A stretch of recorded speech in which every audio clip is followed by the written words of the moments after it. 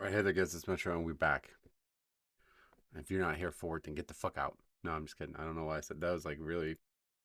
I don't even think that made sense. Um, but yeah, today we're gonna be taking a look at the announcement. First thing we're gonna be watching is that, or doing is that. We still got a little bit until that, but I just don't have anything else to do. So we'll just come here and hang out prior to that. And if you're not here for it, then get the fuck out. Where is that going to be? Let's see. Wow, YouTube. World of Warcraft. It's probably going to be there, right? I think they already have. Or is it not a WoW only thing? I'll get it set up in a second. Just get all this add-on stuff done. And we still got to put the chat on the screen for the fancy folk. Boom. All right. Hey, guess what? We're done with that. All right. So let's figure this out. We also have some comments. What are these? Let's see. The healer was in my guild says it's Toxic Cutie. They think the pre-patch Mythic Plus Tangy is actually trolling. Oh, yeah?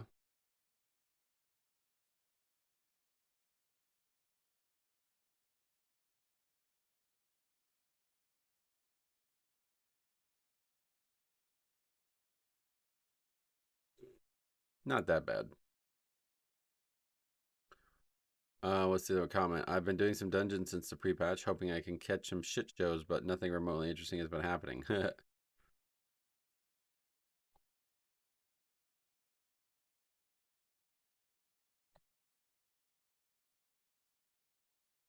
Okay, done.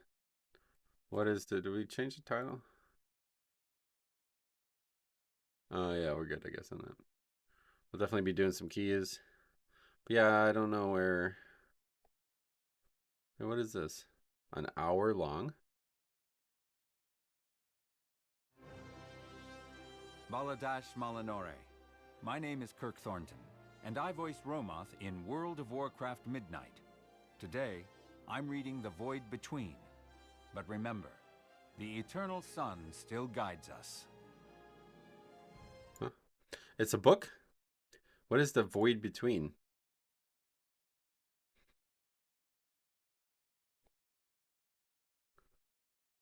FMV style puzzle, merging live action video with puzzling point and click gameplay. What the fuck? Why would that guy be wasting? Oh no, it's this. No, it's got to be this.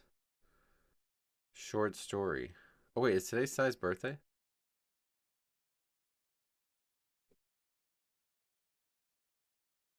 No, wasn't it? Yeah, it is.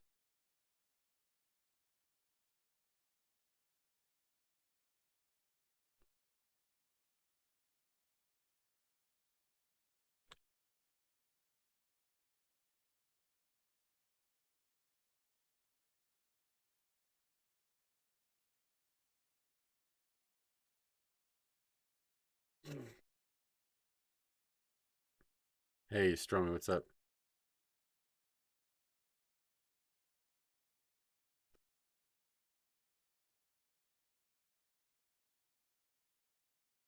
Oh, probably because that's why they're saying that.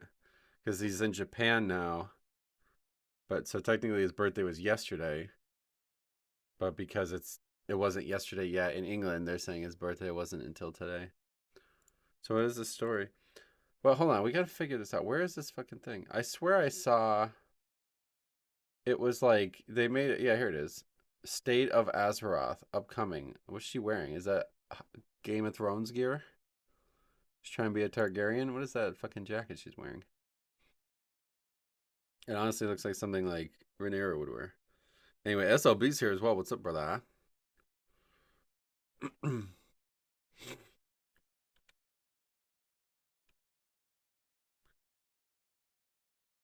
A lot of comments, but not a lot being said. What's with all the ones and shit?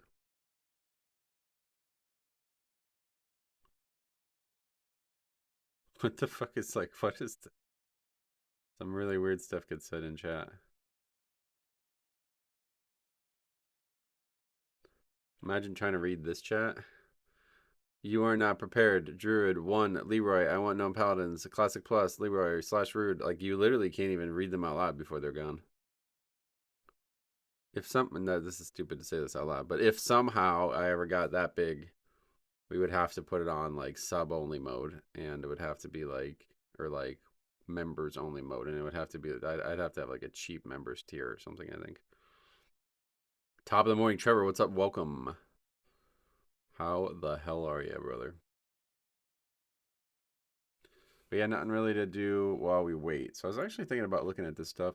I'm gonna see if I can figure this out. Where is this? Because I've been doing a lot on the second channel, and now been trying to do the Azeroth core stuff again. So I'm thinking about this module called Individual Progression. It basically restores all the classic and TBC stuff that gets removed in Wrath to those expansions, and then kind of caps you to it. The problem is I do not want to be capped to it if I could avoid that. But if I can't avoid that, then I just need to get one of these Paragon modules to work so we can make some type of progression when we are capped still. I got my indoor hood on like you been wearing. Freaking cold here. Yeah, luckily I didn't have to go out this morning. Yesterday I put my shoulder to the plow, literally, and got the parking spots cleared out, so now I don't have to worry about that in the mornings. Because I went out the other morning and it was -5 degrees out, and the car was a block of fucking ice. Like, I'm talking about, like, it took like 30 minutes to defrost. Humans are very funny. I think Blizzard could say they changed something and actually didn't change anything, and 100 channels would make outrage videos. Fucking, that would be interesting. Oh, wow. That would be very interesting. Yeah, that would be something. I would actually be very interested in seeing that. A little bit of an experiment, I think.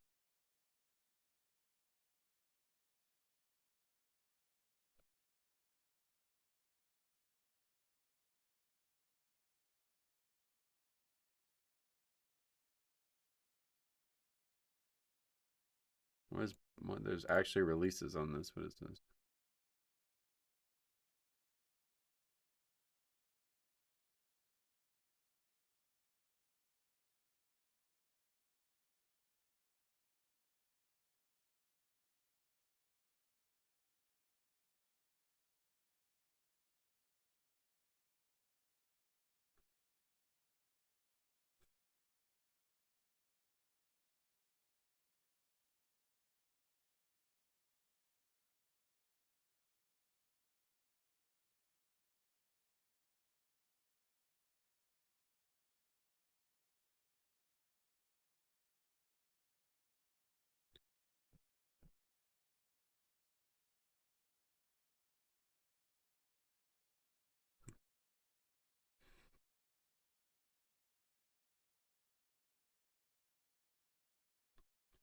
Hey, Mansoor, welcome. How's things? I just had blueberry parfait, but had more blueberries than yogurt. It was good, but kind of like scooping rocks. The fuck? Yeah, yeah, you gotta send it. I keep waiting for it. Where's it come? When's it coming? It might not be review worthy. Oh man, I hope it is, because that would be awesome. Your first review. How nuts would that be?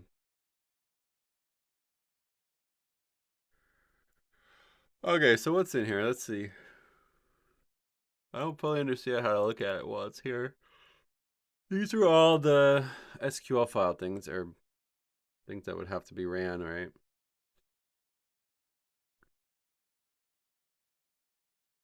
Can we actually, here, let's do this.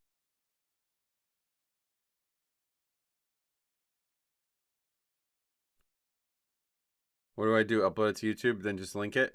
Yeah, or Google Drive. Some people don't want to upload stuff to their YouTube or whatever, but if you don't mind, then upload it to YouTube or whatever and send it over. And if not, yeah, just anywhere else that I can get the access to it. In data. Well, these are the things that they would change, right? See, this is the problem, because I don't know if they already have other stuff that's doing this stuff. But I guess the person who makes this is far more structured. What would have changed in AQ?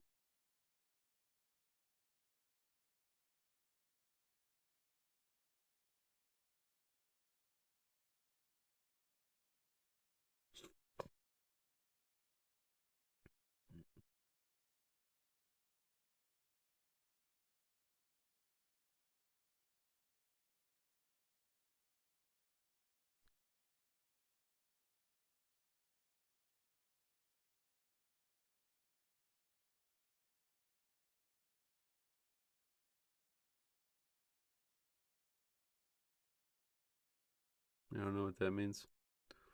All right, nothing interesting there. Oh, they like changed like every dungeon to be harder, I think. Is that what this is?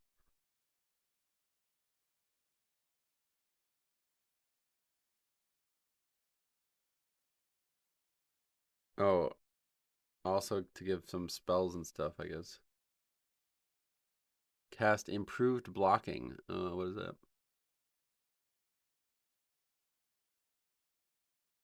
Caster dual wield. What?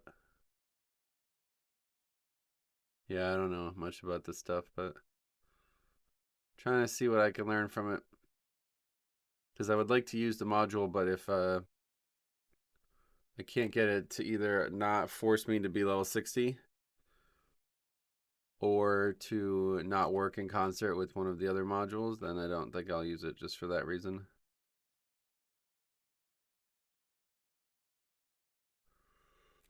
What's down here? They're changing something. I don't know what it is. Probably health and stuff, I think.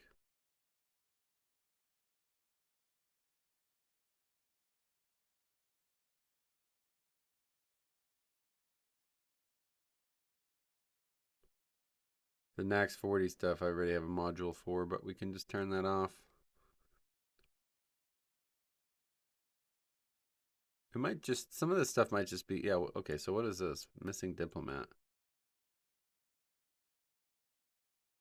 Some of this stuff might be simply as easy as just taking this SQL file and doing it myself.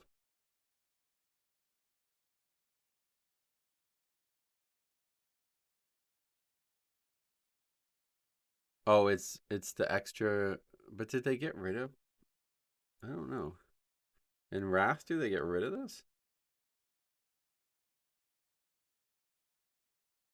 I wonder how easy it would be to customize. I see a lot of nulls there, which is all my knowledge of that stuff. Let's see, missing diplomat. I don't know if it gets removed in Wrath. I don't know why we would need it to be changed. It's still there, right?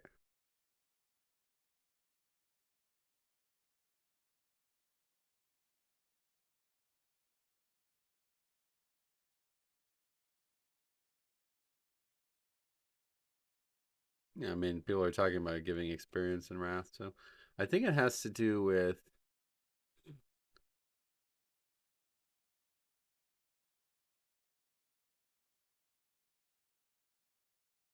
I don't know. That's weird.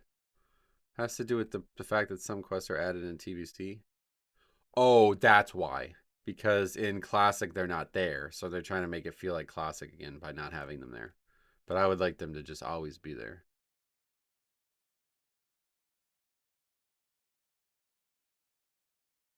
Oh, and that's another problem. You interact with Katrina Prester again.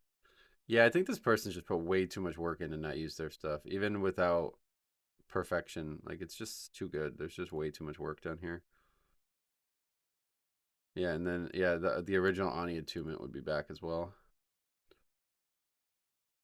That's unfortunate because then I would have to try to retool how we have Iron Photo work because I had that as part of the attunement there. But yeah, it's too good. I think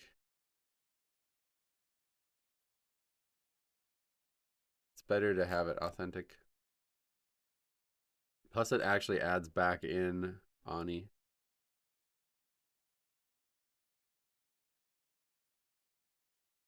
Leave that up there. Oh,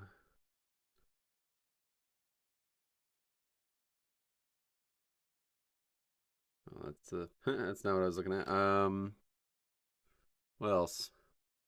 Be very interested to see just experience stuff alone.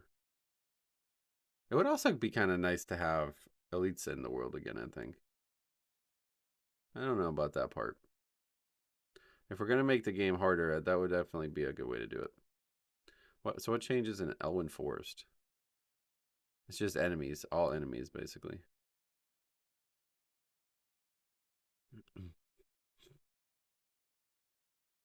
Changing them to have like lines of dialogue or something? Who the fuck is Thuros Lightfingers? Oh, can't do that. Some NPC for a quest that I probably never did. I don't know why I did that. That's not how we should have done it. Looks like a rogue. Oh, he's a rare.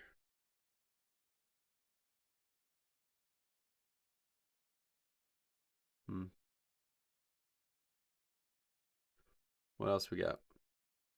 Well, that's all that stuff. Let's see the actual... Yeah, that's what I was looking for.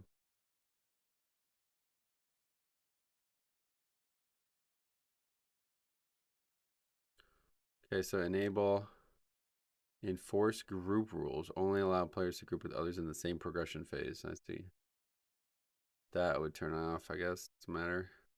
Adjustment to the player's attack power before completing vanilla content and opening the dark portal.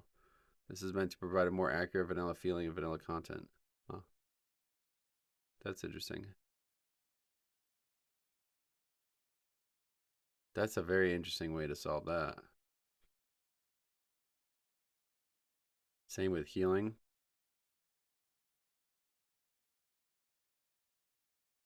Yeah, because the game's just fucking easier all around. In Wrath. Health adjustment.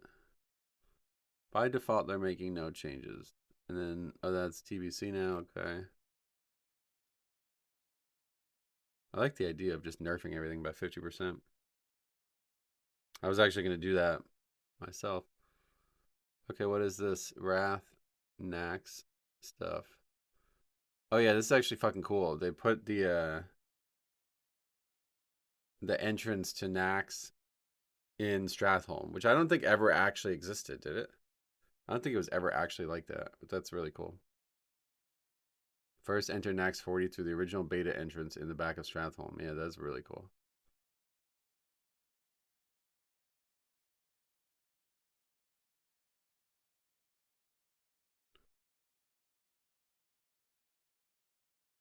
Make certain bosses in Nax 40 easier. Resuvius will cast Disrupting Shout instead of Mana Burn. 4 Horsemen ability damage will be much lower, so they can be fought together without a strategy. Why?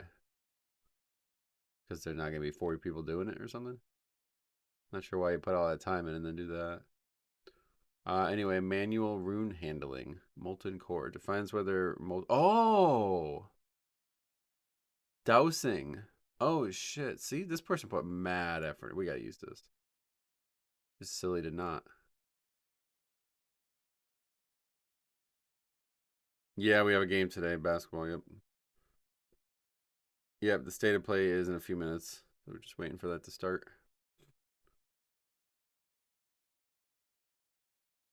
Okay, yeah, we got to use this. We'll start with theirs and use and try to fix what we can.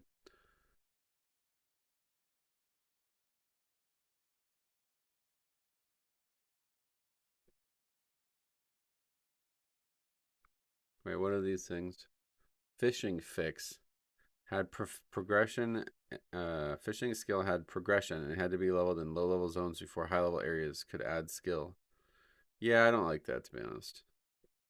I don't really like fishing though, to be honest. So simple config override. If enabled, allow an individual progression module to set several Azeroth core values to suit individual progression.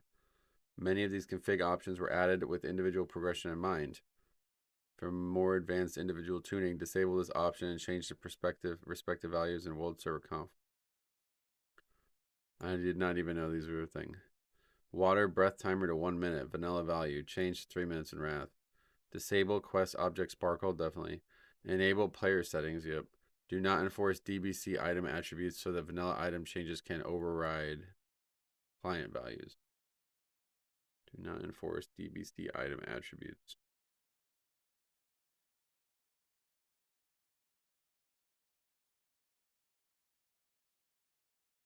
I don't know what that means, but RDF, obviously, we turn that off anyway. Progression limit. Oh, okay, so you can disable that. That's nice.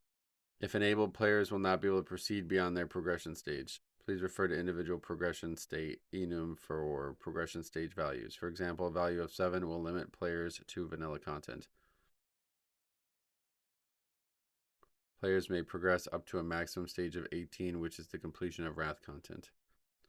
Yeah. That's like, oh, this is like if you actually want nobody to be able to ever enter TBC, you would do that, I think. Is that what this is? Okay, starting progression. If enabled, players will begin at this progression stage. Huh. Yeah, because honestly, I would like there to still be... I would like all the content changes, but I would like it to... But I don't think it's going to work because I think if you set it at 18, then the world changes to be Wrath. Quest money at level cap. Vanilla quest experience.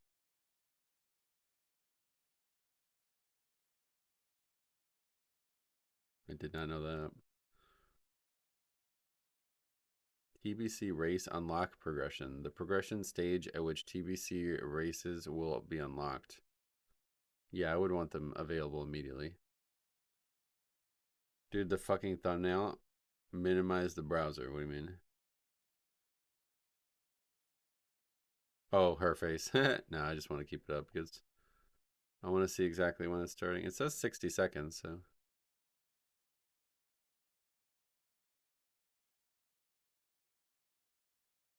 Yeah, Death Knight being available instantly would be definitely how I would do it.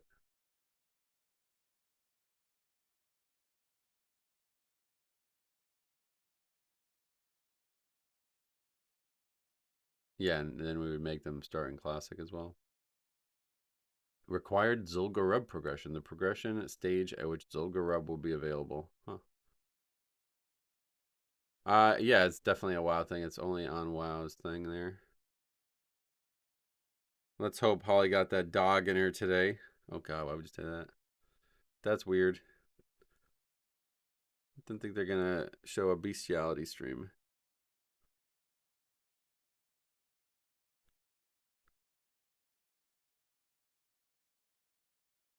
Disable default progression. So progression must be advanced through custom creature progression entries. What does that mean? List of creature IDs paired to progression states. When a creature on the list is defeated by a player, the player will be set to that progression state used for custom non-standard progression. That's like if you want to make custom content. You think it's going to be an announcement of an announcement? I don't know what the fuck it's going to be because it seems to have come out of nowhere, but I definitely think it's going to be classic, mostly classic stuff. Because I don't know what else they could announce with Midnight. Like, I mean, it's not even out yet, you know? So why are they announcing anything? It's possible that they're going to announce something that's not related to Midnight, but still related to Live WoW, but that was the most British style humor I've ever heard from Metro. Oh, really? You mean witty and dry? That's me. Welcome to it, brother. Alright. Oh, well, we still have to wait 5 minutes.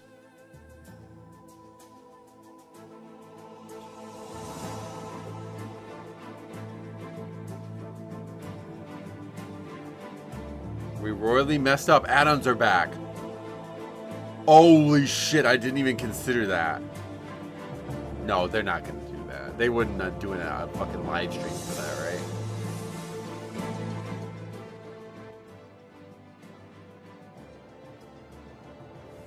Well, this is like Hearthstone art and shit, so I don't know what we're looking at here. That's Midnight, right? It would print cash, would it? Not for the company. They just spent all this money and time making the changes. Alright, and then after that, it's all Wrath stuff, so yeah. Doesn't seem like you can... I would really like to not have the levels be part of it.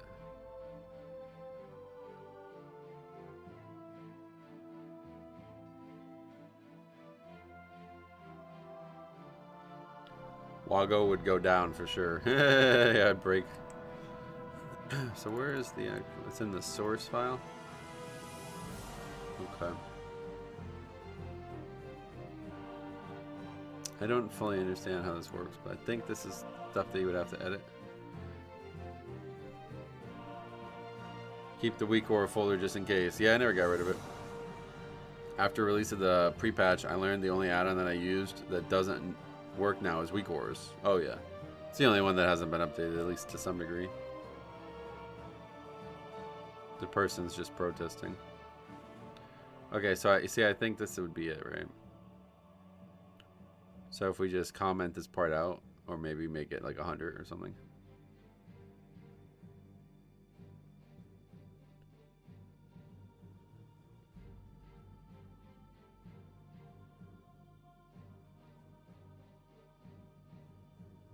The ancient leaf, what is that? That's the hunter bow, right?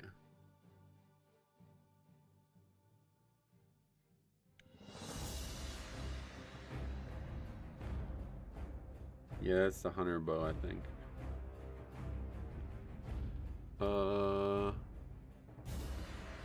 This is another big part. It has its Undercity doesn't have fucking cork round guys in it, which is really dumb. War effort quest IDs. Right, I think we're gonna use this no matter what. It's just too well made, I think.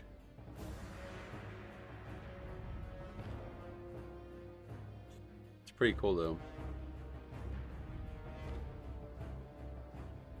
I bet there'll be some stuff I don't realize. Yeah, I did see the February trading post. I didn't really feel like there was much on there.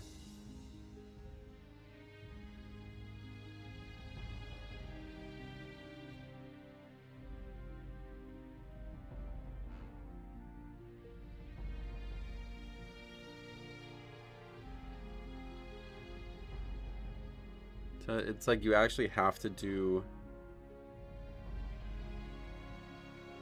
You actually have to do the war effort or what to get... I don't know how that part would work. I noticed they were playing classic music. I think you're right. Yeah, it's definitely going to be mostly classic. It's actually very interesting that I'm spending all this time on the private server stuff because maybe they're going to do something crazy that's going to make me want to play that instead. But I was talking about it on the second channel, but the number one thing that would bring me back to classic plus idea is a prestige system. Or a Paragon system, something that like gets you to play a lot more on one character. Because right now it feels like I leveled the characters and then I don't care anymore. But frankly, I probably won't ever play again because the community is just such fucking trash. It's hard to enjoy it.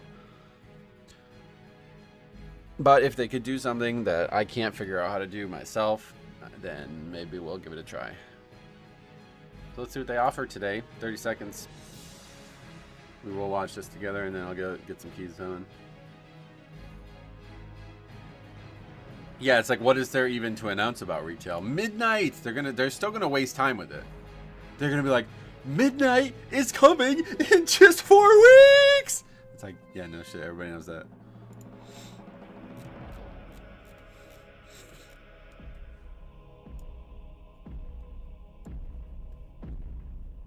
Okay, we gotta turn this off. So let's get right into it. Housing. Labyrinths. Wow, classic. BlizzCon. So what does this all mean? Good question. This is going to be one for the ages. Why would you say that? Dragonflight. Cataclysm. BFA. Is it too loud? Let me know if you guys like it less or more loud.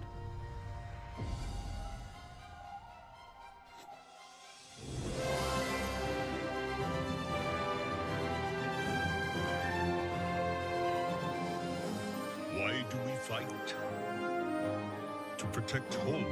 Oh, they're going to announce WoD Classic, aren't they? Fuck, I just forgot about that. Forgot that was even a thing.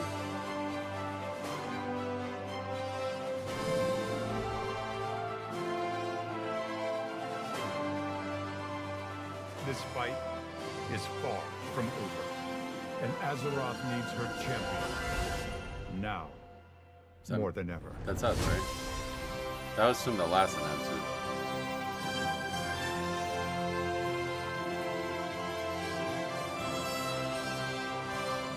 I'll announce the day I pass away. You think they'll skip right, WoD? Yeah. Whatever's coming, I'll stand with you. Great.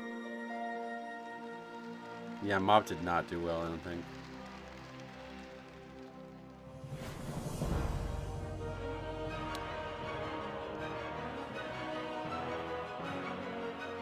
Welcome to the State of Azeroth. When I was thinking about what the State of Azeroth actually means, I started to reflect on why we started doing annual updates in the first place. I remember in 2022 when we were in the twilight of the Shadowlands expansion and Dragonflight was about to launch. The Classic team was cooking on the Burning Crusade and prepping Wrath of the Lich King Classic. It was around this time that a new era emerged for the WoW team. One where we were rapidly evolving and storming toward the future with you on our minds. We created what we call the Live Team to not only support a new 8-week patch cadence, but also noodle on experimental gameplay in modern WoW. This led to Mists of Pandaria Remix, Legion Remix, Plunderstorm, Overcharge Delves, and more. This energy allowed us to be more confident, more committed, and more excited than ever before for both modern and classic WoW. And it led us to share our first ever long-term roadmap to bring us closer to the community that inspires us. Our confidence and commitment since those days has not wavered, and we will continue to share our plans. So what does this all mean? Then and now. It means you are the spark that lights our way. The Warcraft universe has lived for 3 decades because of players who make it meaningful, and who give us the opportunity and creative energy to make even more of it. Today, we're on the cusp of the Midnight expansion, and we're excited for the stories that will be told, the memories made, and the triumphs we will earn together as we defend our world once again. Light versus Void has been ever present in WoW, and we will charge into the fray with the Heronir and Devourer Demon Hunters by our side. The campaign of Midnight is the kind of story that will find your heart, whether you've just joined us in Azeroth, been with us the entire 21 years, or somewhere in between. Together, we will experience all that Midnight has to offer as we work our way toward the 3rd and final installment of the World Soul Saga, called The Last Titan. We will learn what it means to carry loss and still move forward. Heroism isn't perfection. It's a winding road of choices we make when things are hardest. And when our idea of the world is shattered, our notion of home will be paramount. There must be time for rest, creativity, and community. In short, housing. You've been asking for this feature since the early days of WoW. We wanted to build it, and we knew it had to live up to 20 years of hopes and dreams. And on top of that, whatever housing started with, it had to be poised to grow and evolve over many years and be guided by our players. And here we are, with player housing about to enter full release with the Midnight expansion. It's already out, right? During housing early access, you have absolutely blown our minds. In the first 2 weeks alone, you all spent over 4 million hours in your houses and neighborhoods. That's over 450 years. What? You placed over 14 million decor items in that time. The most gold has been spent on the secretive bookcase wall, of course, because who doesn't love a secret door? I always say, never underestimate players, and thank you for proving me right over and over again. It's been a beautiful reminder that everyone enjoys Azeroth in their own way. And on that note, we want to see even more of that creativity. We recently announced the launch of Azeroth Interiors, which is our Midnight Renovation Challenge. This is a global invitational for WoW creators and community members who are competing in a battle unlike anything we've ever seen before. Instead of swords and shields, their weapons are mood boards, boundless creativity, and finesse with our tools. So head over to your favorite creator channels and check out their concepts for what they will be building over the next month. Over time, our updates to housing will be driven by what you want and what you need to make your dreams real, as you continue to explore, imagine, and push the tools to their limits. We'll have more about the updates you can expect in housing in a few moments. If you've played WoW before, one of the coolest parts about housing when you open up your inventory for the first time is to see all the housing items you've collected without even knowing it because of achievements you got in past expansions. It's like a trip down memory lane. I agree. And speaking of memories, let's talk about WoW Classic. Over the past 6 years, I really can't believe it's been 6 years. Classic has been an expression of love for the early years of WoW and bringing it to you in a variety of flavors. Between our hardcore seasonal and progression realms, you've shown us the ongoing potential of WoW and Classic are limitless. We take that to heart, and we will continue to honor that. Today, Mists of Pandaria Classic continues in the original Classic realms, with the next major milestone being the release of the Escalation update in a few weeks.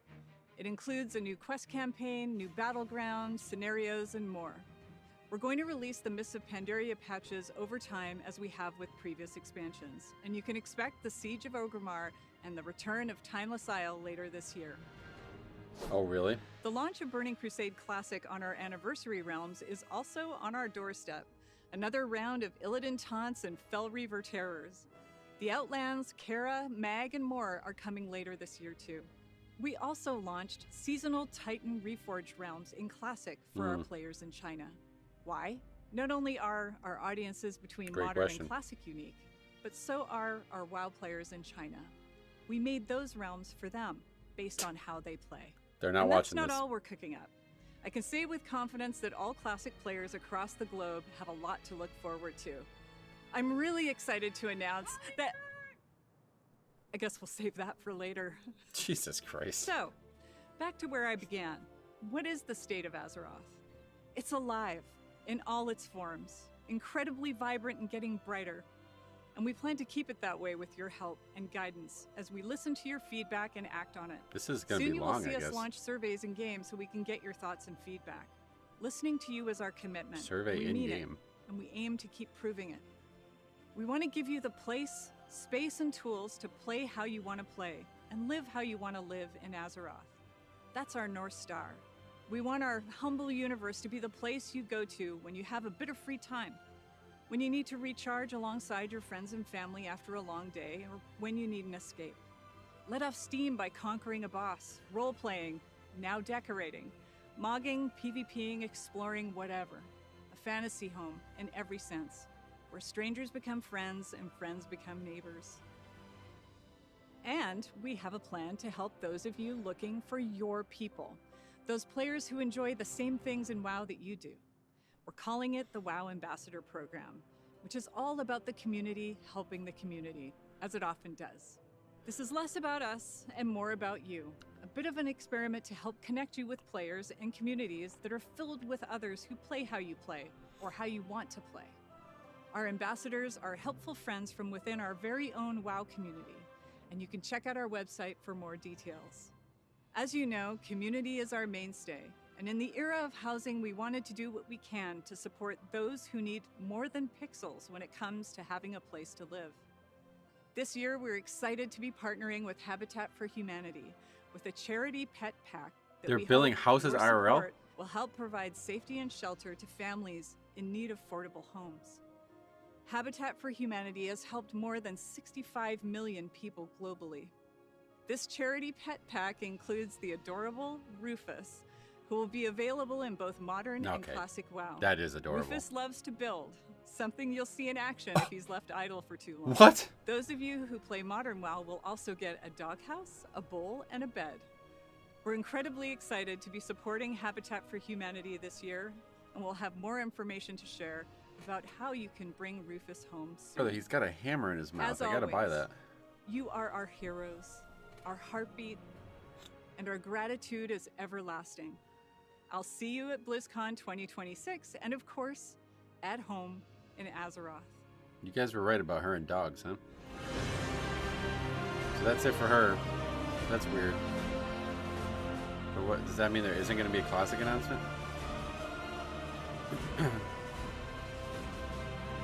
People are going to be fucking mad, dude, if Hey this everyone, has nothing to do and with thank Classic. you, Holly.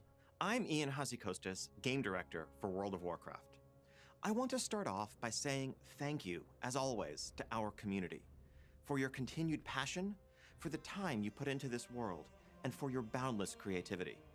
It has been so amazing seeing so many folks jump into housing over the last couple of months. I'll be talking more about this later, but I just wanted to start out by saying, on behalf of everyone who had any part in bringing housing to life, that we are simply in awe of what you've already created.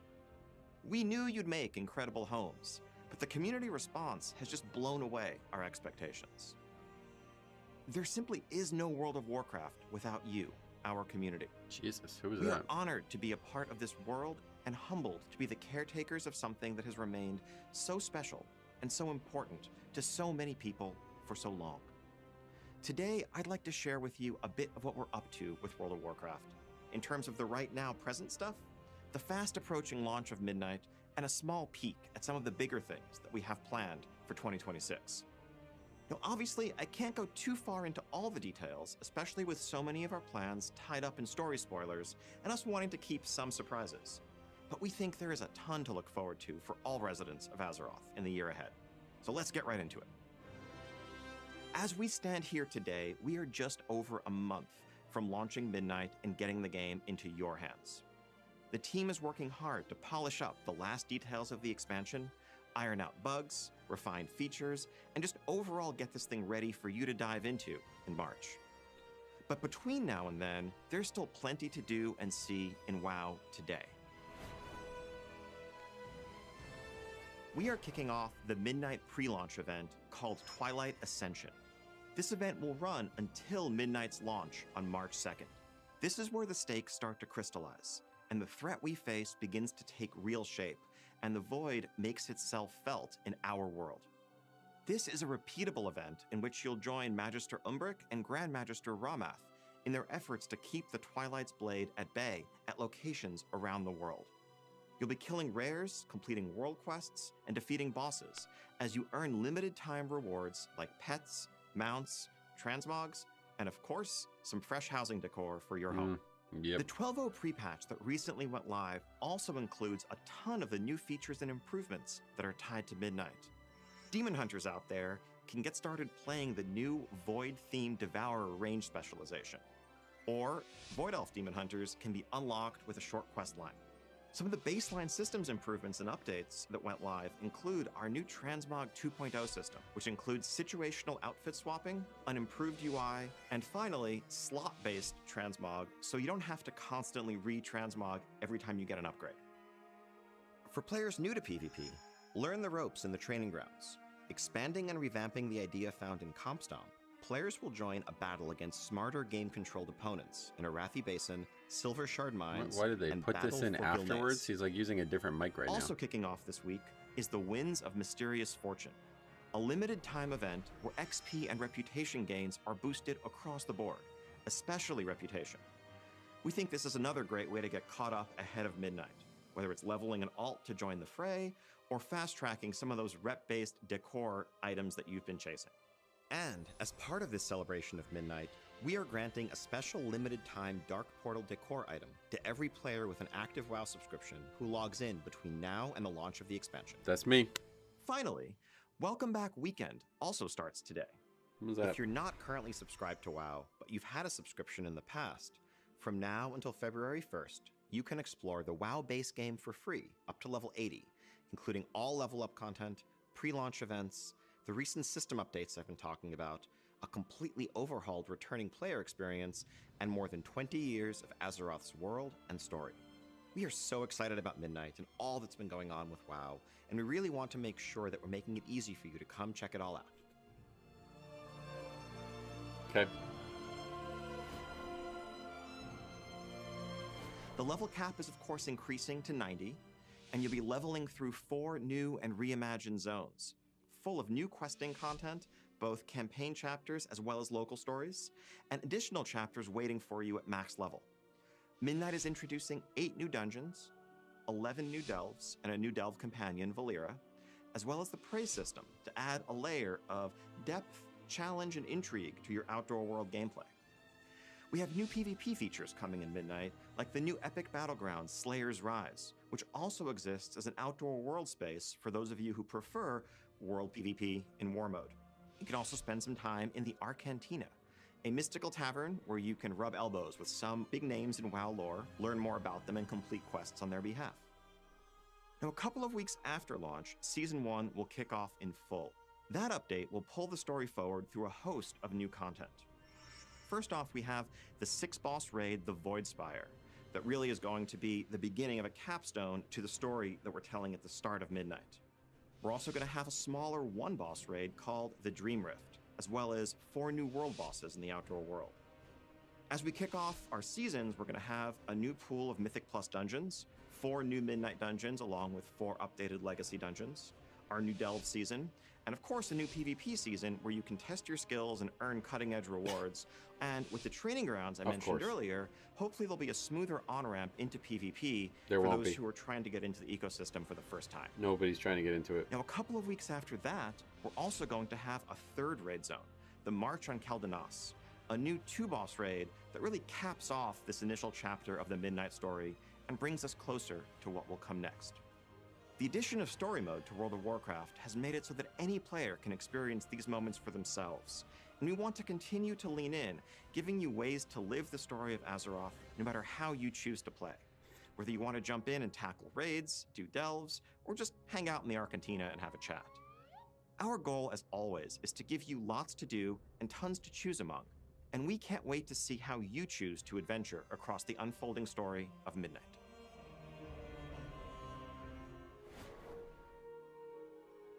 As I said earlier, we have been utterly overwhelmed by your creativity and your ingenuity during housing so far, and of course, by your feedback. As Holly said, we want you to help us build this feature together. We want to hear more of what you're interested in, more of what's working and what's not working, and your feedback is directly informing the decisions we make. You've already seen some quality of life improvements go live over the last couple of months. Yeah, that's a good one. But we're keeping a close eye on housing to continually improve the feature from every angle, whether we're talking about economy adjustments, UI updates, or all new functionality. Hey, Jambo. We want to keep finding opportunities to support the creative expression that you invent, like making it easier to float your house, for example. Right off the bat, there's a couple of things we already have in mind. We've heard from many of you that your cozy creation doesn't quite feel complete without the ability for some of your companion pets to wander around it and get into trouble. So we want to offer the ability to place those pets there. That's cool. As well as showcasing more of your cosmetic collections in general. Like, for example, being able to hitch a couple of your favorite mounts up in your yard outdoors. We're working on delivering that as well. We've also seen and heard that as you're expressing that boundless creativity, and maybe making something like, say, a grand piano that you cobble together from a dozen different decor pieces, it can be frustrating when you realize that you have your grand creation, but it's not quite in the spot you want it to be in, and you want to move it just a few feet over to the side. Right now, you pretty much have to deconstruct and reconstruct the thing to do that. Well, we want to make it so that you can just click and drag, mass select the multiple pieces, and move them over. Oh, wow. While we're at it, let's also have the ability to copy and paste. So if you want to have a few of those grand pianos, you can just copy, paste, paste, paste, and there you go. Now, speaking of copying and pasting, we've also heard from many of you that as you're browsing these amazing creative designs that your fellow players are coming up with, you wish that it would be easier to just grab them and import them as a starting point for your own experimentation. That's a really cool idea. Or maybe you've cooked up something that you're really proud of and you want to share it with your friends or the community at large. So we're working on creating import and export codes for easy sharing and exchanging of your house designs. Along the way, to give you even more freedom in what you can do, you're going to see decor budgets, both for interior and exterior placement, continue to increase. Some of that is the product of things we're learning about technical limits on the system, but also just a desire to give ongoing progression as you're able to level up your house more and more. That's some of the stuff we're working on, definitely not a complete list, but we're keeping an eye on bigger things for housing as well.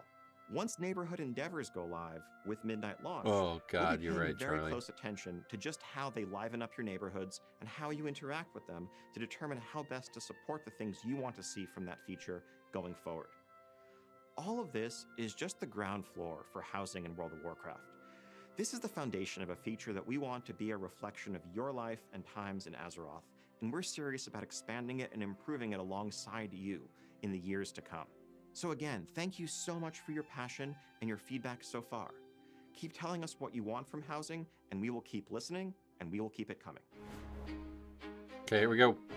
Now it's time to get into the content updates you can look forward to beyond the launch of Midnight. We have a few things to share today, starting with more specific plans, and then getting a bit more vague as we move later into the year with details to follow. So first off, shortly after Midnight's launch, patch 1205 will hit our public test realm. This update finds us in the immediate aftermath of those Season 1 raids, which, would you believe, didn't quite fully resolve the threat that Xal'atath poses to Azeroth. And so we're going to see void assaults begin to pop up across the outdoor world. These will bring new enemies for us to fight, new reasons to rally to defend Azeroth, and of course, new rewards along with it. On the lighter side, we're also going to be adding a prop hunt-inspired event as a small diversion from this pitched battle raging between the light and the dark. Oh! In this event, you're going to queue up and find yourself on a team facing off against another small team of 5 in a location like Silvermoon City or the Alliance and Horde neighborhoods, where one team uses enchantment and illusion to disguise themselves cleverly as innocuous props and try to hide in the environment, while the other team tries to seek them out. That's fucking This event is not going to do much when it comes to beating back the Void and saving Azeroth, but it is a way to find some fun in the face of an ever-present, ever-growing threat. How do they keep adding Our new next shit to small this update, game? 1207 brings a further escalation of these Void assaults, but also a standalone one-boss raid. One boss raid. We're excited to get away from the idea of raids being consigned to just these massive twice-a-year updates, and we want to lean more into the flexibility of matching the content that we offer to the narrative and just fun opportunities that we see to tell stories of different shapes and sizes. All of this brings us to the first major Midnight content update, 12.1. Now, I can't reveal the name, setting, or really much of anything specific about this update yet, but I can share that 12.1 will bring with it a large new outdoor questing space full of max level content, Really? a new raid, and of course new seasons, so an updated Mythic Plus dungeon pool, new PvP and Delve rewards, and the continued refinements and expansion that you'd expect from a major content update in WoW. This patch is also going to bring an overhaul of our friend system that makes it easier for you to keep up with friends you have and make new friends along the way. Next up comes 12.1.5, Oh my which god. brings with it an all-new content type. We have seen how passionately the community has taken to delves, and we want to support this with even more flexibility and experimentation. For those of you who love delve gameplay, What are they doing? but wish there was something a little more than the bite-sized experiences we currently offer, we are adding a new feature that we're currently calling labyrinths. These are inspired by mega dungeons in a sense, and labyrinths are large, sprawling delve experiences that you can tackle all at once or just a bit at a time, depending on your schedule and preference. They're going to have a different form and reward structure than you're used to seeing in your delves, but they will keep the core elements of exploring and besting foes alongside your trusty delve companion. Beyond that, and also in 12.1.5, we are planning another small one-boss raid in this window. Another raid? Unlike the raid in 1207, which is more of a standalone Who's got time to do all these this bosses? raid is going to be a direct continuation of Midnight's narrative, bridging us and setting the stage for the next major update in the following year, which we'll talk about down the line. Later in the year, we also have a new standalone event coming from the same group of mad scientists who brought you game modes like Plunderstorm or Remix. How do they have we'll all this? More to share on this as we get closer to the date, but this is going to be another separate standalone mode that exists alongside the core World of Warcraft loop. And all of this, of course, is going to be accompanied by the steady, fast flow of content that you're used to seeing. Holiday updates, events like Turbulent Timeways, and much more. We want to keep moving at the live service pace you've come to expect since Dragonflight and that we've continued through the War Within, making sure there's always something new and exciting on the horizon. Now that's the big stuff we have to share right now, but there's still way more to come in Midnight and in World of Warcraft as a whole, and we can't wait for you to see it. We also have this little thing called BlizzCon coming up in just under 8 months. And while I can't say too much today, what I can say is that this is going to be one for the ages. Oh, really? We really hope to see you there and to show you some of how we're thinking about the next 20 years of everything Warcraft. You're not going to want to miss this one. Thank you so much for joining us today, and thank you to every single member of this community for being a part of the journey with us. But before we go, however, I just want to share one last thing. We know the Void and Xalatath are dark threats, and that the stakes are high, and the tone of Midnight can be dire. But we also never want to forget that Azeroth is, for all of us, home. It's a place of light, community, family, and friends.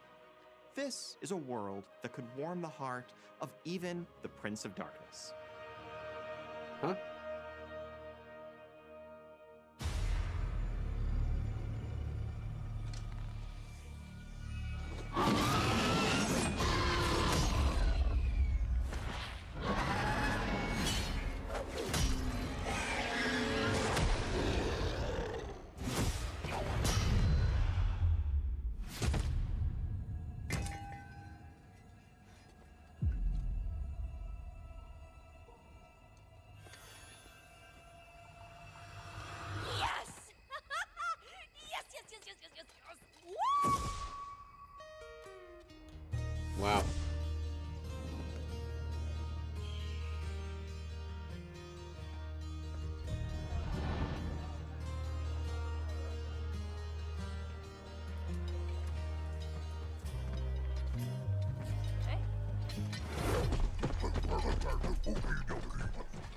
time for play.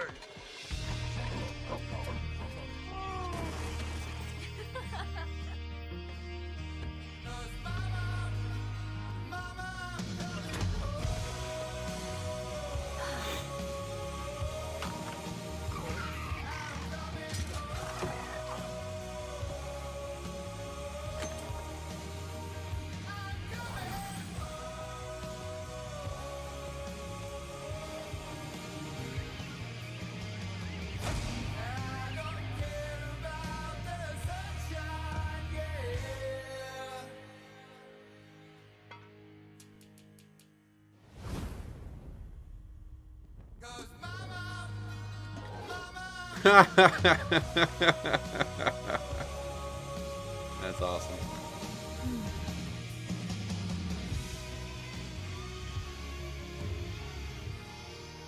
Little trailer there. That's cool. Not what I expected.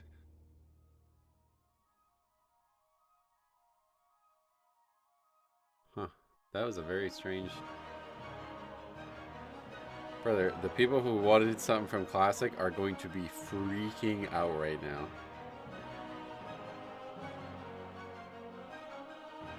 That was really strange. Doesn't that feel like a total waste of their time? I'm not really sure what the point of that event was. There's some cool like stuff. It was like fine. I enjoyed watching it, but it's like what? Yeah, there's nothing else. It's over.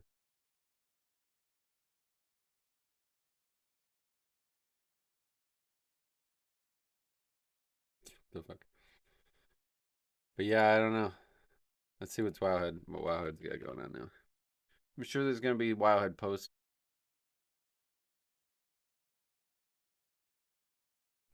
Is there any like, oh, we didn't catch that at first thing? New standalone mode, yeah. Okay, so in the autumn we're gonna have another remix, it sounds like. I mean, they didn't announce anything for Classic. It wasn't even like it was she just made a joke about announcing stuff. That was the announcement. People are gonna be mad. I can't wait to see them. Can't wait to see them mad. Alright, anyway.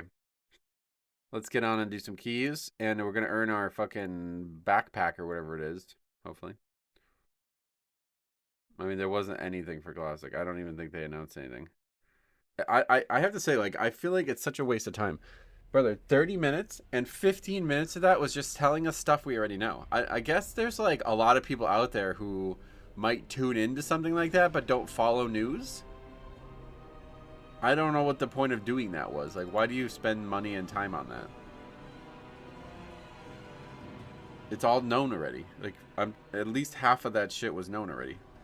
The roadmap for Midnight was cool to see. And them talking about adding all these new raids, and that trailer at the end was, like, I was near tears. Like, I mean, Ozzy's, man, dude, fucking...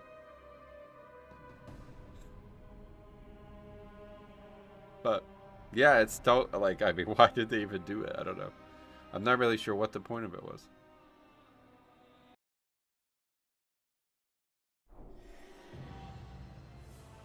What is that? Oh yeah, so we got the portal. Alright. So they just like hotfix the game right there. I did not know. Did you guys know that there is a vendor here who just sells books? Like, over and over again, I guess. I don't know how many there are. Travel safe.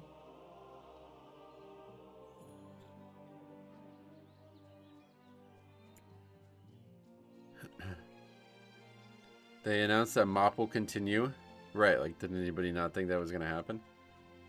It's what I said earlier. They put out what we know in video format and shared a bit of new stuff at midnight. Yeah, I don't know what the point of wasting the time is for that. But that was fun. I enjoyed watching it at least.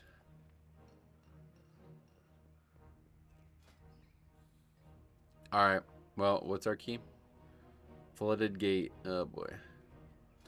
We just cannot get good dungeons to push. Is there actually other keys?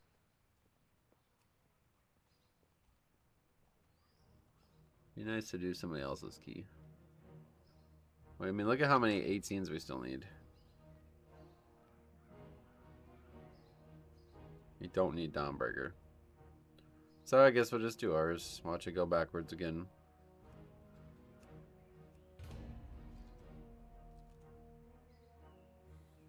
Fuck it, they got the money and the time, why not? Yeah, I guess not. If they didn't gas it up into something revelatory, it would be fine. Did they? I mean, I'm not even... I just saw a post on Wowhead about it. That was like my only interaction with expectations. Yeah, it was also weird that they're talking about BlizzCon, like if it's coming up. Is that one of you guys? Sounds familiar. 3,900, wow. But yeah, I don't know, it's like...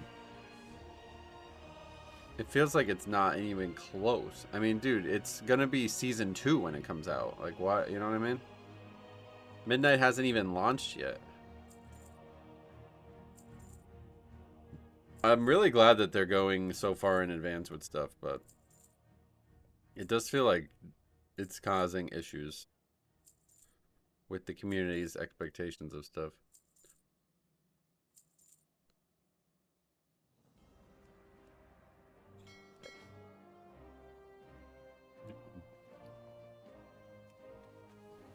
I still can't believe how much new shit they add to this game, though. I mean, how the fuck are they... Like, dude, that labyrinth... Actually, that sounds like the coolest thing. If it's actually what I expect it to be, that sounds really fucking cool. A Mega Delve would be really cool, dude.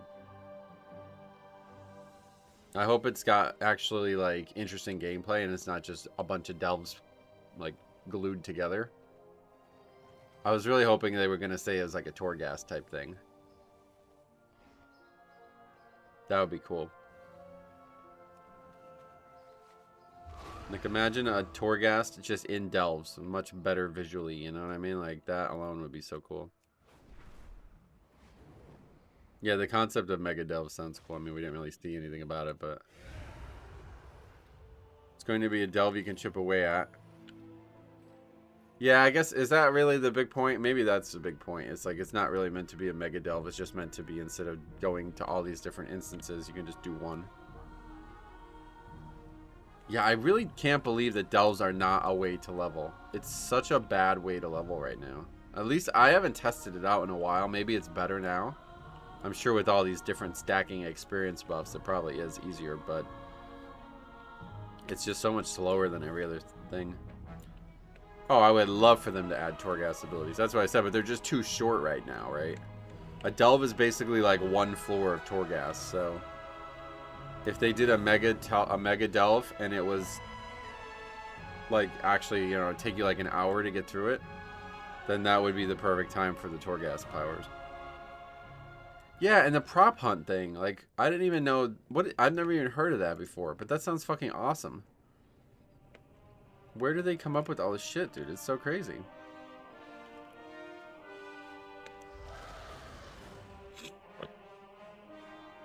Okay, so somebody said, no.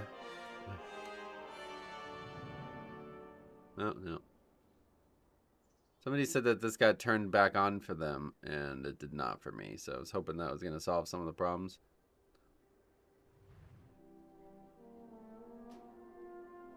What is... I don't know what prop hunt is. Is that... Prop hunt is from Call of Duty. It's quite fun from what I've seen. Oh, yeah. I mean, it looks fucking cool. It looks really unique. Delves are fine for leveling after they revamp the quest experience. You mean like just doing one delve for the quest and that's it? Yeah, I mean like, you know how you could do dungeons over and over again without quests or anything, and it's a good way to level? It seems like delves should be there in that space.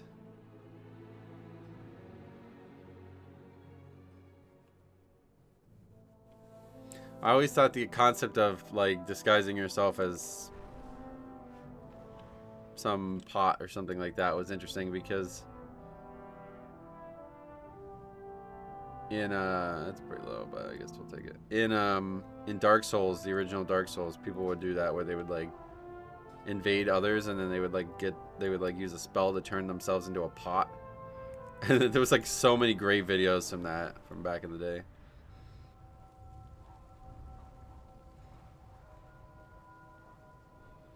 Oh, you didn't like that? Yeah, I bet. I mean, especially if you had expectations for classic stuff, people are gonna hate it. I just, you know, it was nice to watch. It was fun to watch. They didn't really announce a ton of stuff. Some of the stuff they announced was cool, but it's just so far away that I don't care. I mean, it's really pointless to be talking about these things right now. Especially the concept of BlizzCon. It's like, brother, that it's not even gonna be. It's gonna be season 2. Like, it's 100% gonna be season 2 when that comes out. It might even be fucking halfway through season 2. Didn't they say it was in... It's in like September or something, isn't it? When is it? They could have pushed it a month so they could have a little bit more info about the new content and actual classic announcements. I guess. I mean, I don't... Yeah, I mean, I guess you're right. But when would they do it? Because the roadmap was supposed to be... They could just throw the roadmap out, I guess. And I don't know. I mean, I don't really know why they did it in the first place, so I don't know that they can move it and it would make any sense or any more or less sense in my eyes.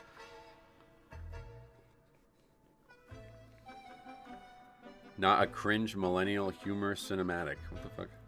This shows exactly why retail is where it's at. All kumbaya bullcrap. What?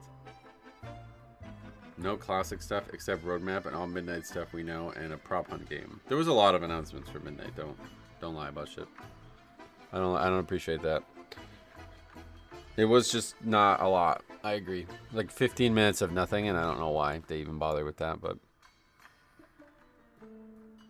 all right, let's get going here.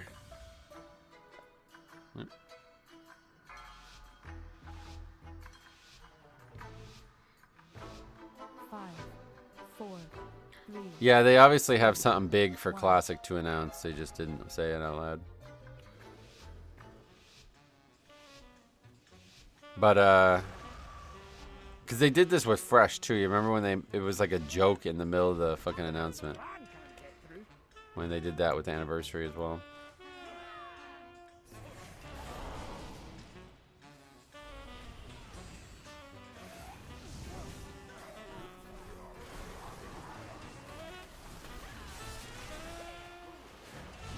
But I don't think they're going to do it anytime soon because, like, obviously the anniversary realms, they expect to have, like, big permanents, right, with TBC and Wrath, so.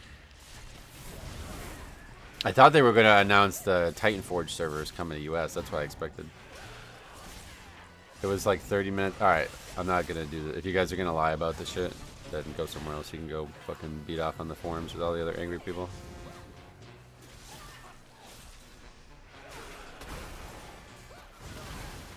It was not even close to 30 minutes of housing.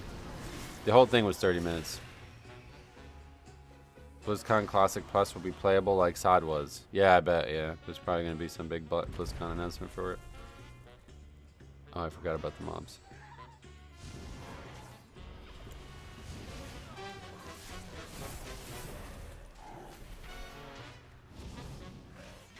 Yeah, I thought they were going to announce the Titan Forge servers, that's for sure. I would have bet money on that.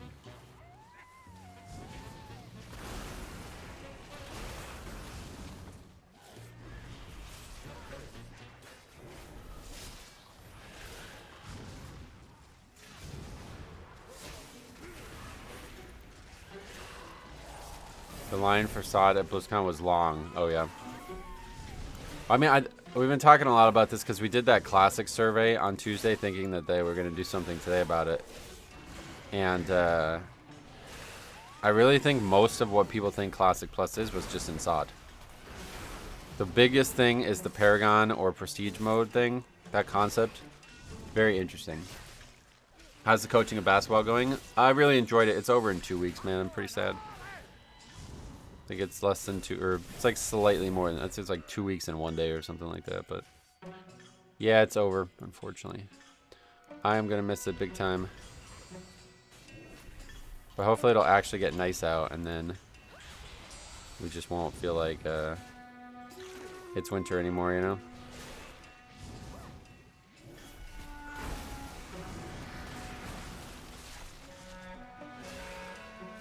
Money frame error is still in the game. Yeah, it's not just gonna randomly get fixed without a patch, right? There are too many errors in your UI. Yep. Is there any way to turn this off? So I have like the LUA error thing, but I don't... Like, is this what everybody's game looked like? Because I feel like it can't be. Gotta be something to do with my UI. Wait, what happened? Where's my map thing? Oh, they changed it? That's weird. Yeah, it's still just the same stuff. I don't understand how this... Maybe that's still from the other day. The lib inspect thing. Don't understand how that's still returning errors. Everybody's having that, yeah. I don't get error messages like that, but plenty of other errors, so really. Yeah, I have bug sack and bug grabber.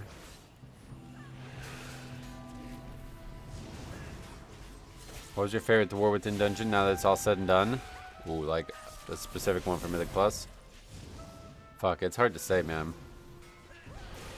I don't know that I can just pick one, to be honest.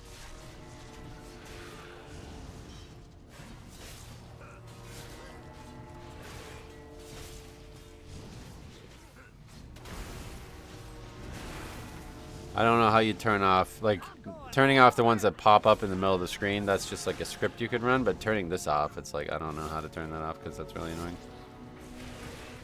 Because that's not even, like, there's not an issue, like, it's not even slowing the game down or anything, like.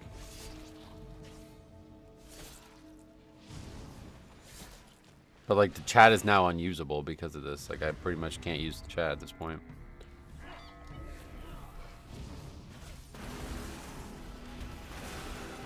If something funny actually happened in the middle of combat, we wouldn't even be able to read it because it would be constantly just spam with the chat stuff.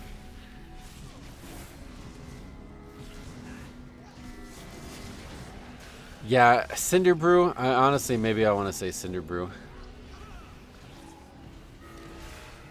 Oh my god, how does this keep fucking aggroing?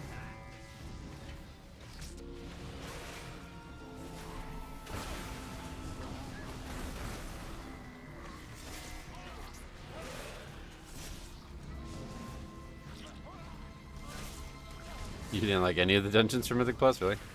Cinder Brew probably my answer. It's just such a nice visual, and the sounds and everything are really cool. Like charming, like voice acting and all that stuff too, you know. The BEO herself. Running Cinder Brew 80 times to not get the neck made me hate it. Yeah, I don't do that. That's gonna make you hate it no matter how good the dungeon is. So just run with what you got. That's the way I do it.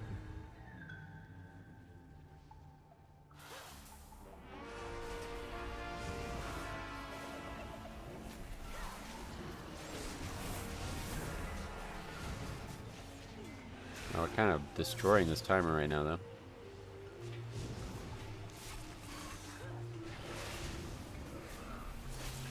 Five minutes over here is pretty good.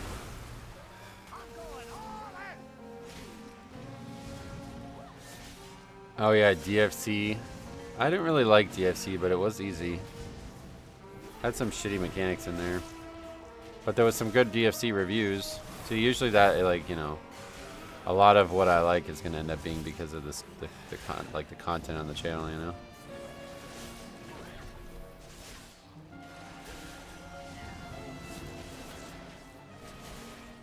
Well, what have we here? You guys stay right where you are. I like Dawnbreaker and Eric Hera. Stoneball, honorable mention. Stoneball. I feel like we didn't, like, the Season 1 dungeons. Well, it's just two, right? Stoneball and City of Threads. But the two that we didn't get back in Season 3, I feel like we didn't really get a ton of time with them. Now, they both sucked in my eyes. But still, I feel like my opinion might have changed on Stoneball if I got more time with it. This expansion had really good music. Yeah, it was amazing. Definitely the best, it was a huge, huge part of why it was so good. I'll get him, boss.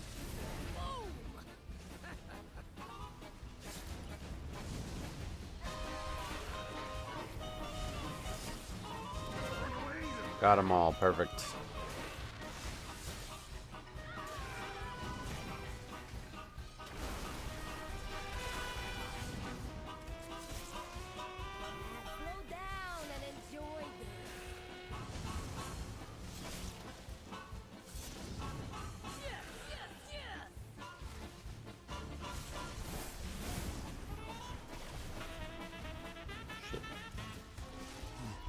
Perfect. still. I ain't done with you. That's all of them done. Oh, that one didn't get hit. But that's all of them done. Oh, maybe not. Is that guy gonna miss that one too? Are you fucking serious, brother? Okay, well, we had it set up to have all of them done in one round, but we ended up missing one. Cinderbrew music is really good. I mean, the music in this dungeon is really good too. The music is just great in all the dungeons. I mean, I would say the same about Priory. Like, dude, when you enter Priory, it's like an experience. Like, it's epic as shit. I remember the first time we saw Priory, I was like taken away. Like, it was actually crazy to see it. I'll get him, boss. Now, I saw a Wowhead post at least that they're talking about music in Midnight. I'm hoping that, if anybody wants to do me a favor and confirm that, but I'm hoping that the music is in the zones now. If so, I'm going to make some time to go on and do Cult of the Lost for the first time, and we'll make a short series out of that for the second channel.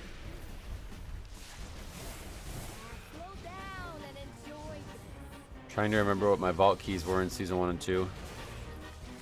Probably Eric Hare and Dawnbreaker, because they were the easiest ones.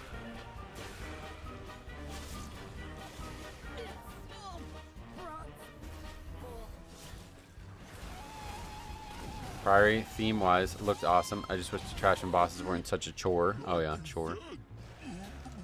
I like that dungeon. I think that's a really fun dungeon to tank, and it ended up having a very good Death Knight specific route, which I always love. The lighting in here is way different as well. I'm telling you, I think a big part of why the game looks so different is a lighting thing. But I'm not sure exactly what or why they changed it.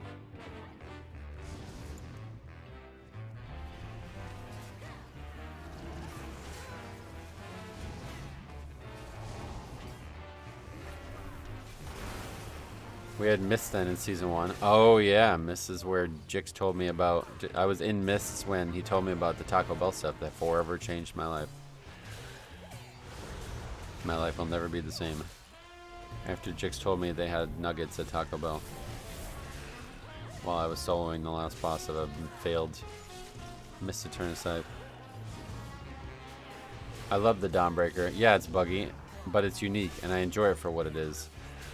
The last boss has one of the most unique mechanics too. Oh yeah. It's certainly a unique, very, very, very unique dungeon.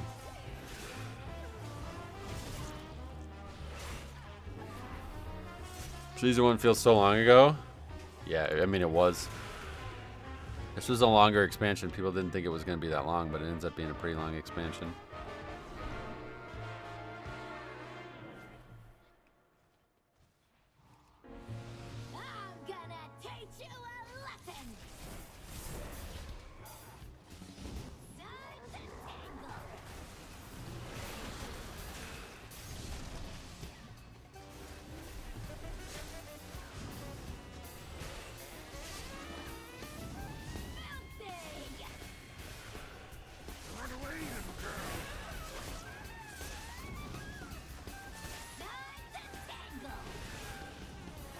People on Reddit seem very upset that the TBC roadmap is only 9 months long. Oh, is it really? Like, I didn't look at it.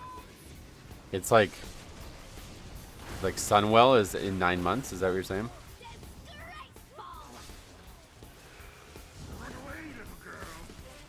There's just too many products, man. Like, I have to say, like, this is their biggest issue with Classic right now. They need to shut down Mob Classic.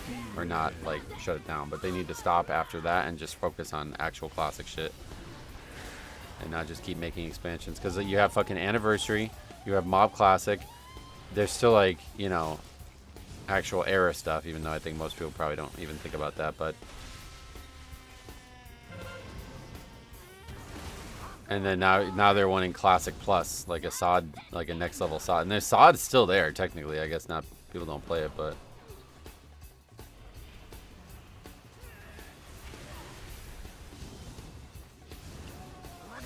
Too much shit as it is. It's the biggest issue and the thing that stops me from playing Classic the most.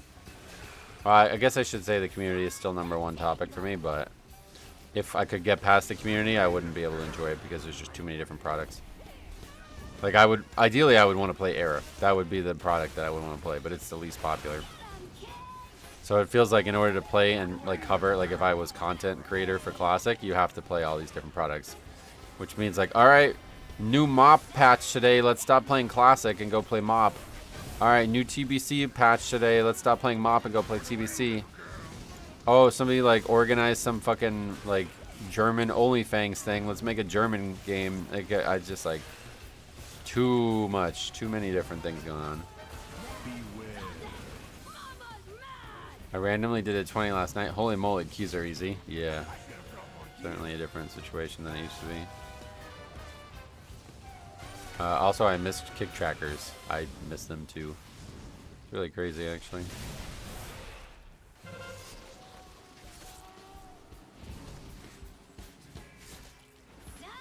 I think this is really bad. Trying to tank it over here.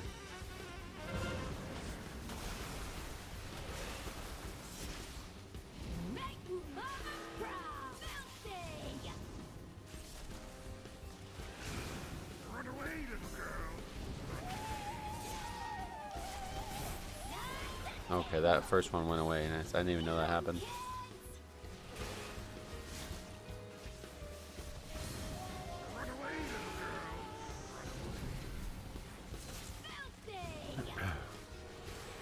Faxi, I think I was in that 20 with you. Oh, really? Did you see somebody named Faxi? Because if so, you probably were, yeah.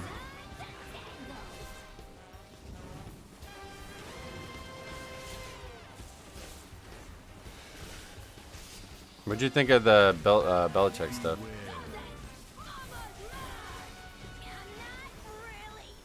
People are going nuts about it.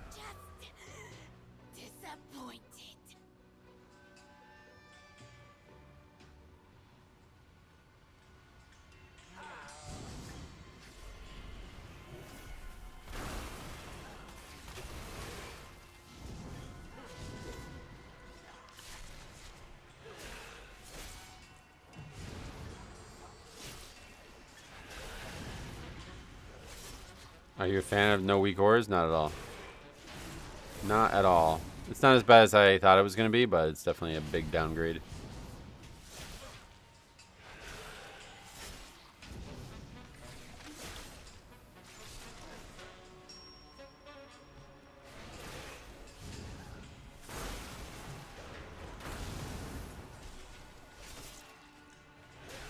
Unholy is so overtuned that spec went straight to the moon. Oh yeah.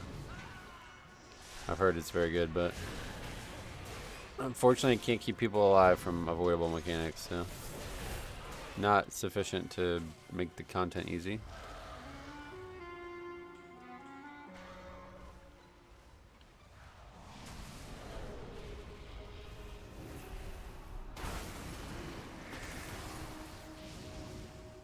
Survival's good too, yeah. Oh, that doesn't actually stop them. It doesn't silence them. I should have brought more gear. Yeah, you should have. What the fuck was that?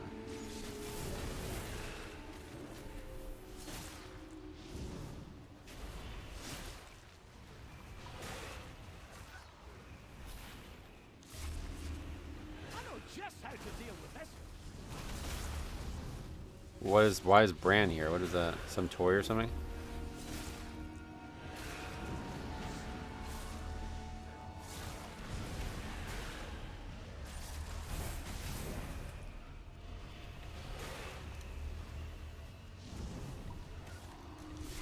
It's from Delves, gotcha. Survival Apex talents are awesome for keys too. Just makes our single target ability cleave and do more damage. That does sound cool.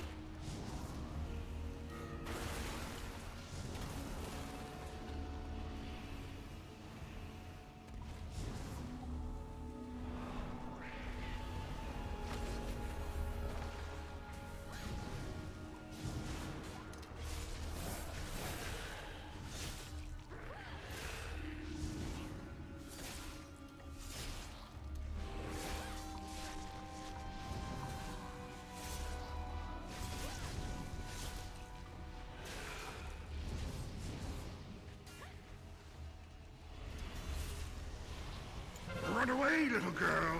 Run away.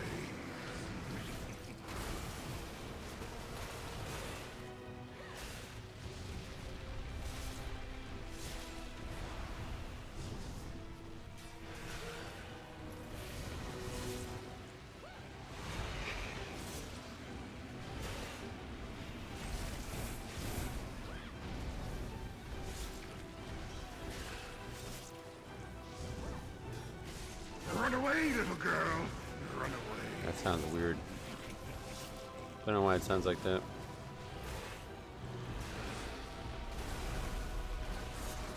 But that's the best that trash with the boss thing has gone in a while. Really ever, I think.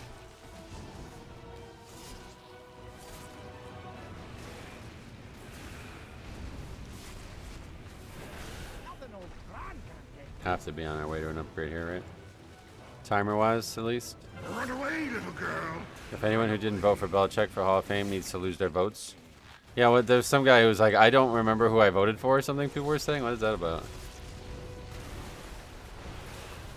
I don't understand the voting process. Like, I don't know who gets to vote.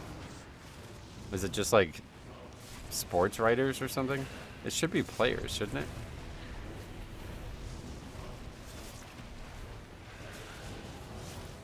That's the guy who was leading the "Don't vote for him" train. Run away. Yeah, that's DBM, yeah. Sports writers and some ex-players and coaches. Oh, okay. So they do have coaches and players.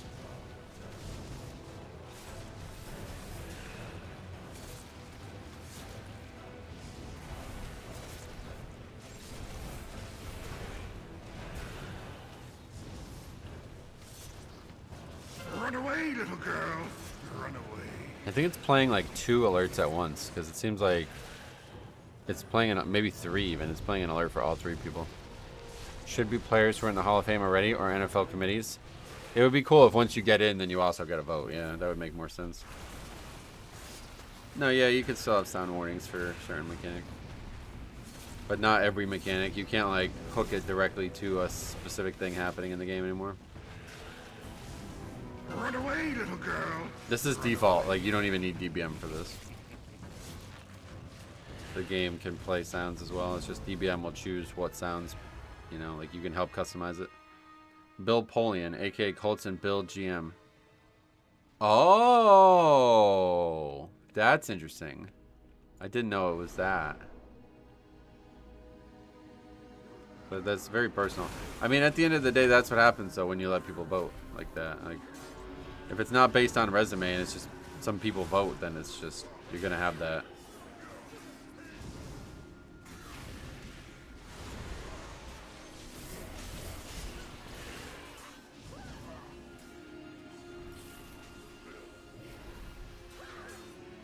But if that's an owner, then he can't lose his vote, right? Like, then they would have to change the whole rules about it.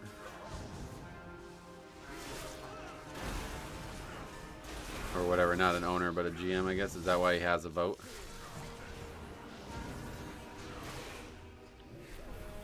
It's not like the MLB 2. They have in the rules, vote for on-field achievements. Yeah, that's what I was thinking. I was like, is this because of his fucking girlfriend? like I don't know. Like, how does he not get voted for?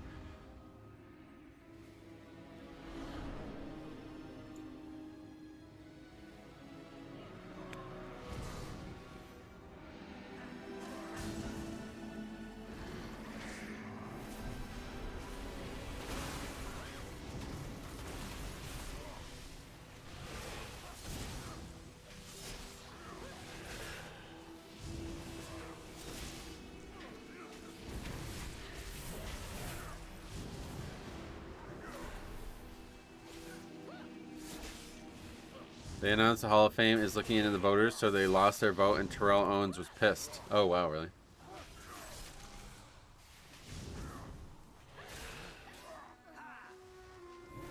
I mean, I don't really, like, I don't know what there is to look into, though. Like, if it's somebody's opinion that you can vote for him or not vote for him, then, like, what was there? Some collusion that they, like, try to bribe everybody or something? I don't really get how you could look into it. If it's not based on some statistical analysis of his career, then I don't, like, unfortunately that's just possible that that could happen. Did they block my last message? Probably, yeah. Even YouTube's against Belichick. What the fuck? What did it say? Let's see if I can see it. Ray freaking Lewis is the first ballot Hall of Famer, and he had a murder trial.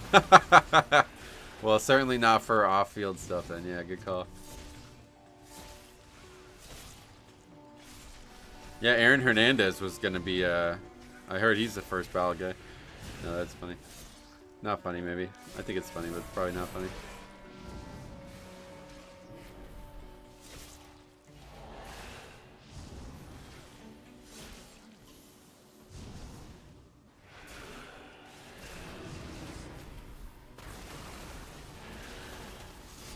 Here's the quote: if a voter violated the selection process bylaws, action will be taken. Right, which they probably didn't, right? Like, or I guess, like, does it mean that if they can't prove that they... See, I don't know how you do it, though. Like, you're supposed to vote a certain way, but it's still your opinion at the end of the day, no? I don't know. The whole process is skewed. Soon I shall have the power I require. You dare question me? Face annihilation. The Aaron Hernandez thing was funny. I thought of that before you said it. I figured, yeah, somebody would like it. I was thinking Stromey would like it, but he probably doesn't care much about football. With the death strike changes, which are less overhealing. I don't know. We haven't really looked at it. Remind me at the end. We'll take a look at it.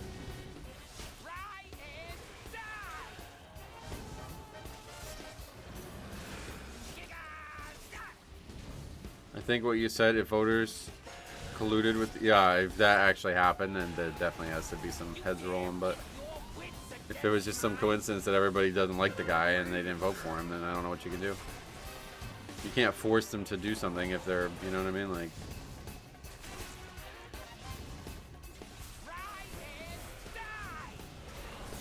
is Stromey still here? He was here before watching the event with us. I don't know. Surely he's at work, though. I don't know. Oh, you mean like, does he still show up regularly? Yeah, somewhat. He works a lot, so if he's not busy at work, I think he comes.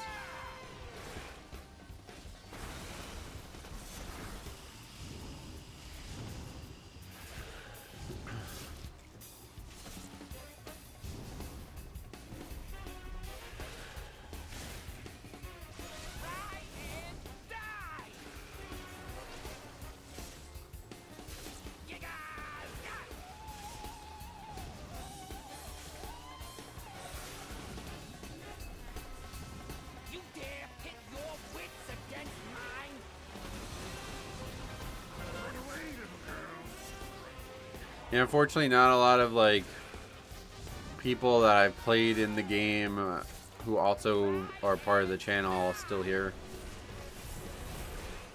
You and him, and then obviously Faxi, but he was more game than stream for most of the time. But that's it, pretty much. I mean, Cobb, obviously, but don't really see Size anymore. Never see Sarah anymore.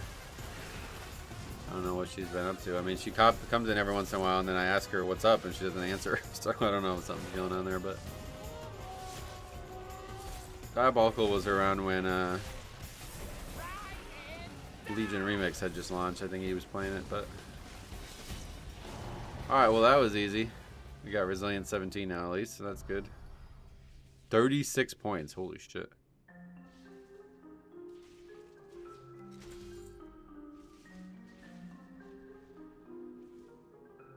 Yeah, look at the delta there on the DPS. Seems like a pretty big one. Wait, is that actually not overall? That's not overall. That's just the boss.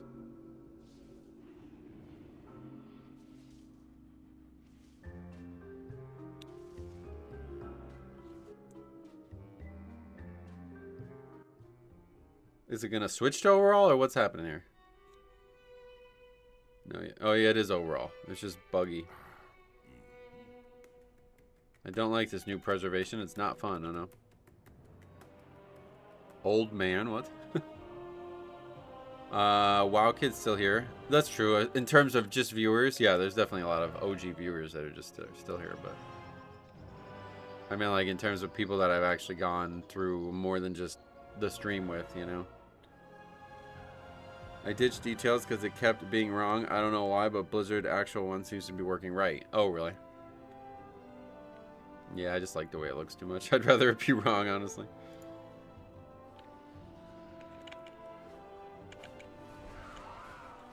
Alright. Oh, it's perfect. Oh, wait, not perfect. We don't need that one. Fuck. But at least we got 17 resilient now, so we don't have to worry about that. Kevin, what's up? Welcome. I'm doing good. Not too bad. Sleep's been all fucked up, but pretty good otherwise.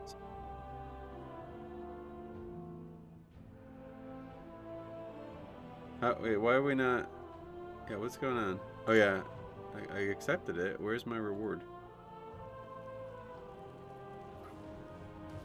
Why don't I have that yet?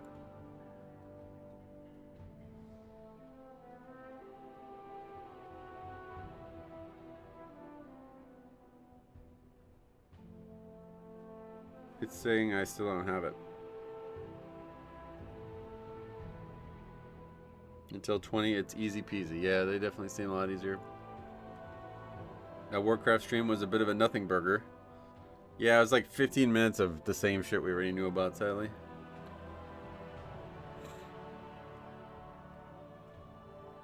Time for me to go. Alright, buddy, have a good one. Thanks for hanging out.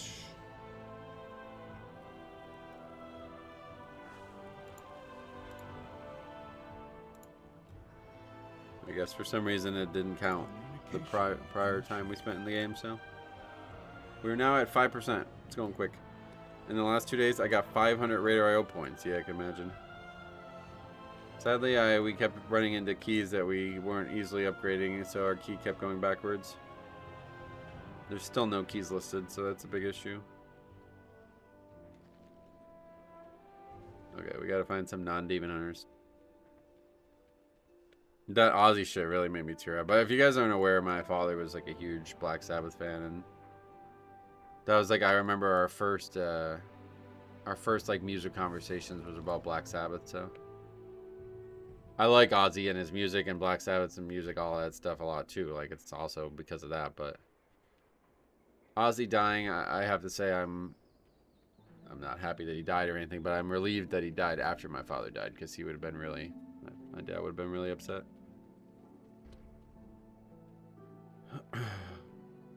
Whatever, fuck it. Take a duo, who cares?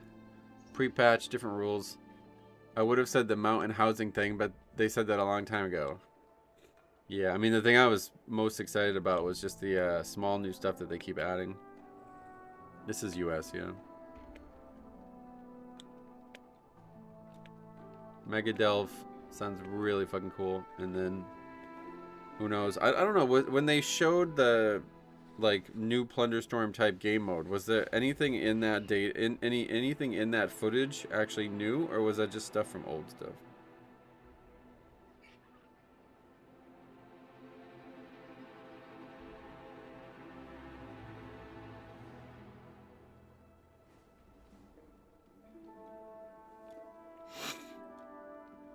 Ozfest. Oh, I never got into that.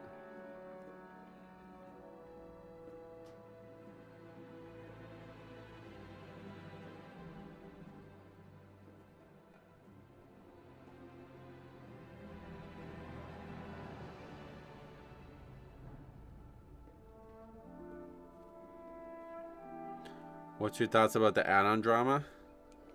Oh, you mean like with the quasi shit? People are so thin-skinned, it's crazy. I don't know how they get to the point that they're at.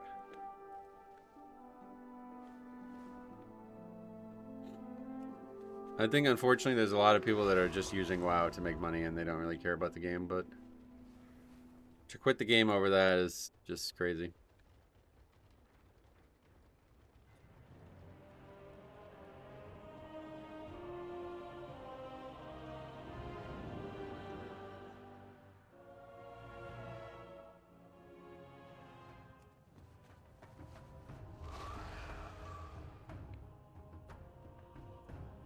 You probably had to leave a mark from before the keys, but yeah.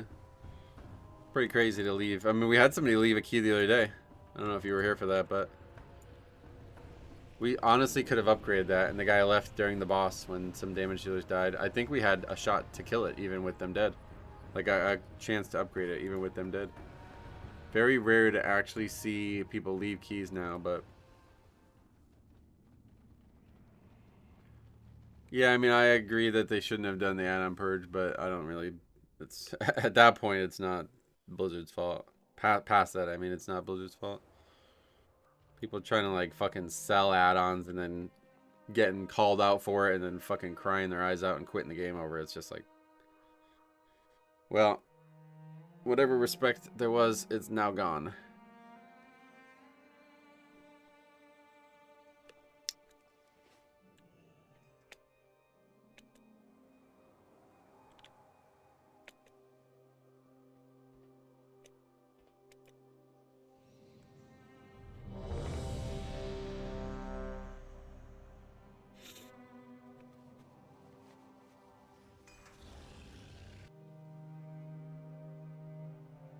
According to the comments, this wasn't the first time he left WoW. Oh no, it wasn't, yeah. That was what made me not like the guy in the first place, because he was one of the like 4 or 5 people who were like full-time WoW content creators, and then when the Shadowlands drama went down, like the stuff with the company during Shadowlands, they all took their fucking pot shots and said they were quitting the game.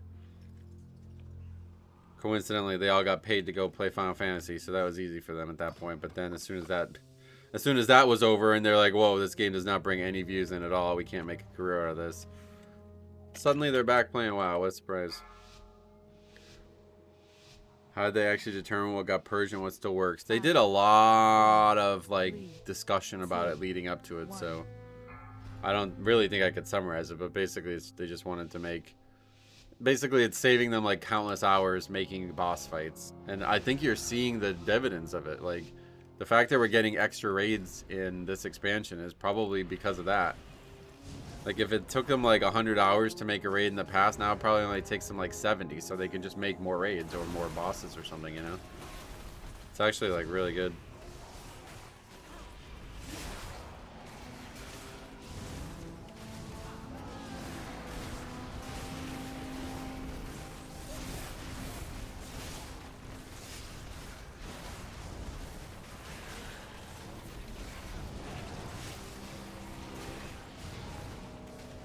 I'll call away with that. Let's see. Got them all.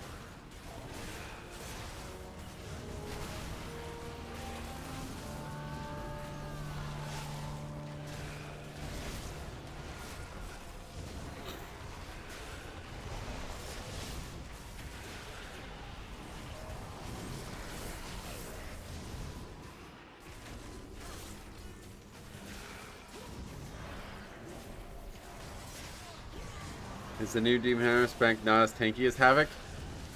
So, yeah, I'm not sure about that part, but we have seen a lot of deaths to it, and somebody was explaining why. They're explaining that they have a talent that like basically roots them in place. Or something. It wasn't super obvious to me, but it sounded like they get rooted in place. So that's why we kept seeing all these range deaths from them where they're standing in puddles and shit. What if they announce Classic Remix and continue adding content to that and call it Classic Plus? I don't know. They won't. That's not the same thing.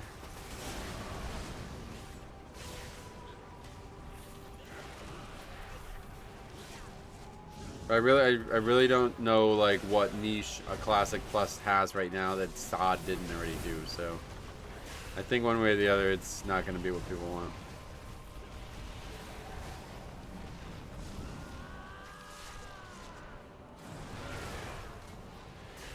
They're definitely going to announce Classic Plus at BlizzCon. Whatever their next Classic thing is definitely going to be at BlizzCon, yeah.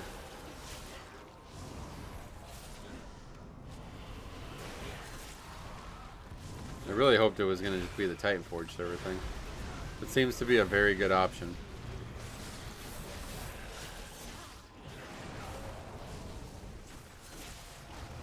AMC.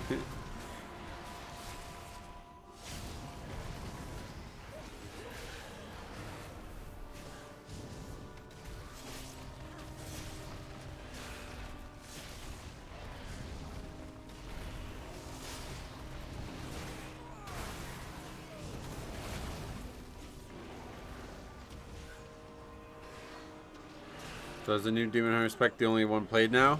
We did see a Havoc Demon Hunter the other day, but yeah, it's probably a lot less common. I think Havoc's still fine, but...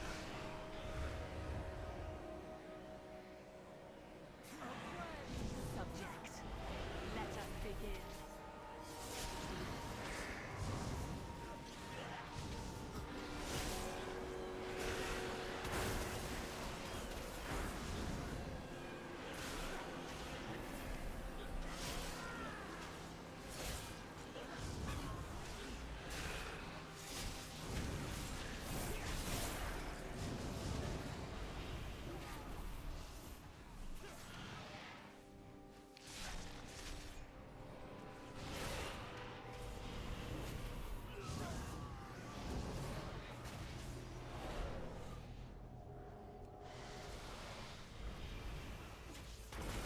What do you think of the announcement today? We watched it during the stream if you want to watch my reaction to it, but yeah.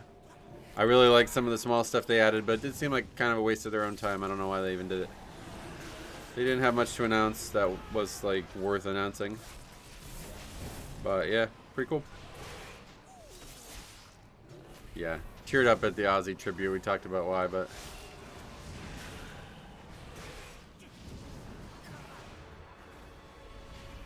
I don't know what exactly his impact on this game was. I'm surprised to hear them still bring him up, frankly, but his impact on me was dramatic.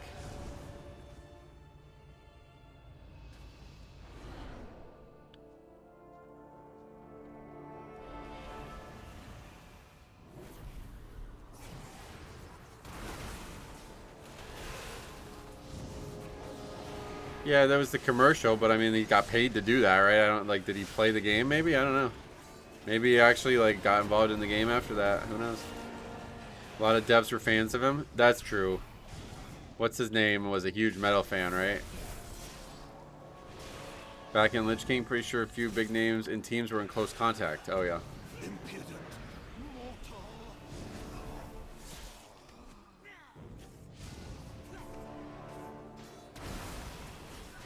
They need to promote marketing. What does that mean?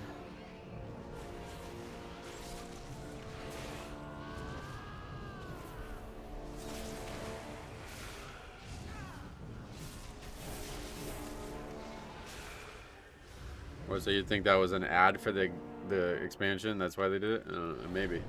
Didn't seem like it, but it was like, honestly, I felt like it was the complete opposite. It was like a really nice little like, it was like a tribute to housing and Ozzy at the same time. It was kind of crazy.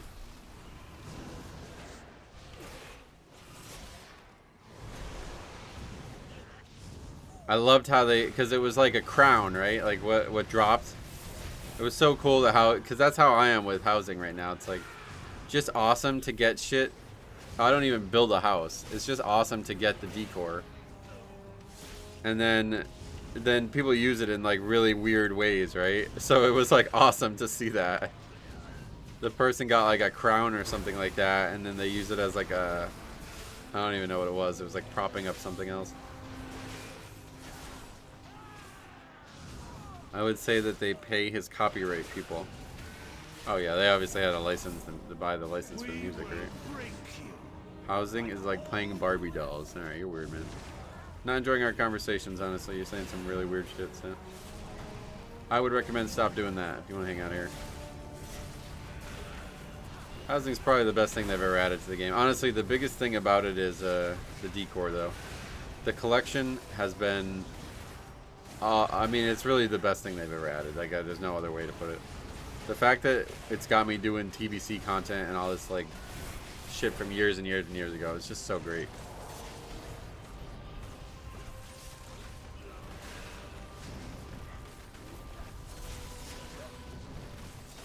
Don't worry, 15 years ago, people called transmog playing Barbie too. It's a great point, actually. I mean, there's still people who play like classic or like classic purists that like hate transmog and shit. It's crazy. Yeah, it's definitely the biggest thing, the biggest project they've ever done for WoW, for sure. And it's fucking amazing. Like, it's not even like a voluminous project. It's also just stellar.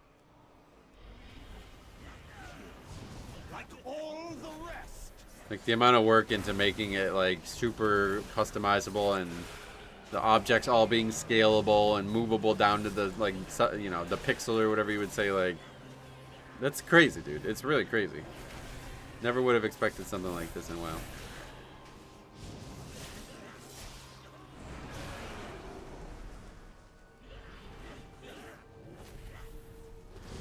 Considering they said there'd been 4 million. Oh my god, how nuts was that, dude? I didn't even believe that when that got said. That is crazy. Within 2 weeks only, I think they said as well. Like, so that was like in the original launch of it, not since then. That's fucking nuts, dude. It's really probably the most popular system that they've ever added. Besides like leveling, like something that you have to do. It's probably the thing that people have spent the most time doing. I just worry, like, you know, 10 years from now, what it looks like. It might be totally, like, like, there's just way too many decor items. Because already there kind of feels like there are way too many, honestly, but...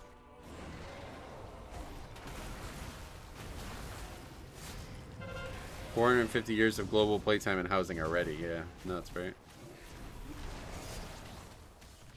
Okay, I got my reward. How do you get it? What do you do with the code? Where do you put it? It's not like the old days where you have to go to an NPC, right? You probably have to go to a website.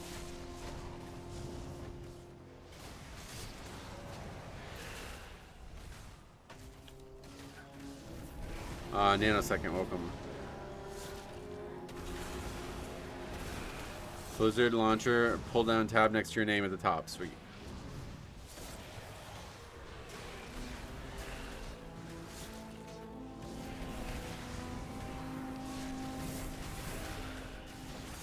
Yeah, we'll get that set up after this. Get my free backpack thing. What is it, like a bakery? Is that what it's meant to be?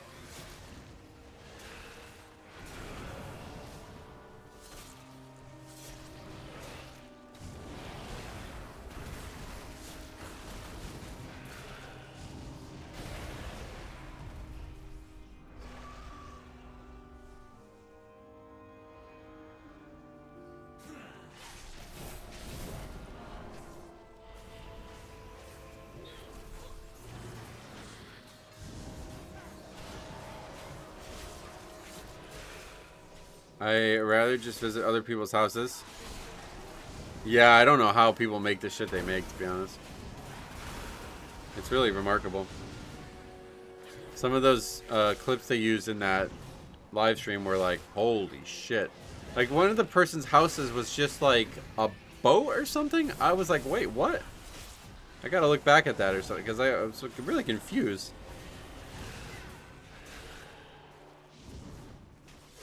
Oh yeah, I gotta get my dark... No, I already got that. I got that when I logged in, I think. I left my abode as a default brown square. Yeah, honestly, I like making a library. I really like the concept of having a library in my house. But other than that, I'm not really that interested in it. Just collecting all the decor, though, alone is so fucking cool.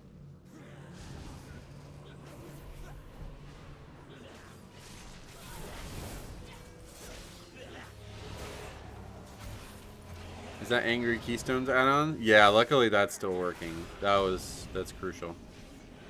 I didn't know if it was going to or not. The week where I had that showed the actual other stuff on there isn't there. It showed exactly how many minutes was there. But yeah, good enough. Some people are now playing The Sims and WoW. They are playing what they have always wanted for years. Yep. Fuck. That's a huge mistake.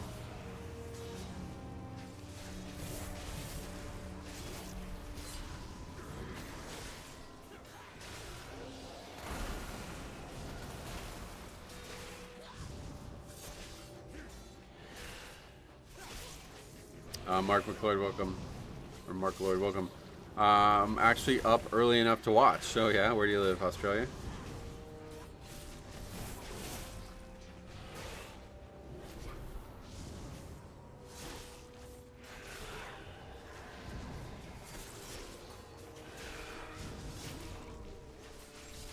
Your route is so weird. Alright, see you later, bro. Thanks for stopping by. Tennessee, but I work at night. Oh, wow, really? Do you think they will ever add another feature as big as housing? I don't know what they could add that would be as big as housing. It's like, housing's, like, width and size is truly 21 years. Like, but maybe 41 years from now, they'll add something that's 41 years worth of content. But without 21 years of content to put the decor in. I don't know. It's like housing isn't what it is. If housing was literally only from Midnight and the War Within stuff, it would not be anywhere near as cool, you know? The fuck just happened? The guy got turned into an angel so fast that he DC'd.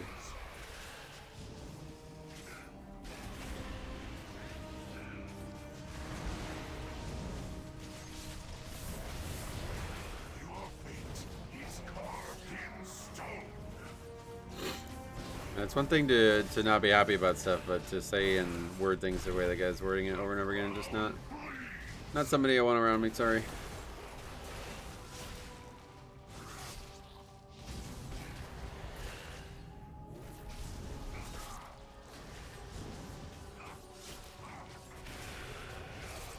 You can get that weak wars in the form of an add-on now. Yeah, this is good enough. We're good with what we have here.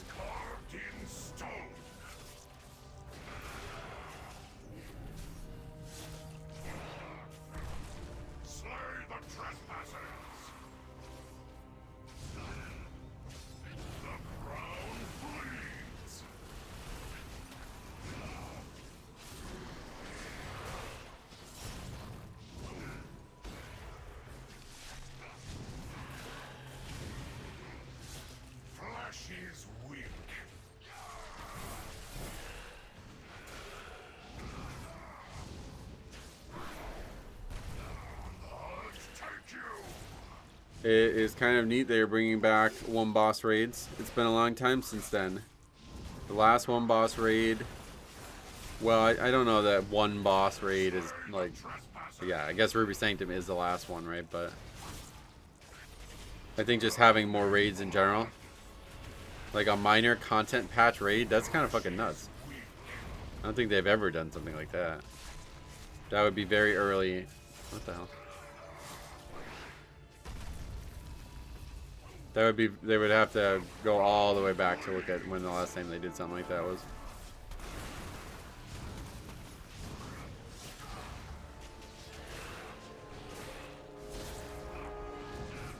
They can make all of their content remix, so yeah, well that's a 2 boss raids. That's what I mean. Like I think just small raids in general are good for the game.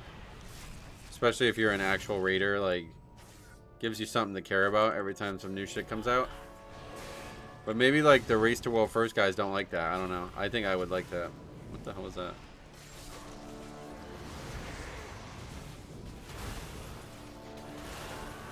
Did they do like a Race to World First for Crucible of Storms when it came out? I don't even know.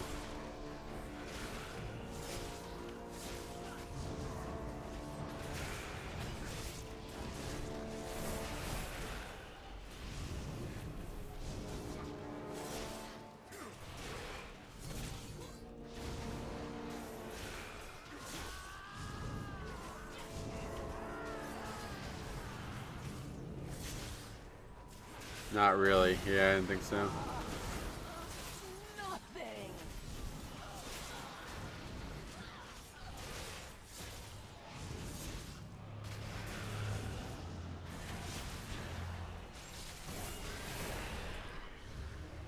I think we're living in a WoW glory moment right now, guys. Like, I remember not like appreciating Legion when it was out as much as I should have. Because I thought every expansion was going to be as good. But yeah, I really think Midnight, I mean, the add-on changes sucked, but honestly, I really think Midnight's going to be like transformative to this game.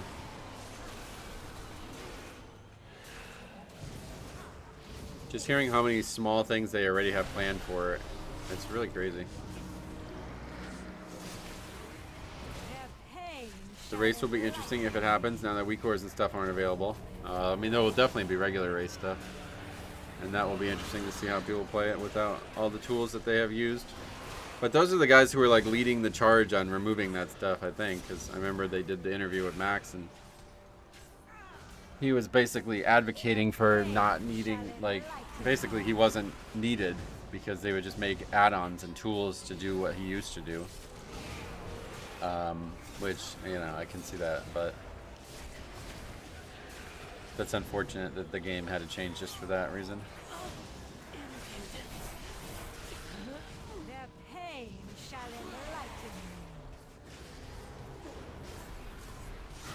It's hard to scale it. It has to be both hard enough for the Mythic teams, but easy for the casuals to complete it before the end of the season. Well, I mean, they have different difficulties too, don't forget. I don't think that's as big of a concern as it might sound like it is, especially now with story mode. That's still a thing, right?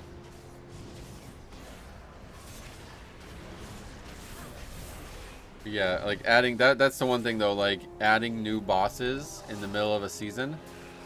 It depends on what you're doing, I guess, but it can be a really nice nerf to the game too for you.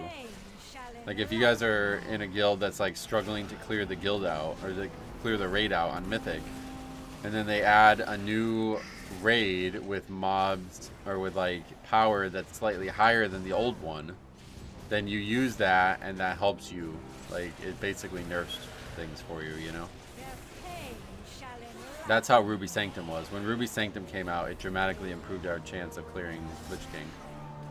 Because the trinkets from there were insanely powerful, and there was also higher itemable gear in general.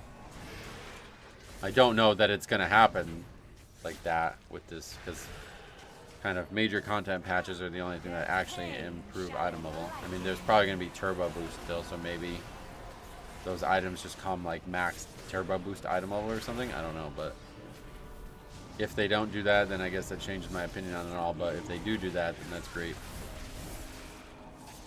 Crucible of Storms had one of the hardest Mythic bosses of all times. Yeah, that's another concern if the raid's like way harder and like, because Crucible was just like really unique mechanically as well. That was the big issue. It was kind of overly complicated mechanically.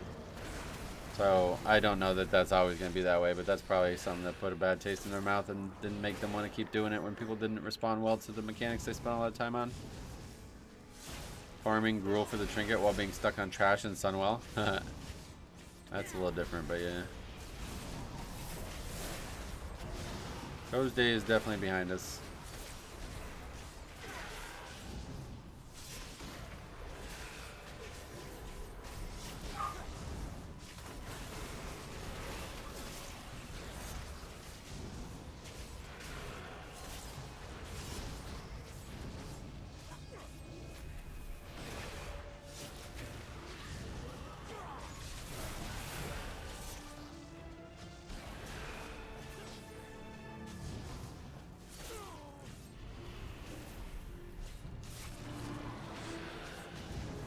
Not gonna get it here, looks like. Oh, maybe. Nope. Fuck. Doesn't matter. Not double upgrading it. New to the game, I'm confused. People said Blood Death Knight was not good tank at high keys. Well, this is not really a high key right now either way, but I would try not to pay attention to those if you're new to the game. Try to avoid that conversation altogether because it's only gonna. Wait, why do we not have count? Oh, that's unfortunate. I love the idea of a less serious catch-up raid, but with Crucible, they tried so hard to make the gear different instead of better. Yeah, that's what I mean. They put a little bit too much. There's a little bit too much going on there.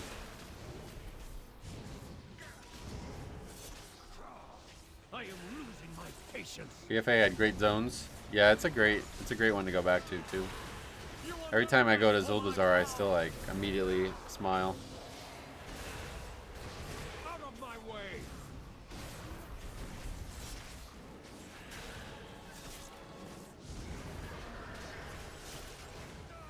You are beneath my contempt. Pitiful wretches. Out of my way. Oh, you don't like Najatar? I love Najatar. Najatar was a really good. I really liked it. Used to spend tons of time there farming Xanthid. Whenever I had free time, I would just be in. I remember being on like Discord calls or like meetings or something like that, and it would just be like hours of just farming Xanthid. I used to use those potions like crazy.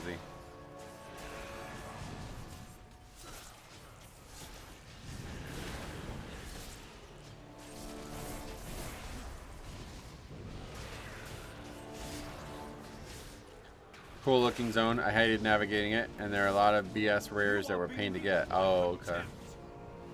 Yeah, I probably didn't do that much. I also liked how I remember there was like a lot of weird, unique rep stuff going on those first weeks. Like I remember doing like pep battles and shit to get rep. I don't remember too much of it, but yeah. The mana pearl concept, that could have been so great.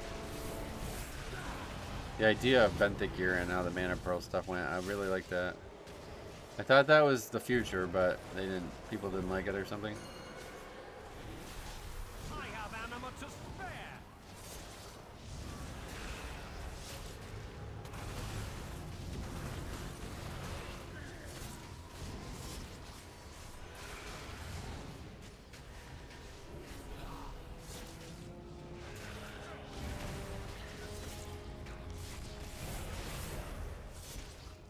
You are beneath my contempt.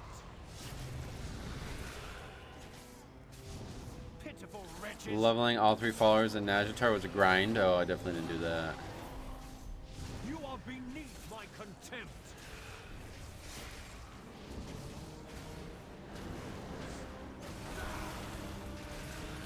You are beneath my contempt.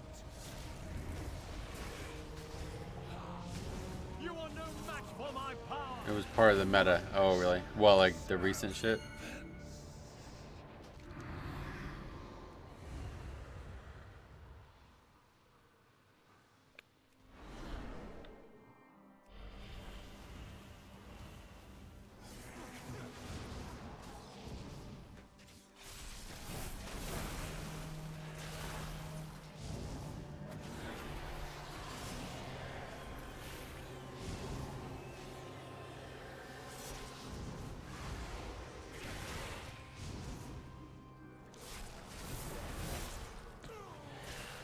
Alright.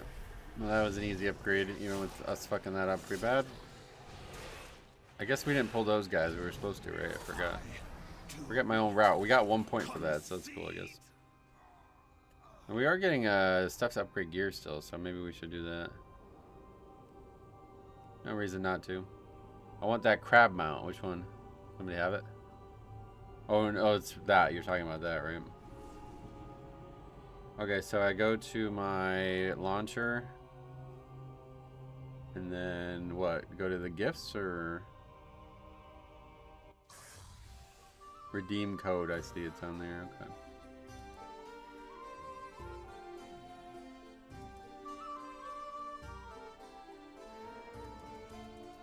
Piping Hot Portable Bakery. You can access your Piping Hot Portable Bakery the next time you log into World of Warcraft. Well, we're in no rush for it. Crab mount from Najatar. Oh, okay. Yeah, it's a good looking one. I think I've seen that one.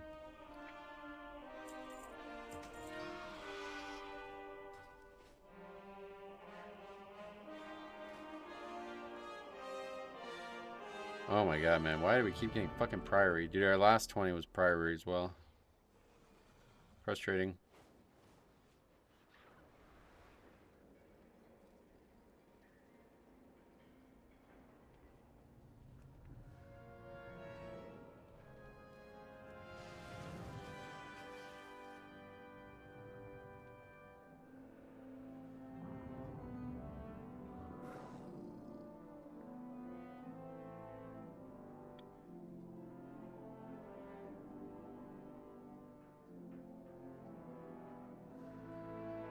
Oh, that was you. Yeah, yeah. Thanks for coming.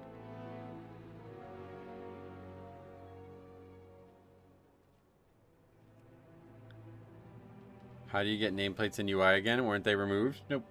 Nameplate. I mean, what do you mean?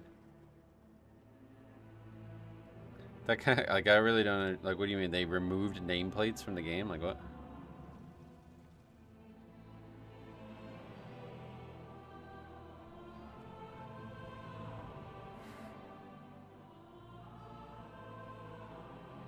You guys are only 2,700. That's funny. What do we actually have in the group right now? We have a Demon Hunter and a Shadow Priest.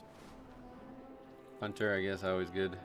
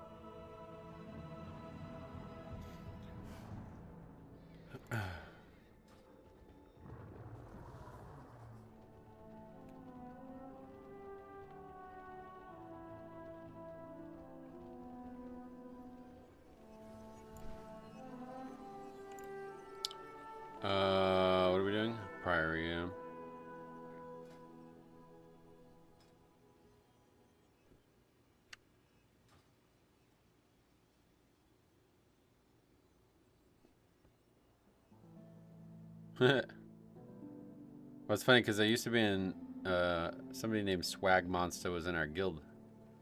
I don't know if that's the same person, probably not, but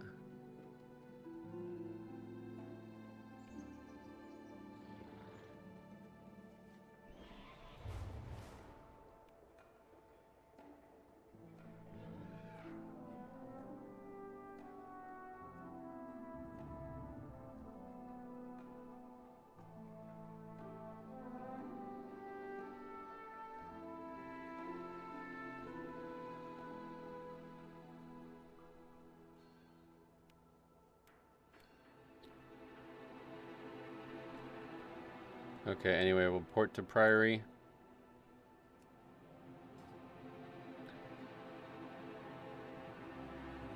I thought they were gonna announce animated series when I saw that trailer at the end. Oh yeah, that would actually be cool, huh?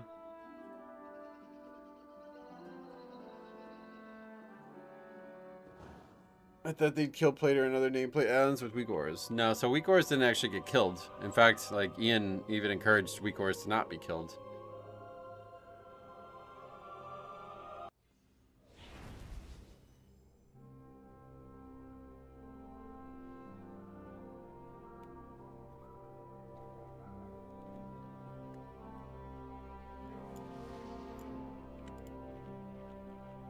It's just the people who made weak ores didn't want to keep it going. Blizzard really need to make an animated series. Can you imagine the Warcraft 1 through 3 storyline in that style of cinematic? That would be fucking amazing, actually. Yeah, totally. That'd be really cool.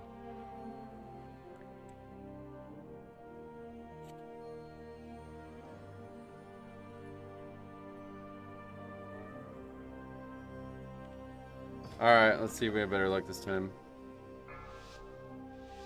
Isn't Echo already working on a weak ore like add-on? I have no idea.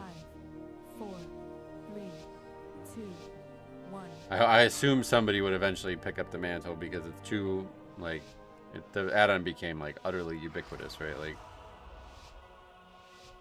I mean, who the fuck didn't have weak ores installed? There's some people who didn't use many weak ores at all, but, like, I think almost everybody who played the game seriously had it installed.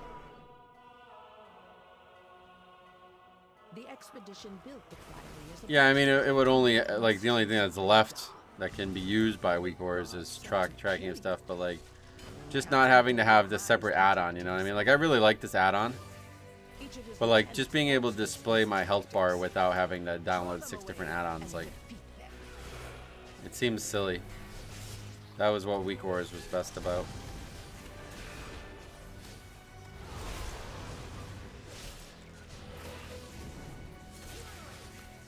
I won't lie, I'm a classic Andy for sure, but I love how modern retail looks and the music. Oh, really? Yeah, I mean, the music is fucking stellar. Silvermoon. I think anybody who plays TBC and Midnight is going to be shocked at how much different. So if you guys haven't seen it yet, it is crazy good looking. Like, the best looking area in all of WoW by a lot.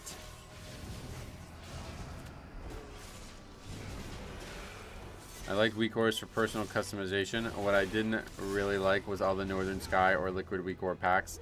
Yeah, it's just don't use stuff like that, you know what I mean? That's how I was. It was just for me making my perfect UI, basically, and that's why I loved weak ores.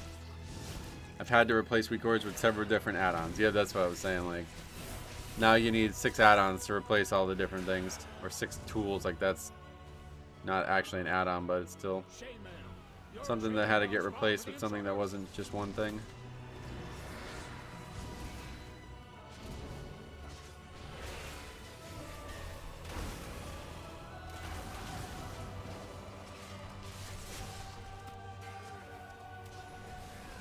I haven't seen the new Silvermoon, but they announced they're looking to update Orgrimmar and Stormwind as well. Yeah, that is surprising, to be honest, but yeah, let's see what that means.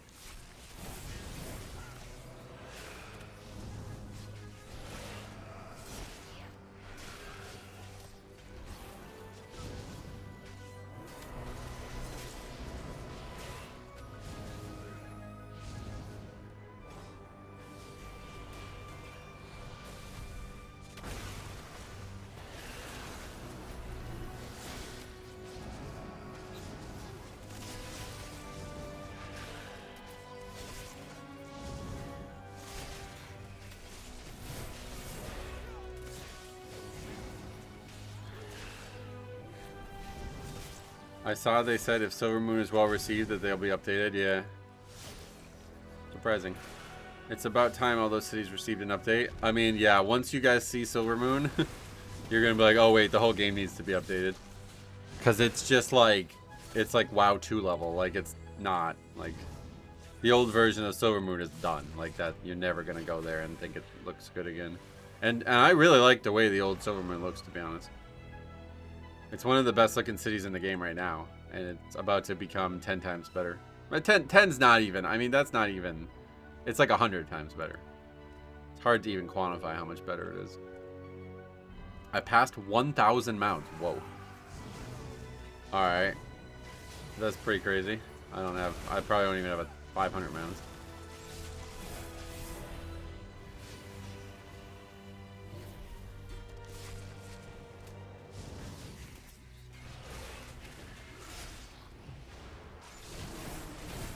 That new Dune Hunter spec is range DPS. What the hell? Crazy. Oh, you didn't know that? Yeah. Yeah, it's definitely, certainly got some funny moments already because of it, but it's a very unique spec.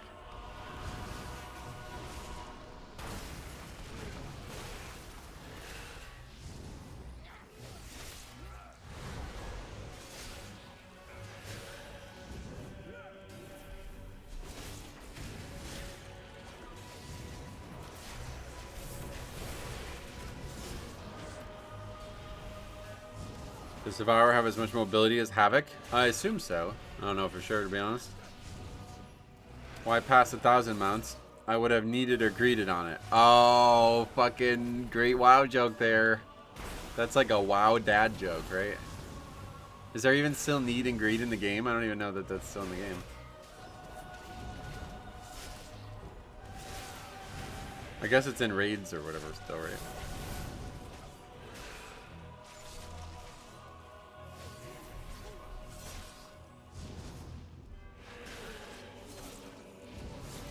I'd like to see new Undercity and Lordaeron. Yeah, that would be amazing. 1,000 on one character or on your account? The achievement only counts on one character. Oh, really? And that means you have to have the horde mounts or whatever, like that kind of stuff, right?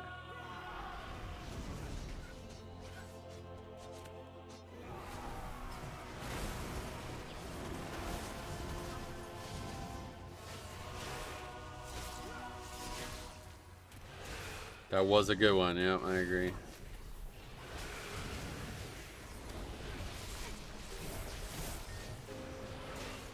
I fucking love WoW, man. It's so crazy. It's just such a crazy... I mean, to think that we're talking about this 21-year-old game with such reverence and such... And there's still more to come. Like, I mean, it's not over. Like, I mean, I love Pokemon Crystal, but that game's over, right? Like, that's it. Like, they don't even make games that are similar to Pokemon Crystal anymore. They might as well not even be the same game at this point. Hard to recognize.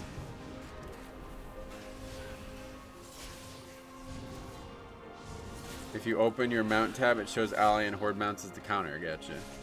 Yeah, where's the mount? Let's see, how many mounts do I have?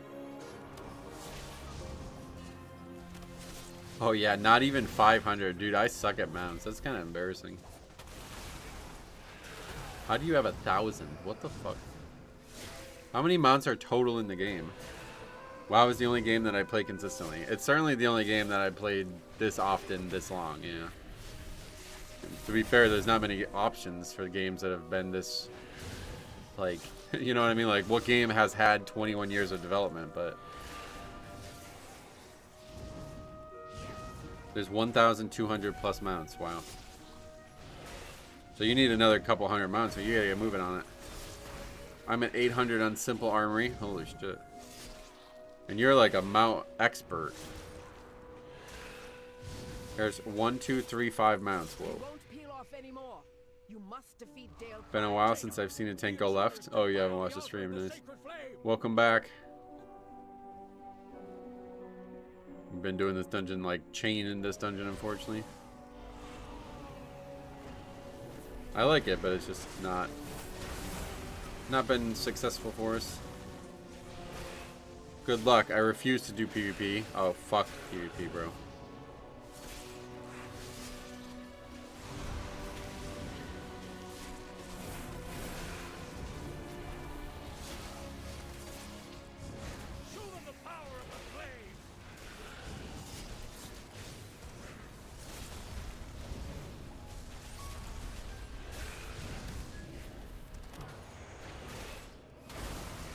I would say they're consistent with keeping it updated and doing other levels of the game, like Classic, etc.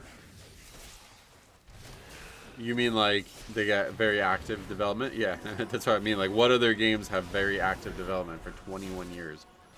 Like, what's the longest they've ever gone in between development? A year? I think that's like really twice in Cataclysm and Mop, and that's it, right? Most games don't even have development like every year when they're first out. You know what I mean? But to be fair, like a game like Call of Duty or Pokemon, they just release so many things. They're not, they could all have been one game if they wanted to. They just chose that not to be their model, so. Ours is the true path for the Arathi. Other than RuneScape, the game has survived the tale of time. Oh yeah, RuneScape, yeah.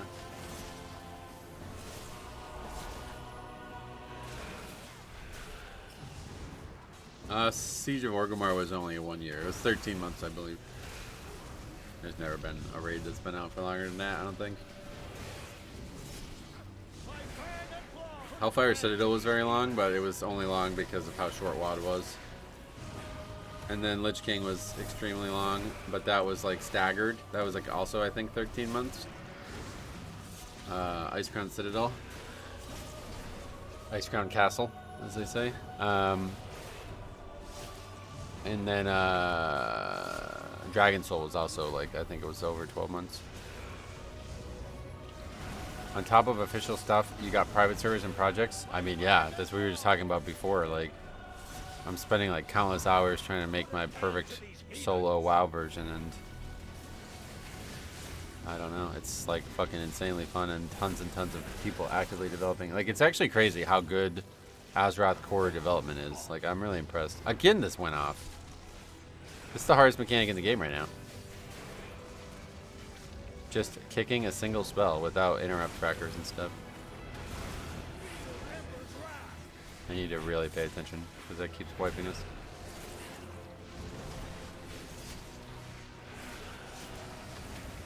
Yeah, you literally can't, like, I don't even know if anybody says anything anymore. That's why I gotta find a way to turn that off. I don't know what that is.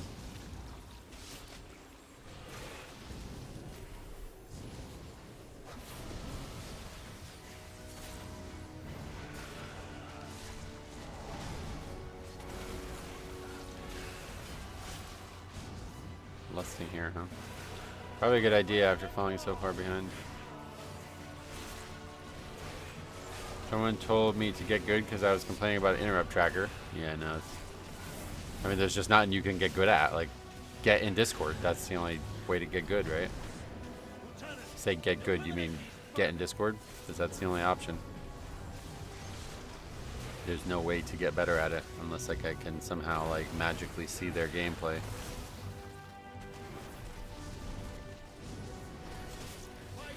Yeah, he has 0 ZDPS healer as well, which is kind of crazy. Does Shaman not do damage with healing rain anymore? I guess they don't even have healing rain. I don't even see the spell. No Omni CD is so sad.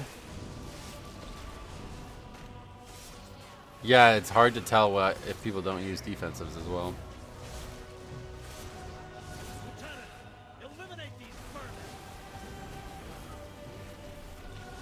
My counter was that either get in Discord or struggle pugging without it. Yeah, there's no way to get good. Like, that's not, it's just not a tool that you can use.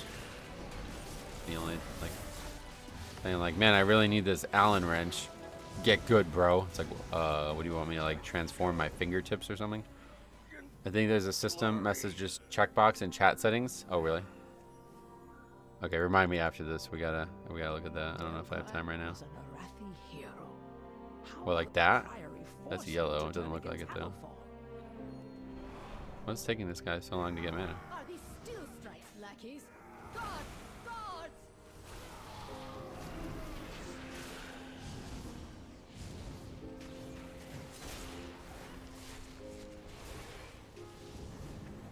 Under other, got it. I didn't read the post, but I guess last night they mega buffed midnight instances. They nerfed the timers on all of them, some by many minutes. Skyreach lost like 5 minutes or something like that. I was really shocked by that.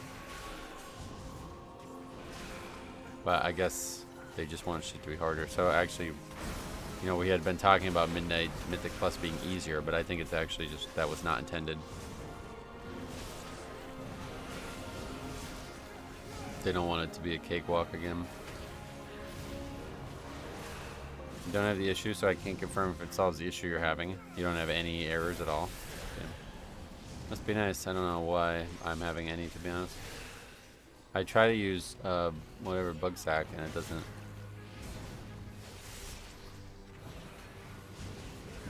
At the grade tools, apparently it's causing an error as well, but outside of that, I'm not really sure what these are. It's like hundreds of errors from add-ons. Like, I mean, the lib group inspecting, I don't... Oh, I see now. It's part of ORA 3. Alright, we gotta get rid of ORA 3. I think that's the issue. There goes our battle res monitor, but I don't think that even really matters anymore. You can track so little, who cares if we can see how many battle reses are up.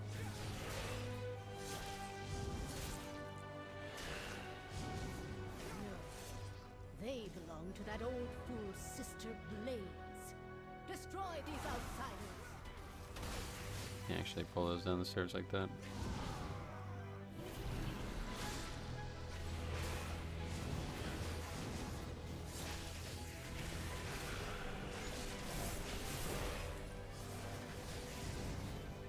Bugsack helped to pop up from player errors. Oh yeah, definitely. If that was constantly on the screen, we wouldn't be able to play, but...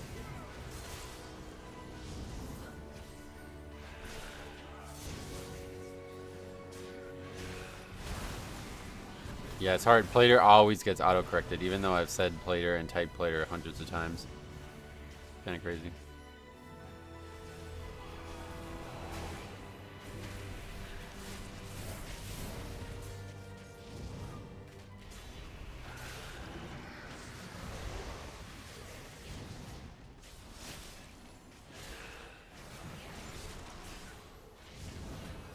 That could have been a wipe right there. That healer was very... We were very close to having many deaths. I wish I was recording. Me too.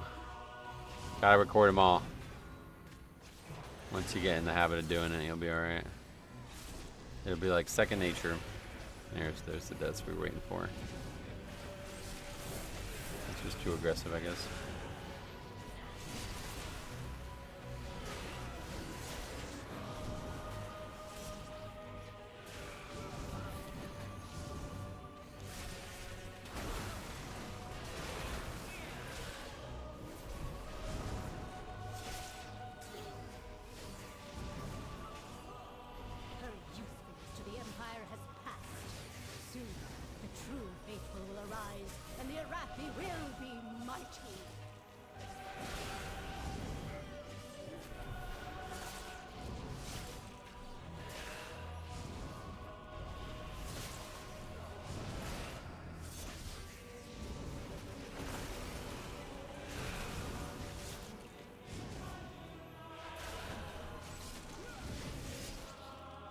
It's wild to see how people were carried by weak aura alerts, reminding them to interrupt and stun. I mean, everybody was, yeah. I wouldn't even say that's called carried. I mean, that was... The game offered that as a feature, and we took it. But now, when you get used to those things and you don't have them anymore, things are a lot harder. Like, the nameplates just do not, like... You know, there's just too much shit going on at times. So that sound telling us to interrupt was kind of needed. Does a 20 feel like a 15 now? It's definitely way easier. I don't know about a 15 because I hadn't really done 15s in a while, but definitely at least like 3 or 4 key levels higher by the point we're at.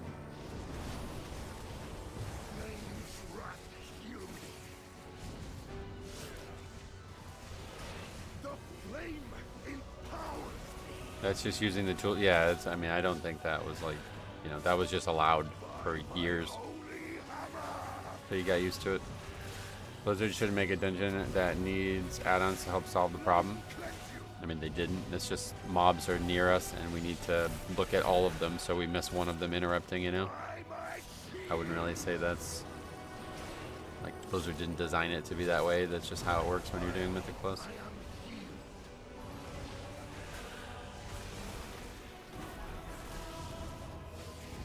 I think that's why they're putting less, quote unquote, less casters in the dungeons though. So there's gonna be less like, oh shit, we missed that one.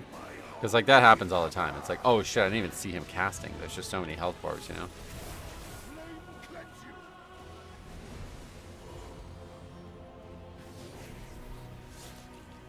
Shielded by flames light. By fire, I am healed.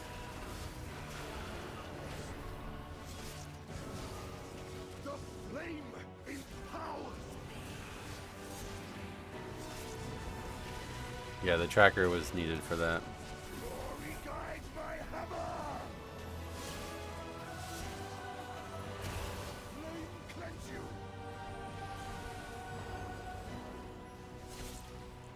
Shielded by flames light. By fire, I am healed.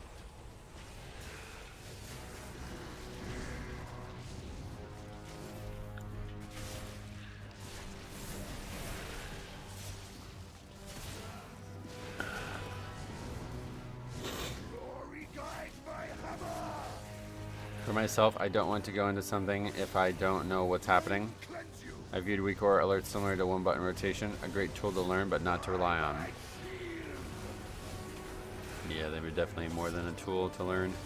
By fire, I It's like if something, you know, every time something happened and somebody told you about it, you would be better at reacting to it than if you just had to like identify it yourself, you know what I mean? That's why there's raid leaders. That's why people do shot calling in WoW, because it's easier to identify things when somebody alerts you to them happening. So that's what the tool was doing. It was a second form of an alert that was happening to something important.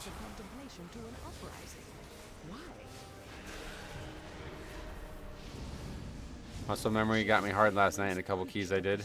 I tried to use knock-up trap 30 times and I don't have it anymore. Damn. Yeah, that I haven't had that much. I'm actually kind of surprised. Just my small amount of time on the beta was enough to get me into new muscle memory. I thought I was going to constantly try to use Tombstone, and I do it a little bit, but it's like very rare.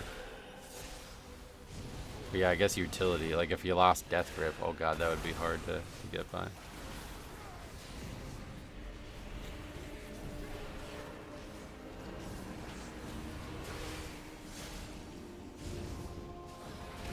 Are they going to start banning Max from Race to World first? Because he is a shot caller and watching POVs of his players. Yeah, I mean, it's just how life works. Like,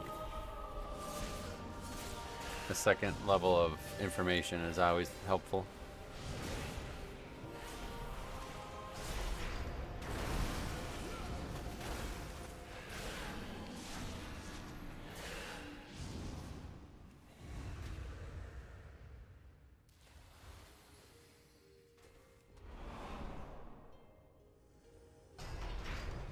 Veladar is the crucible. It burns away weakness. Its blinding light reveals the strength the Iraqi lacked. An army of the risen. I said it for years. If you aren't using weak cores, you're just gimping yourself. Yep. Yeah, there's like always people are like, I like the add-on changes. All right, what do you like about them? Well, I never really used weak cores in the first place. It's like, okay, I mean, listen, that was your choice, but come on, man. I mean, it's pretty crazy. Like, obviously, it was a tool that was dramatic. So to say you like them, it's like, all right, you could believe in the philosophy being healthier for the game, but it's a huge, huge, huge step back for the player. Like, gigantic step backwards. Now, it may work out long term. It may make the game better long term. But as of today, I mean, this is like, you know what I mean? Like, look at this. This didn't work. Like, they needed more. There needed to be something else here. They fucked it up. It didn't go well.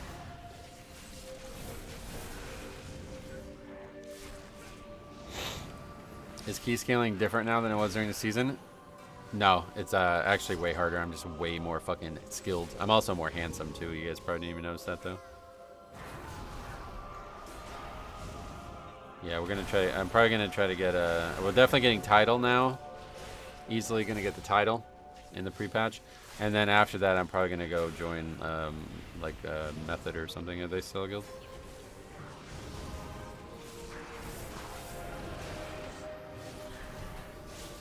I did notice the handsome part. Oh, really?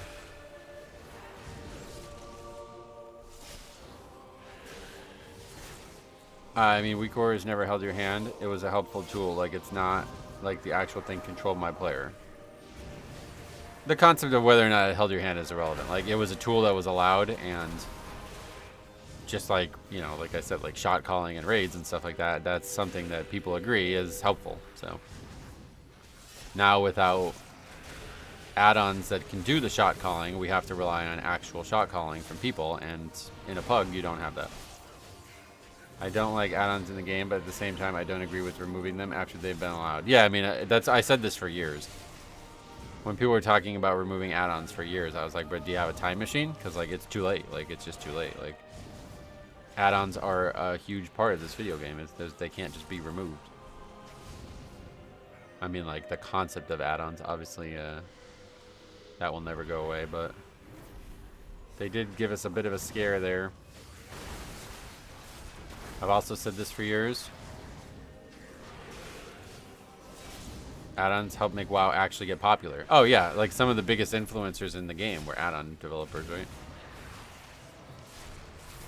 Whether you want to look at them as influencers or not. Like, imagine if the person who made LVY, like, said, like, I'm not going to continue to make this add-on until Blizzard does something. You know what I mean? Like, there would be such outrage. People would go nuts. Like, thousands and thousands of people use this every day. I mean, like, Jix said he quit the game over it. Like, it's like, you know what I mean? Like, people, like, fell in love with these add-ons and these tools and stuff.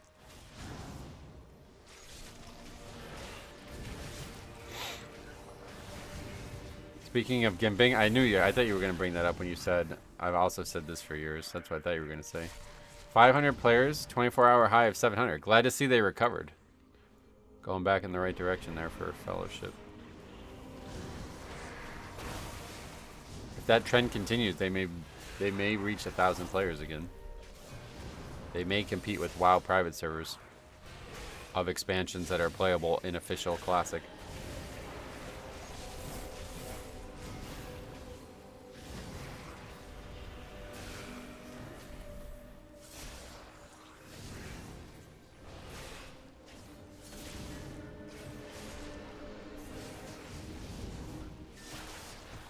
That's how crazy that is, right? There's more people playing TVC private servers than there are Fellowship. How nuts is that? The fucking expansion's available to play from Blizzard, and there's still more people not paying to play it than there are people paying to play that game. Might reach a graduating class number of my local high school. That'd be great. Wait, do you really have 1,000 graduating class? That's crazy.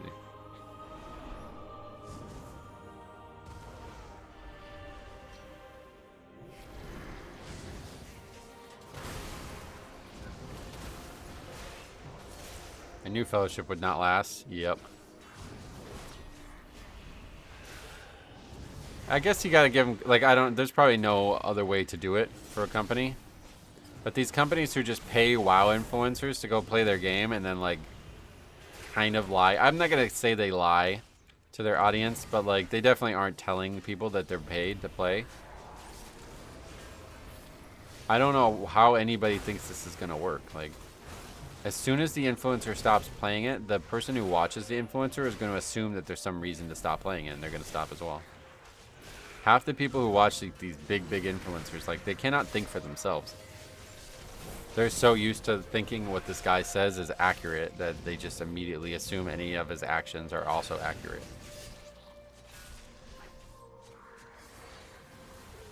We have one high school for 3 towns? Whoa, that's crazy. That must be, like, really hard to get people to, like, come in the winter. Is there not, like, a lot of transit? Awful take. What was the take? I gave myself the challenge to become 100% sober for midnight. Oh shit. In real life? I fucking hate alcohol in the game, but if you're talking about real life, yeah, good shit.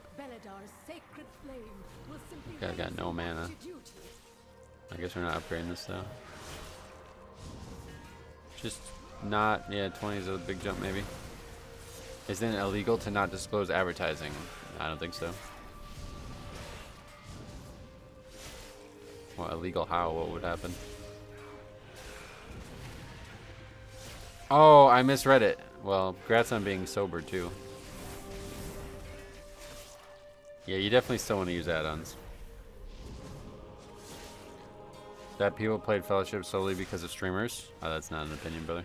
Did you see the stats? Why do you think the game has 700 people playing it today?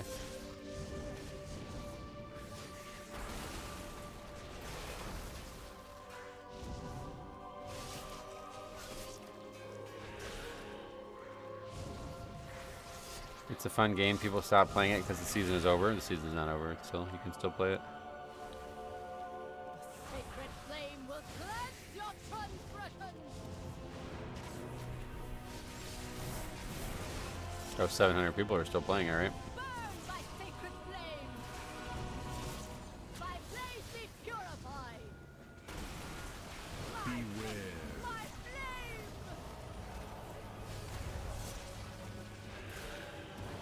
I personally only tried Fellowship because I signed a Gura try it. Yeah, I mean, that's what I said was not an opinion. There's no way to argue with that. That's just how it works. I was just talking about like the macro level strategy of companies paying. Like, I mean, they honestly would have been better off not having the influx of people and then having to scale up and then downscale again, I would imagine. It's stale just like a WoW season, right? And just like a WoW season, there's still reasons to play it even late. But people are choosing to not play it, so I wonder what that reason is. Probably because it's not fun. That would be my guess. Because this season's literally over, and there's still probably more than 700 people doing keys just right now. Game never had a chance after the streamers who were paid to play it stopped. Yeah, that's what I mean. Like, I don't know that that's... If it was me and I made a game, I would not want to do that. I would rather have only 100 players for a little bit, you know what I mean? Let the game gestate and kind of grow organically. Like, you'd imagine if nobody knew about that game and it was all of a sudden, like, rising in popularity because of word of mouth. It's way better. Then you have time to hammer out the changes that the game needed to have happen in the first place. Like, that's why WoW is what it is now. The first patches of WoW were, like, they weren't even real. Like, they were so bad. If you look at what, like, the first 5 patches of WoW do to the game, it's like, wait, what? Like... I think one of them was like you couldn't even open all your bags at once. Like there was no option to open all bags at once in the interface. Like stuff like that, you know what I mean?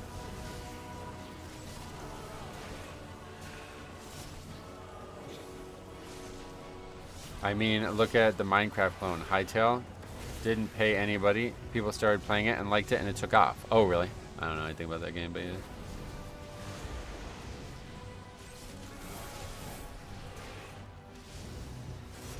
What are all those enemies doing? They're just like running around in circles down there. My blaze be purified. Flames take you. My flame. It's a literal Minecraft clone with way better combat. Oh yeah. Nice. Well, I'm sure they, I don't know if they did or didn't advertise like that, but...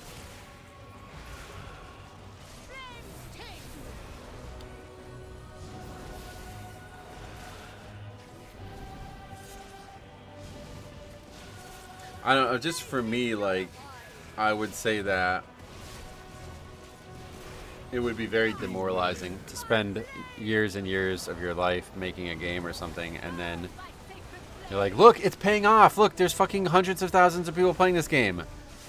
Look, it's fucking... Dude, this could be it. We could be rich, you know? Oh. Now there's not even 1,000 people online. That would suck so bad. It would just kill my motivation to make the game. Like, I don't know. I'm sure, like, companies don't have that interpersonal interaction with their community like that, but, like, that would just suck so bad.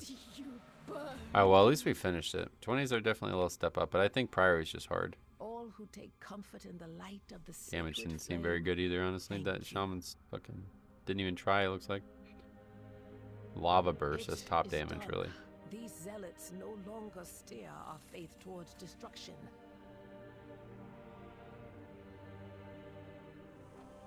It's very possible that they did.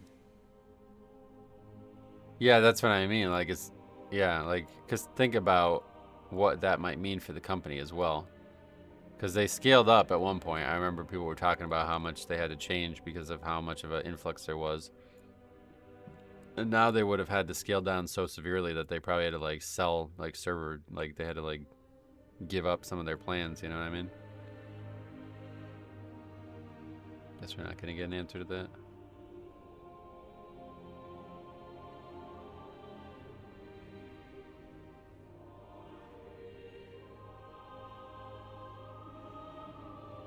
Oh, hey, Swag Monster, welcome.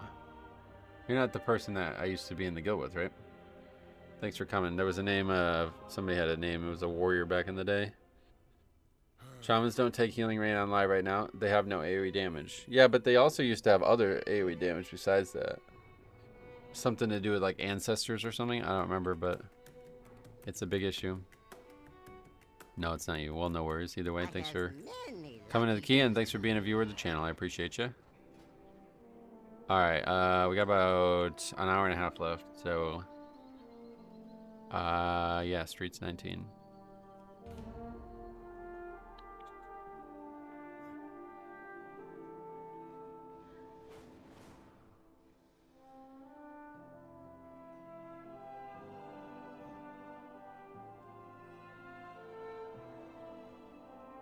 What's up, Metro? How's the Pokemon game you were making coming along? Yeah, done.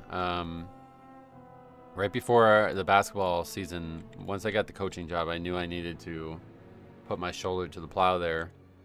And I finished it. So, content complete. Pokemon Crystal Remake for RPG Maker. I have it on my phone. It's playable, but I've yet to do a full playthrough of it. I did like a playthrough of the first 2 gyms on Ace Games TV like months and months ago. But yeah, at some point we'll get back to that. I don't know. I'm spending so much time. I've been doing, first of all, a series on the second channel where we're collecting all the decor, so that's been crazy. And then I want to do more private server stuff on the second channel as well, and I've been rebuilding the server, so that's been even crazier. And then there's Midnight coming out. I still want to do Quel'Thalas first before the game actually launches, so it's like fucking too much going on. I don't know when I would touch the Crystal Remake, but we will do it, and I hope that I hope it will be as fun as I hope it will be. Oh yeah, the chat thing. What was? How did we do it again? Settings. Other. System messages. It's off.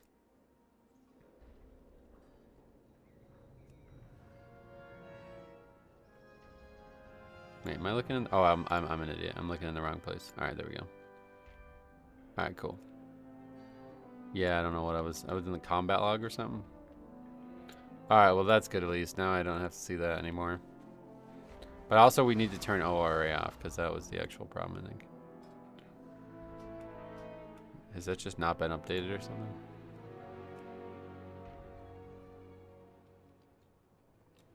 It has been. It's just still constantly returning errors.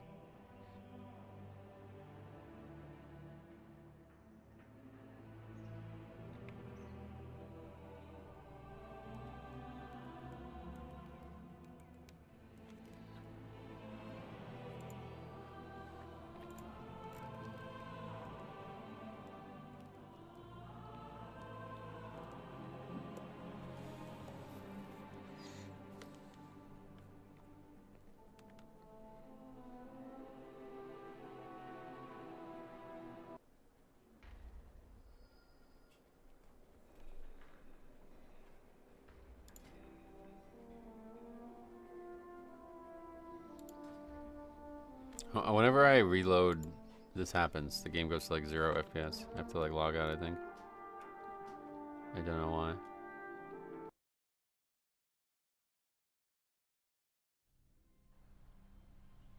Just crash it altogether.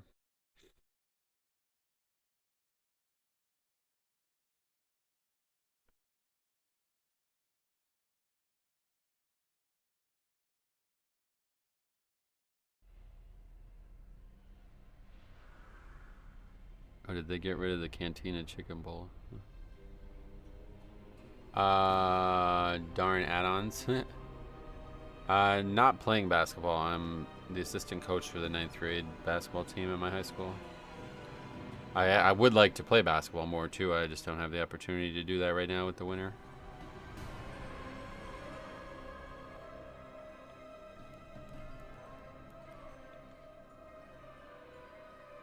But yeah, we only have a few games left. We have like 6 or 7 games left only, so.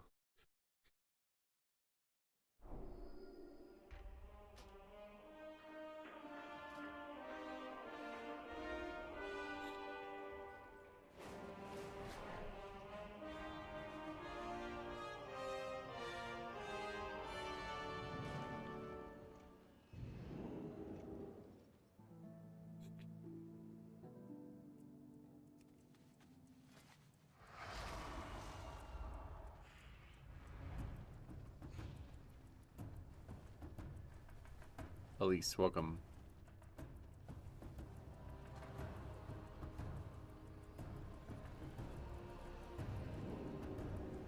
Yeah, Death Knight's my main, yeah. A lot of new people today, huh? Welcome, I appreciate you guys being here. Was there something that brought you here? Shocked to see it, but I'm glad to see it.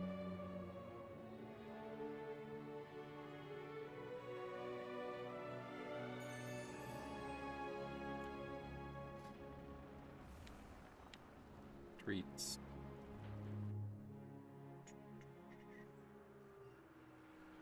I've watched your videos for years. I just never catch your live stream. Oh, sweet. Well, glad to have you in the stream. What changed? That you maybe job changed or something like that?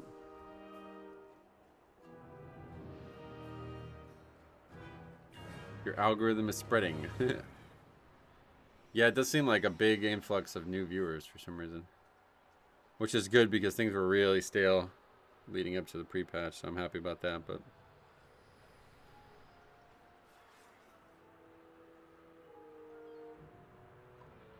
YouTube recommended your Mythic Key review video to me. There's some good ones. The one with the Demon Hunter. Oh man, I can't believe I missed that one. I honestly have to go back and look at all the other ones that I missed, because I bet there's other crazy good ones from the old days that we may never get to now. Did we get Stromy's submission? Did he send that? We have one more pre-patch submission that I'm going to review. Probably for Saturday. And then after that, there's no more pre-patch keys again, so I'll have to go backwards.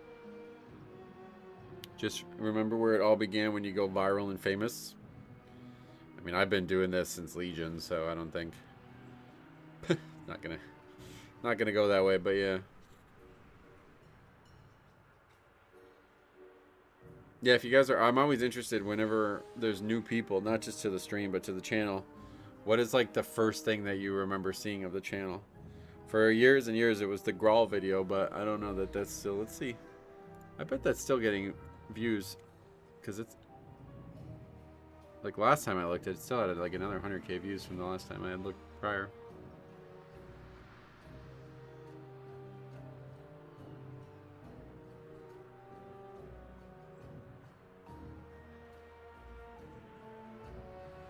The Grawl video, yeah. Been here since Shadowlands. I only remember because I was in the army when I found you. Oh, nice. The Grawl video was your guys' gacha. I really like how easy it is to get... I really like your how easy it is to get carried through keys videos. Oh, yeah. Oh, good. We do a lot of that conversation to try to raise awareness around it.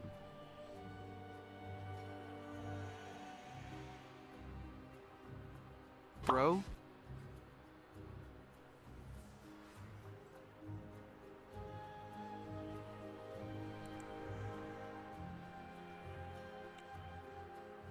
Let's see how many views that video has. Grawl hasn't, like, produced any content, huh? 1 year ago, damn.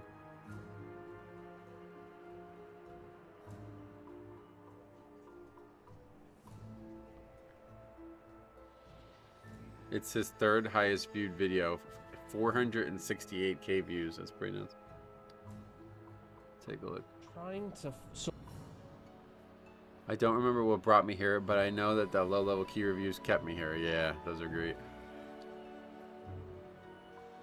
Though we're probably going to wipe here in that video, have me crying laughing. When was that? I don't remember all the clips. Prepatch has been surprisingly calm in regards to behavior and keys. They're just too easy, I think, is the problem. All I did was search WoW Live on YouTube because I hate Twitch, and you were like number 4 or 5 at that time. Yeah, so, yeah. At one point, I was like number 1 before people started dual streaming, before that was allowed. Channel was recommended when I was getting into Mythic Keys a month ago. Nice. Oh, that's awesome. Okay, let's sort by newest on this video. What's this doing on my homepage again? 3 months ago. This is actually more satisfying than playing the game. I tank it when I don't do Resto Rescue. I have seen much of what is shown here. It seems so much more enjoyable watching it happen to someone else. Wait, this is not the right channel. I was replying to these comments on behalf of myself, but also him for a while, but I stopped doing it. Okay, I guess we're gonna take this 3K hunter. Think I found about you in BFA, but don't remember how. Oh yeah. Even disbands happen with nothing being said. Oh yeah. No healer I see, no healers I see. What does that mean? What's going on there?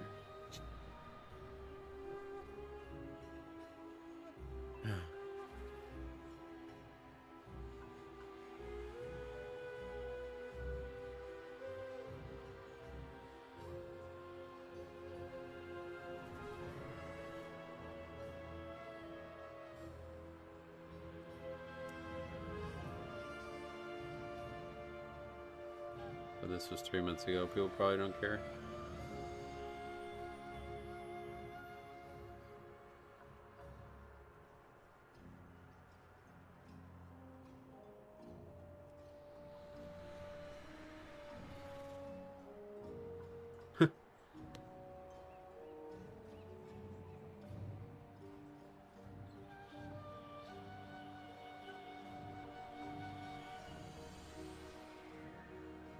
Yeah, that's it. So not a lot of comments since.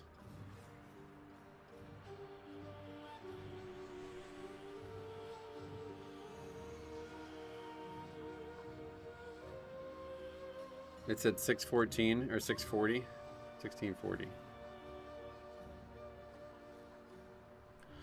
This is gonna be a fucking wipe here probably. Does anyone know which Torghast wing is open? Oftentimes, yeah. This is gonna be a fucking wipe here probably. Does anyone know which Torghast? Not sure what even happened or what I'm reacting to there, frankly. The most done you've ever sounded? Oh boy, welcome to the channel. Yeah, I don't know, the comments about that, it's like Shadowlands Season 1, it was like very hard, so maybe that's what you're hearing, but like I definitely feel like I've become more and more jaded towards Mythic plus Pugging since then. Maybe I'm just handling it better mentally or something, I don't know.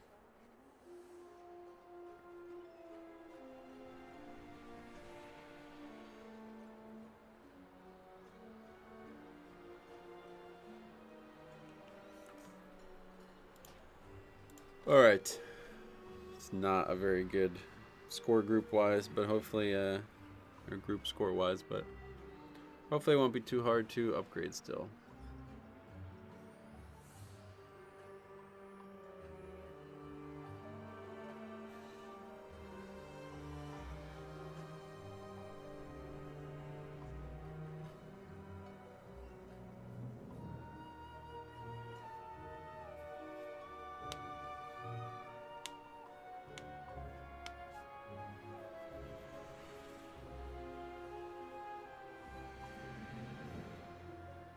Alright.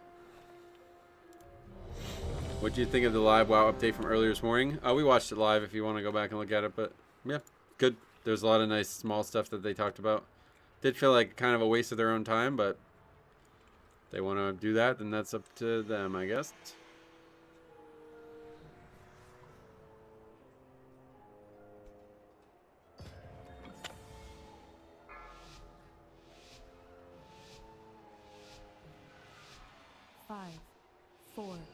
3, 2, 1. Hold. Entry is restricted. Surrender your weapons and follow me. Surely we can come to an alternate agreement? Method Raid Tools has a Battle Res tracker. Oh yeah, I might check it out.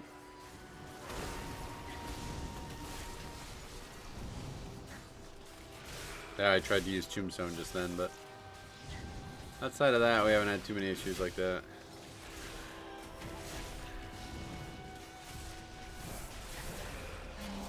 Hey, Dirk Yuffie, long time no see. Holy shit. Long time no see. What have you been up to? I've been a long time watching. Haven't watched any WoW content probably in that time, huh? Trying to get up to speed for Midnight. Sweet. If you have any questions or need anything, let me know, brother. Glad to see you again after all this time. It's been like 2 full expansions, I think. I don't remember.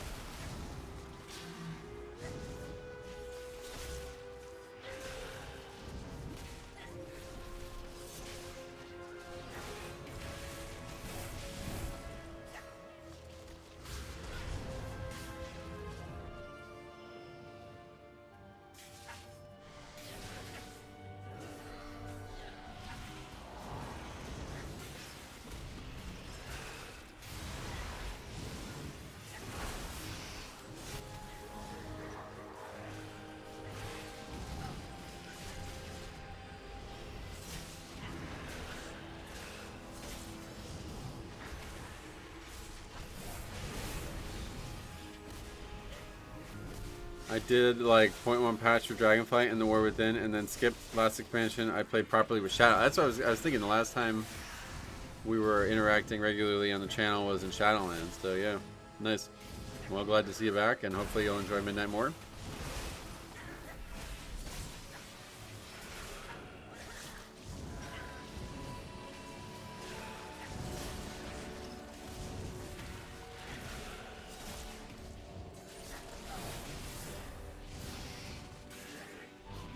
Randomly selected for death.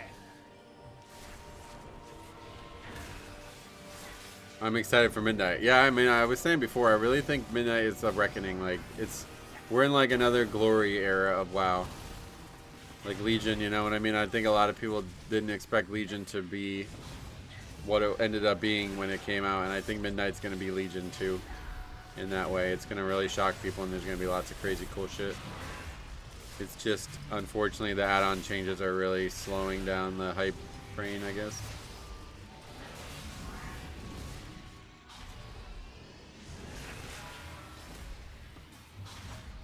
I actually wanted to start getting into keys and not just watching people do keys on YouTube. Yeah, if you have any questions about that, either let me know. How's the muscle memory dealing with Tombstone and Bone Storm? I just logged in for the first time and had my fingers want to press it. Yeah, we just talked about that seconds ago. Try to do like a big burst window there, and it ended up making me press Tombstone just for muscle memory, but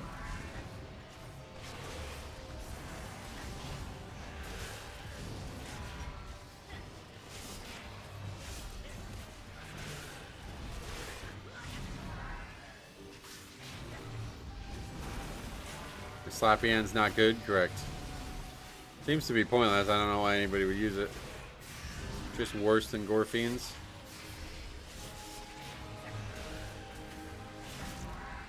I have to catch up a bit. There are quite a few changes. They apparently changed my Shaman class. Oh yeah, a lot. Resto Shaman especially.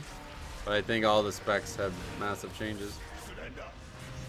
All contraband will trigger the alarm.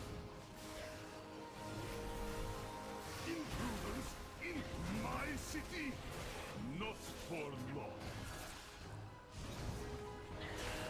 Disc not having Mindbender. Oh wow, they don't have Mindbender anymore? Damn, that's sad. Yeah, they went a little too far with some of these.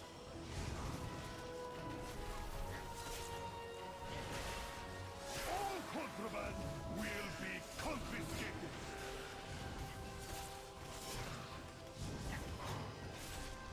Rally to me. It's a 40% chance on Shadow Word Death now. Oh, okay. I misread what you said, or I didn't fully read it, I guess. So they do have it. It's just another one of those things that just got baked into another spell. I really don't like that concept. My Holy Priest lost 10 keybinds. Yeah. That's a lot, but it's definitely probably not that uncommon, unfortunately.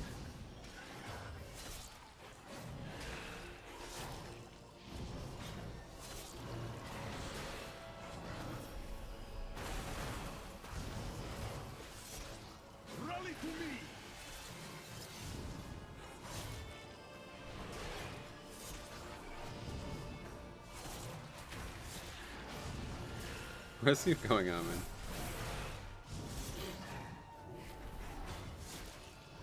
They made Wings a mess spell for Holy Pally. Oh, really?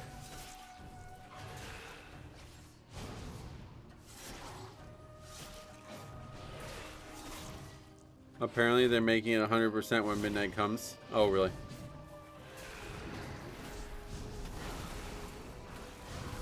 I saw a post somewhere Resto Shaman lost the most buttons. Most were totems, though. Oh, yeah.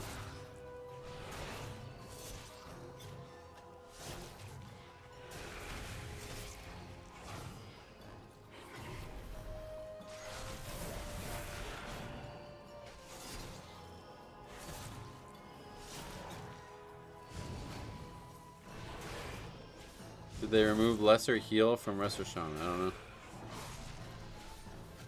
My PC have died because Snowstorm Power Surge. Oh, wow, really? That sucks.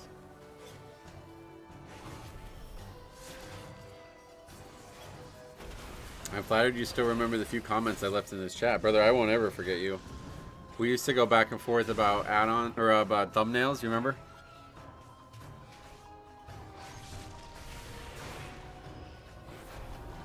But yeah, for me, I have like a very visual memory.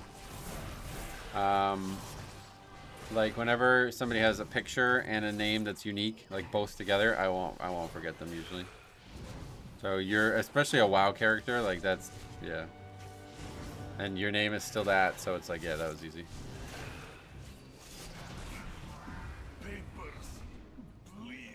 I don't know what just happened there, that the boss just stopped doing mechanics. That was weird. Hey, Dark Destroyer, welcome. Your PC not plugged into a power surge protector strip? You need to get one of those. Yeah, crazy. I didn't even know like people didn't do that. It's crazy.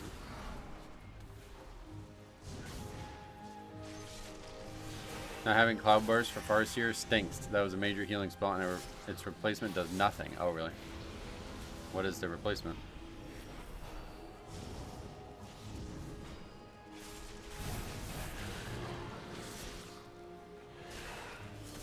You're right. That was the time all the content creators were doing the shitty clickbait thumbnails. Yep.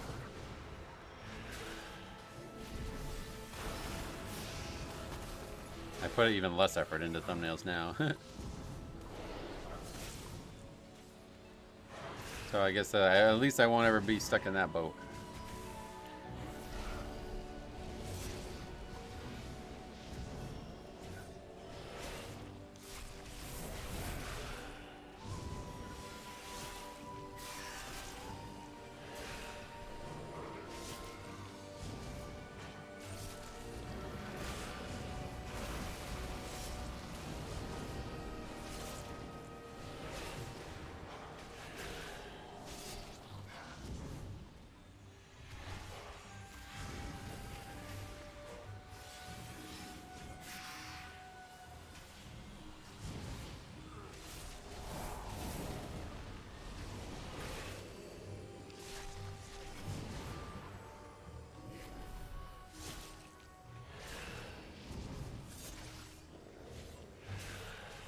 Healing Stream Totem for Totemic, you can take Lively Totems, which cast Chain Heal when you drop it. Yeah, Healing Stream Totem is actually like really, it was like powerful. Whenever I used to play Resto Shaman as an alt, people would always say that. Wait, where'd the guy go? Oh, he's all the way down here.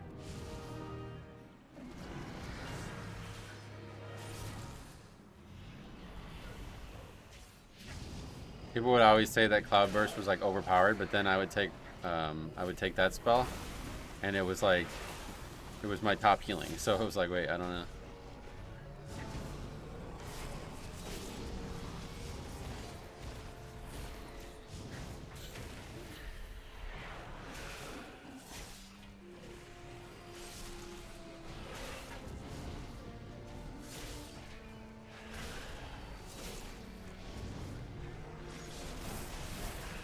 I just don't understand. It's so different between classes. My healers lost so many buttons, but my lock gained some. Yeah, so all I could think of is that they're planning on doing like big changes. Like, you know how Frost and Unholy got big changes recently? They're planning on doing those level of changes for everybody. And they're starting from a baseline.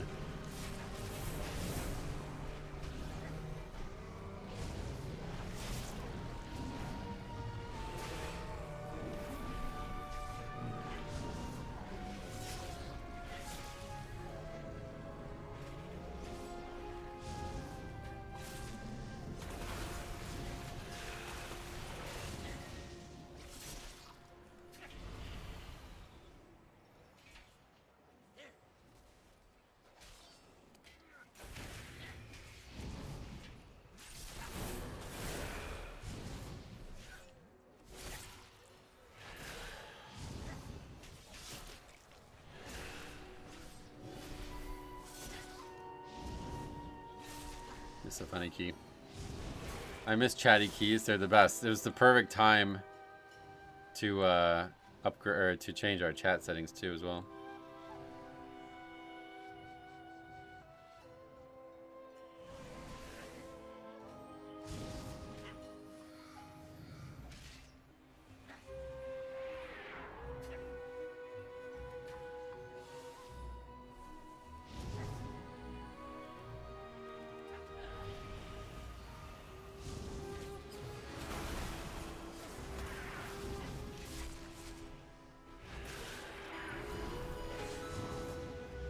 Hackab, thanks for the sub, welcome.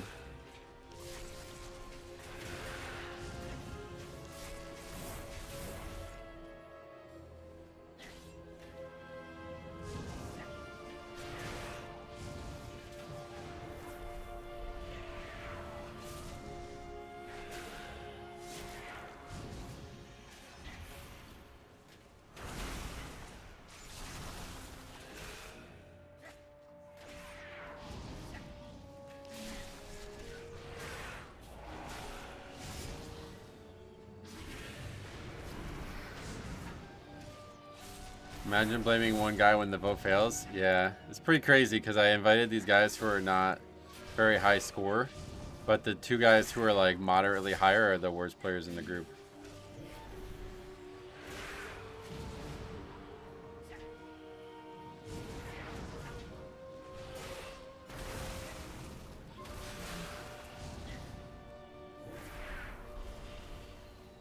Now he's acting like he doesn't understand what I asked. That's crazy.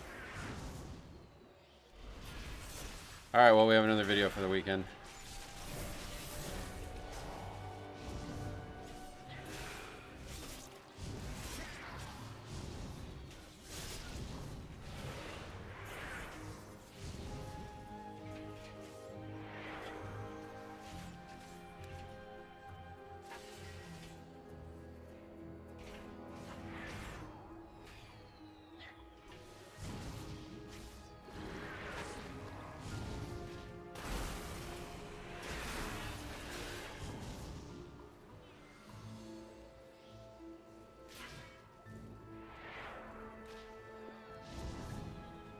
It's always weird when it's like, I don't want to waste my time when they're actively wasting their time.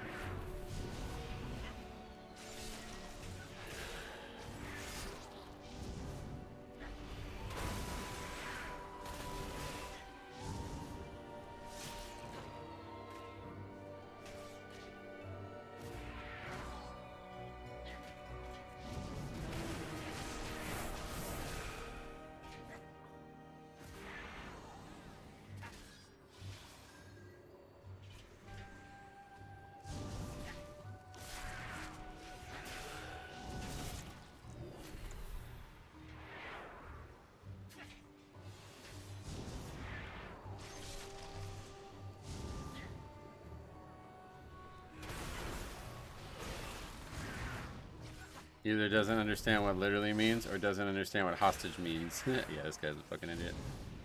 I asked a very simple question. The guy said this can't be, it's not timeable. I said, Oh, somebody left. 100. Oh, damn, really? Damn, no, you can't bail those people out like that. That sucks. Damn, that really sucks. He bailed those people out. Man, that really sucks.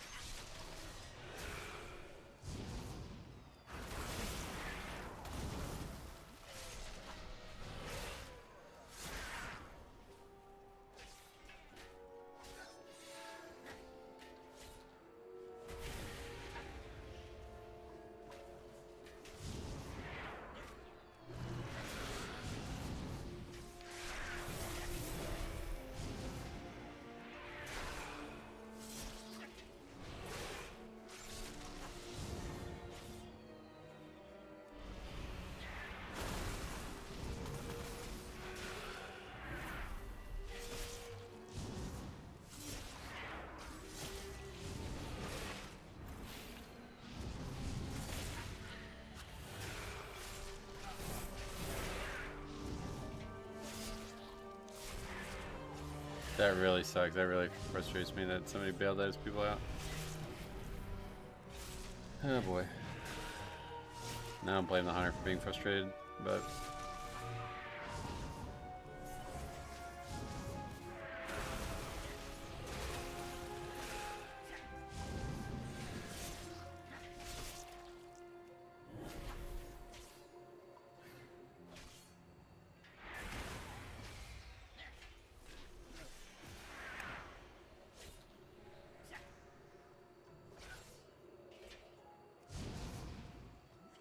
What happened? I wasn't able to whisper him.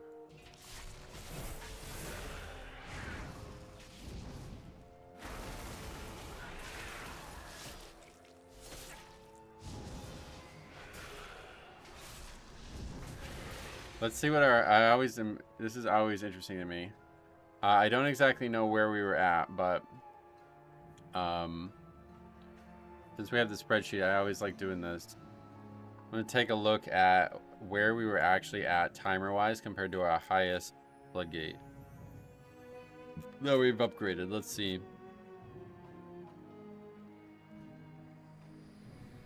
That one's complete, or floodgate. What am I talking about? Streets. We should have a 17th street somewhere, right? From prior to the pre-patch.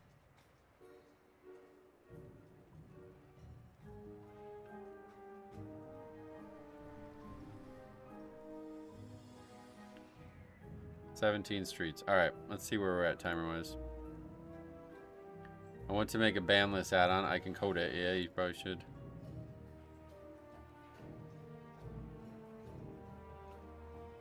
I need to get the stream up because I don't actually have a VOD of this. Outside of that.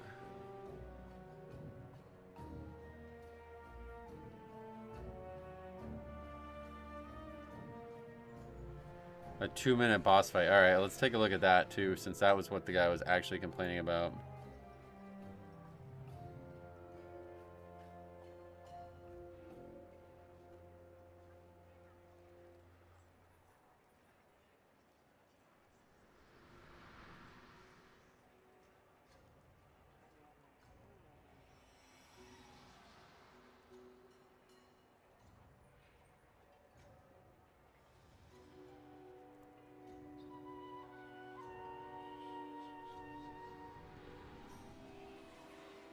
So yeah, Zofex was 3 minutes and 4 seconds with... I mean, I don't know. The damage really is not that wide there, I don't feel like. Okay, let's see how long our Zofex kill was on this 18. Oh, it's longer. Or is a 17, yeah. 3 minutes and 28 seconds, so already wrong. 27 minutes after that fight. Where are we at on this one? Okay, so... is it actually slower? It's slower. We're 27-27 here. Let's see where we're at when the argument went full. It's well over 20 minutes at this point, so this would probably, I think, right when this dies.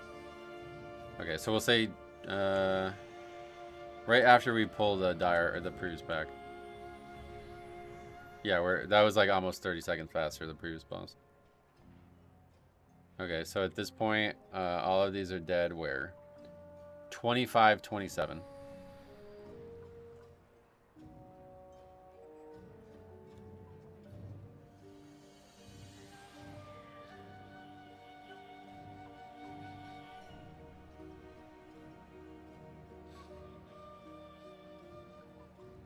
Yep, so 25, we're like 10 seconds faster now after being like 30 seconds behind, but that's because we didn't have somebody talk the whole time, basically.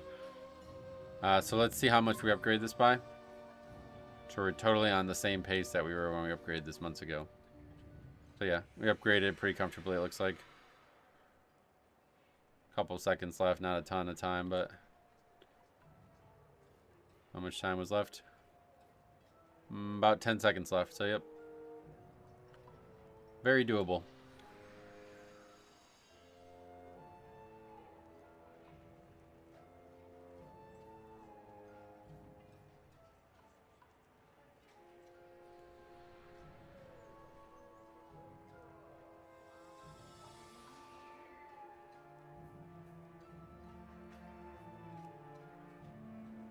I guess you're just not able to... Now it doesn't even say anything. If you can't whisper them, it just doesn't even put your message through. That's really weird. Yeah, we had a very, very, very good case to upgrade that there. Those people had no idea what they were talking about. I'm reading the Count of Monte Cristo. It's incredible, and I'm not even 100 pages in. Oh, yeah, what's that? You turned off error messages. Oh, so it's some kind of error message, and that just doesn't show up now. Get you. Well, that sucks, because I would like to have that on still, but unfortunately the game doesn't really support it very well.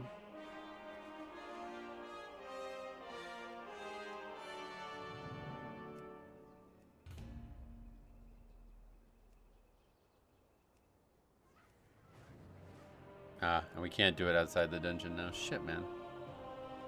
Really, really, really sucks that we gave that guy the pass.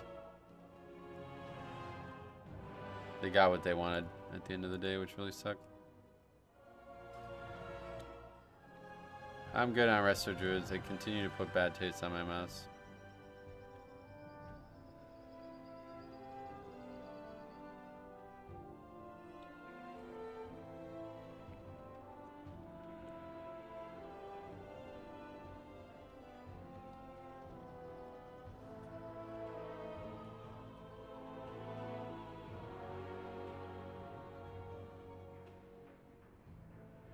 Keys are like 3 to 5 levels easier now? I would say so, yeah.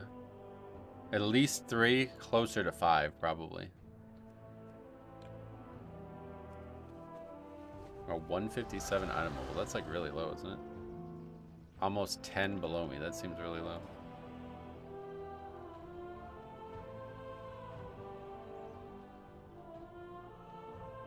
I have an extended supply of goods.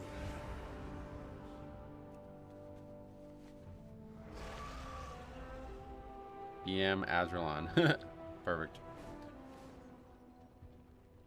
Nah, Resto Druid sucks, man. It sucks to say it, but it's just true. They're played by like the most incompetent healers for some reason, and they all suck at them as well. We are united in purpose. On top of the kit not being great. This guy. What can we still upgrade? Oh my god, you can't even see. Holy shit, dude. How is it still like this? Fair skies and It's pretty crazy. winds.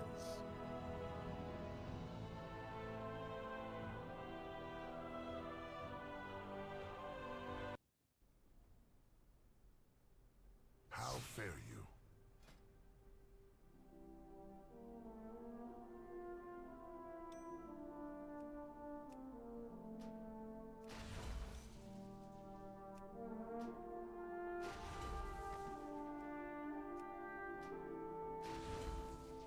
We never actually got a better neck, but we'll upgrade that too. Fuck it. Should we upgrade our... We can upgrade this as well. That will be for leveling. Find what you seek.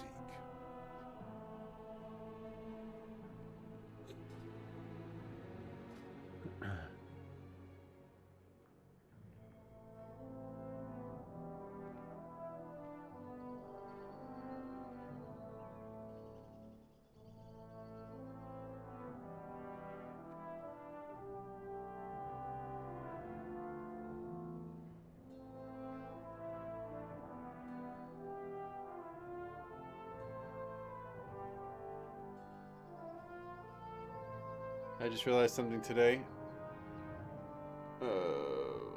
Resident Evil. Resident Evil 9 is coming out the exact same day as Midnight. What, the Midnight pre-launch thing or the actual Midnight full launch?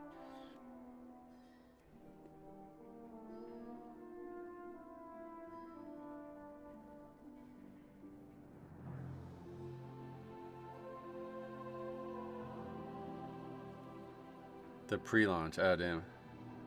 Yeah, we did a lot of beta keys prior to launch of Prepatch, but haven't touched them since. I don't love beta keys. People are really weird on there, and it's like very aggressive. Like people like act like the keys actually matter, and they get in arguments about shit. I'd rather at least play live because the keys do matter there, at least, you know.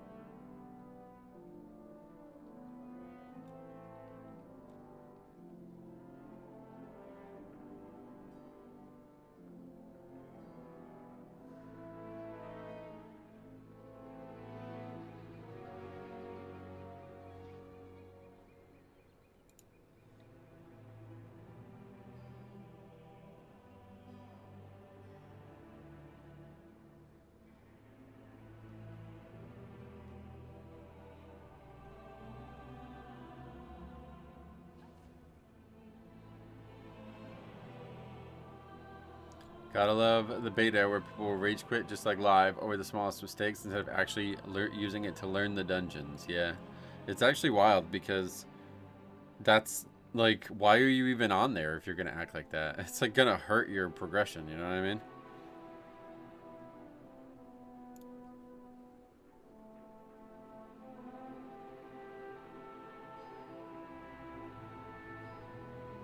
Enhanced shamans with dagger Mog access will be fun.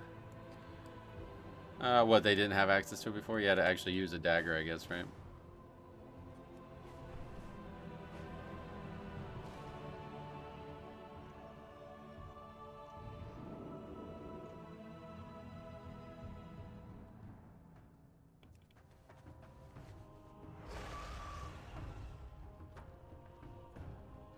Can finally use Edge of Night Mog. Oh, really? What's that? That's the name of a dagger?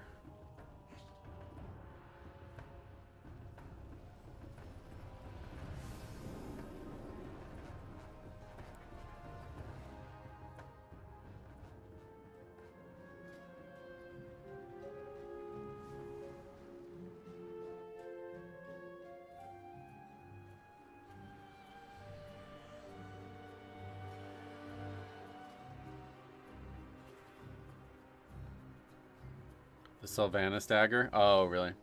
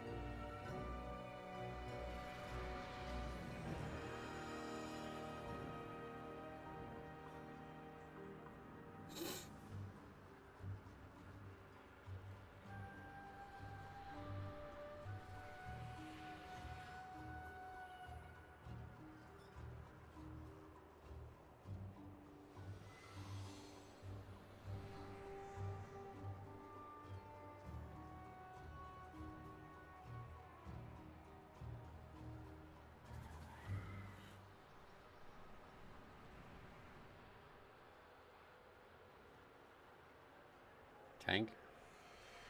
We gotta start doing Lokis, I guess. How's the coaching going? I thought you mentioned someone wanted to quit. Are they still playing? Oh God. Probably not. We've had 6 kids quit since we started. I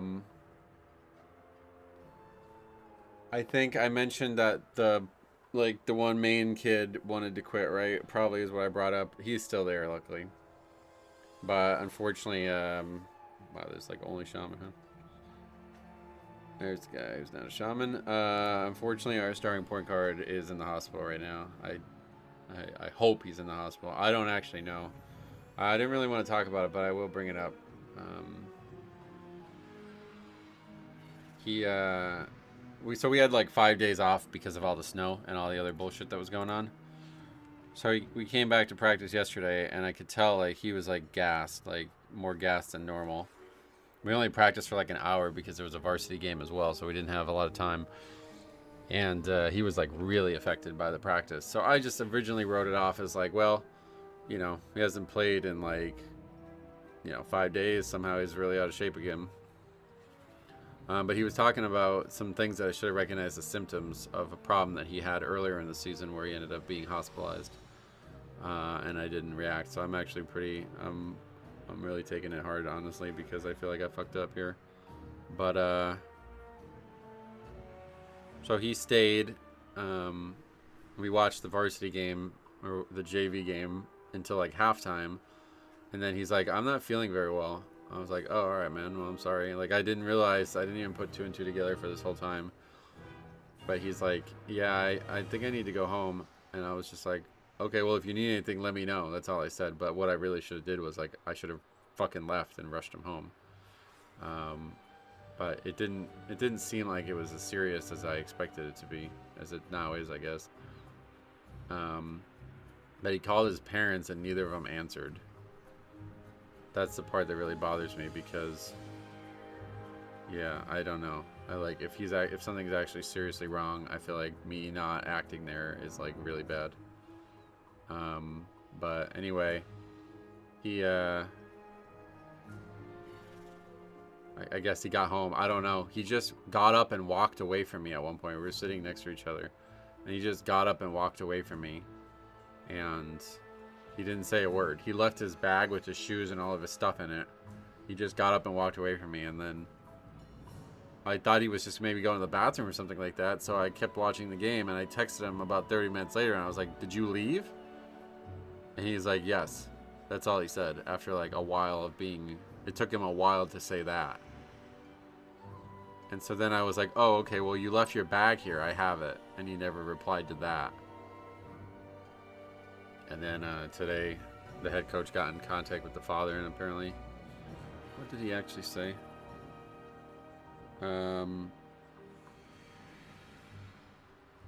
His dad texted me back a few minutes ago. Same issue as last time. I'm trying to find out if he is in the hospital or not. So that was like an hour ago. But I really like this kid, man. It's gonna bother me if he's... I hope I didn't contribute to that. But I should have did something when the parents didn't answer. I should have been alerted to that. But I just was like, whatever.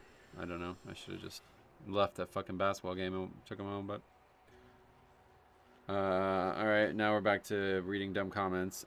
Aaron Hackett says, Jesus, got enough add-ons? I thought Blizzard wanted to get rid of add-ons. Now people have double the amount. Well, ironically, yeah, what the hell, 72 minutes. Ironically, it is more add-ons than we had before, but I have almost no add-ons on the screen. What add-ons do you see? Tell me an add-on that I'm using right now. Dispriest is good, but Holy got nerfed to hell. Oh, really? Well, luckily it won't matter, because these keys are ridiculously easy. 5, 4. As long as people stay in the group, we won't have an issue. 1. The healer role is just painful to play. People overrunning the content by having powerful gear, but there are too many spells going out and not having interrupts. Yeah, that part really does suck. What is Timbits? I don't know what that is, sorry. Is that like food or something? There will be no agreement. Lethal force authorized.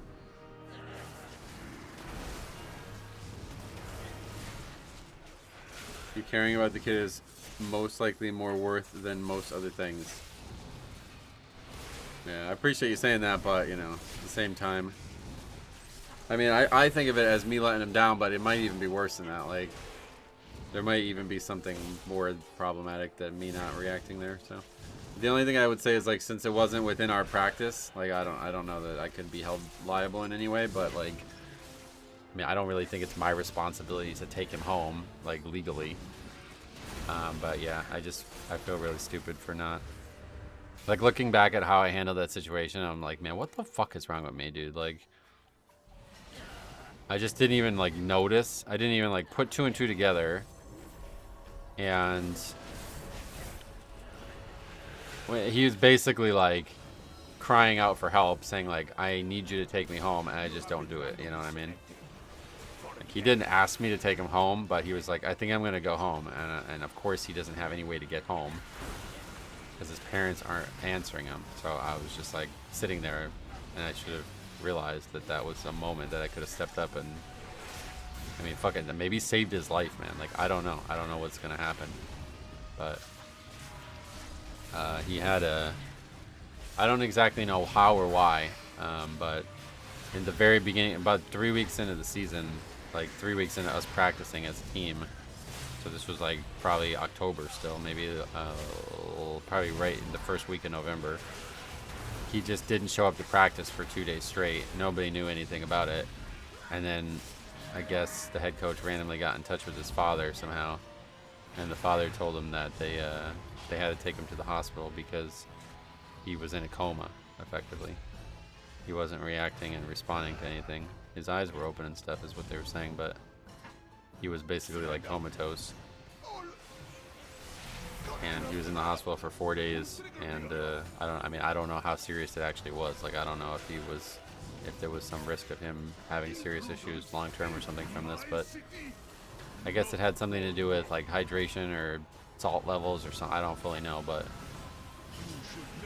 he was gone for like over a week from our team, and it was scary to experience it because nobody knew anything about why.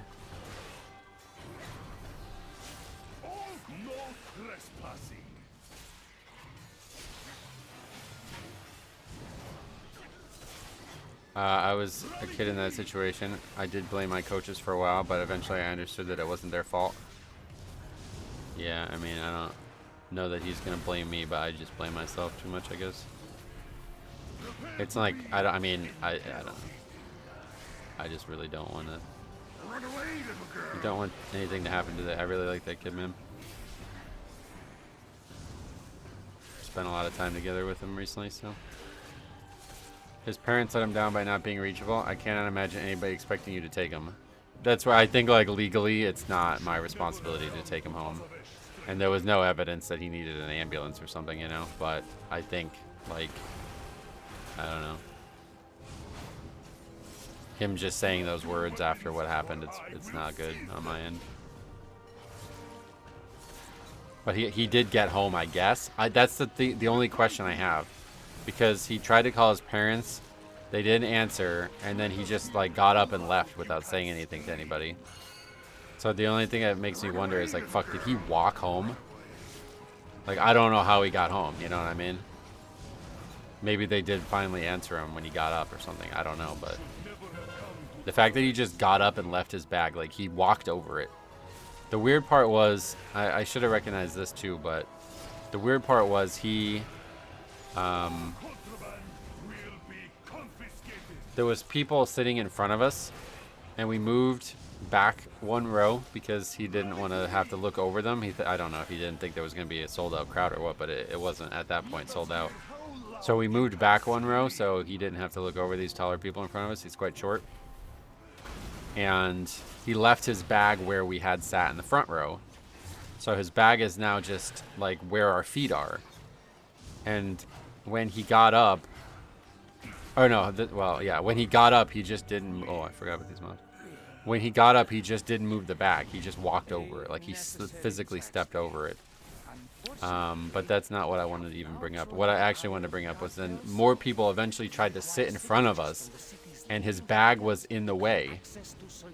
And I just looked at him. I was like, I just moved it for him. Like, he just didn't even react to these people walking in front of him. and stepping over his stuff.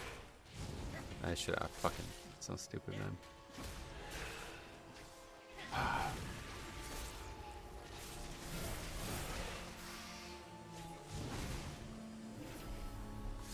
When did you start coaching? The beginning of the 9th grade basketball season. It's my first year doing it.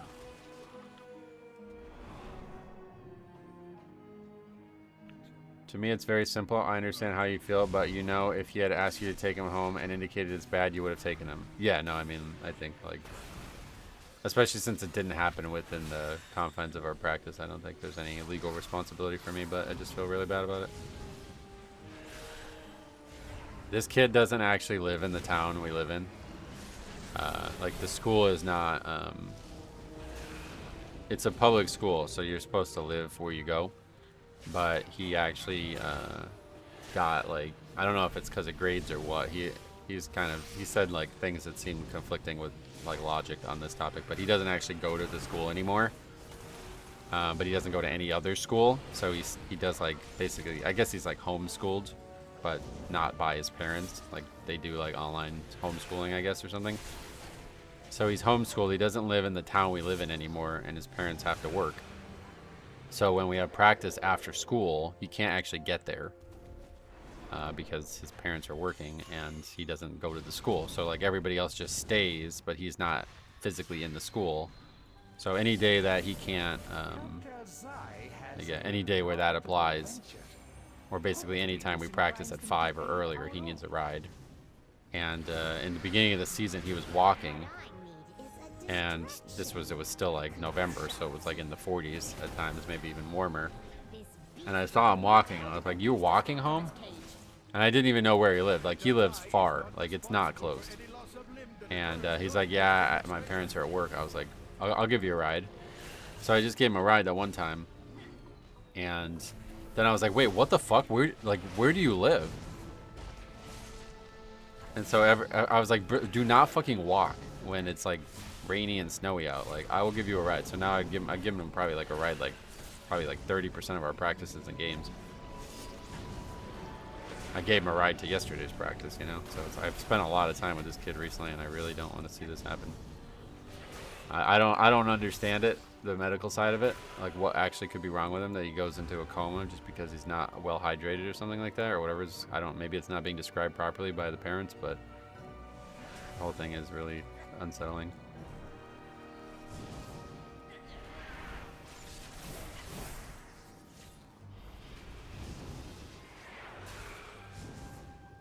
Blizzard officially announced early access for the 26th of February. Was that not known? It was known, yeah. Or is that not the right date? Maybe they changed the date. I mean, I guess maybe it wasn't explicitly stated it was that date or something. There was some debate, but I don't think there was any debate. I mean, they said that there was going to be early access, early window, like a couple days again. So I don't know, maybe the day wasn't said.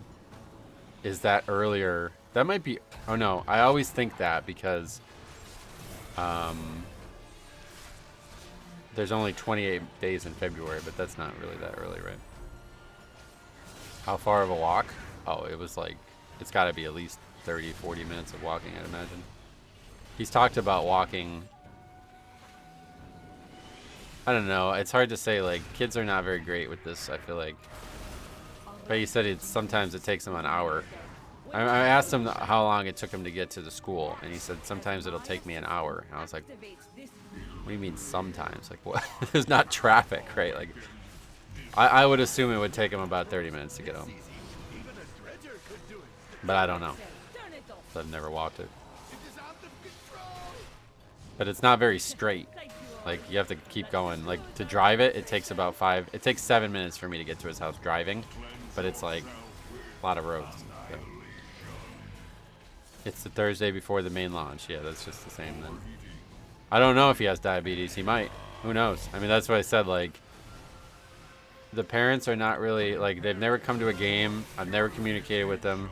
Like, a lot of the kids in this town are, like, parents, children of people that I know. Like, because the town's small, and a lot of these people either, like, I mean, one of the kids in our team, I graduated with his mother. You know what I mean?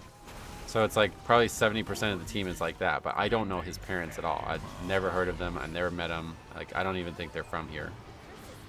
So it's kind of like concerning how little involved like they are, but it's not really surprising if they're not from here or something. But yeah, the whole situation is really unfortunate. So I always wanted to see the best for this kid because he just adores basketball. Like, he was talking about it with me last night actually, because I had not realized, because he's homeschooled, he's gotten like really fucked up sleeping schedule wise.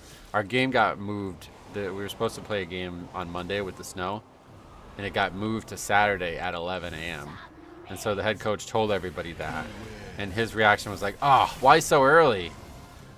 And I was like, 11 a.m. is early? So I talked to him about him afterwards, and he's like, "Yeah, I usually don't go to bed till like 3 or 4 a.m. I was like, "What?" But I guess when you don't have school, it's like, all right, you just do school whenever you want. But yeah. Anyway, my friend has diabetes, and he would just crash when his blood sugar got low. I don't know if that's what happened to him, but like I said, like the parents just like, they're not communicating. I don't know. Like the first time, we didn't know shit about it. We had to find out after it was over. And yeah, it was just like he's just not there, and nobody knew why for like 4 days or something. And then what we were told was that he was in a coma, and he was rushed to a hospital that's like well far away. Like, he was rushed to a hospital that's an hour away that time. I don't know how the fuck he got there. Like, I don't know if he went in a helicopter, because I asked him, and he's like, I don't remember anything. Like, the last thing I remember, I was at home. Like, it was days prior kind of thing. So I don't know what this is, this medical event that he's undergoing. I don't know how he got to the hospital. I don't know why he went so far away.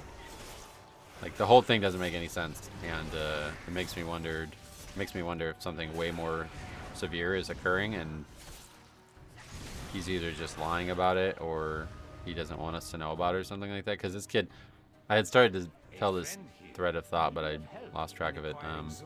So basically, he severely injured his leg halfway through the beginning of the practice. Like, the first like week that we were practicing, he fucked his leg up pretty bad, and he's still dealing with it.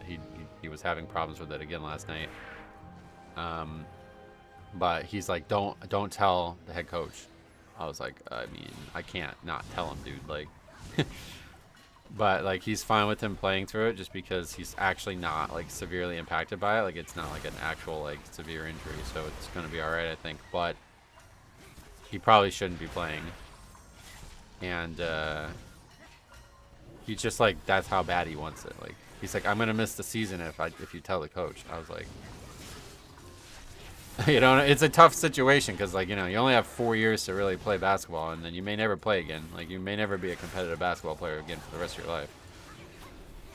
So it's like he's able to run and jump and all this, but he's just in pain. I don't know. He really fucking wants it, and it's so shitty with only 2 weeks left to know that he's probably not going to play again. Are you going to die here?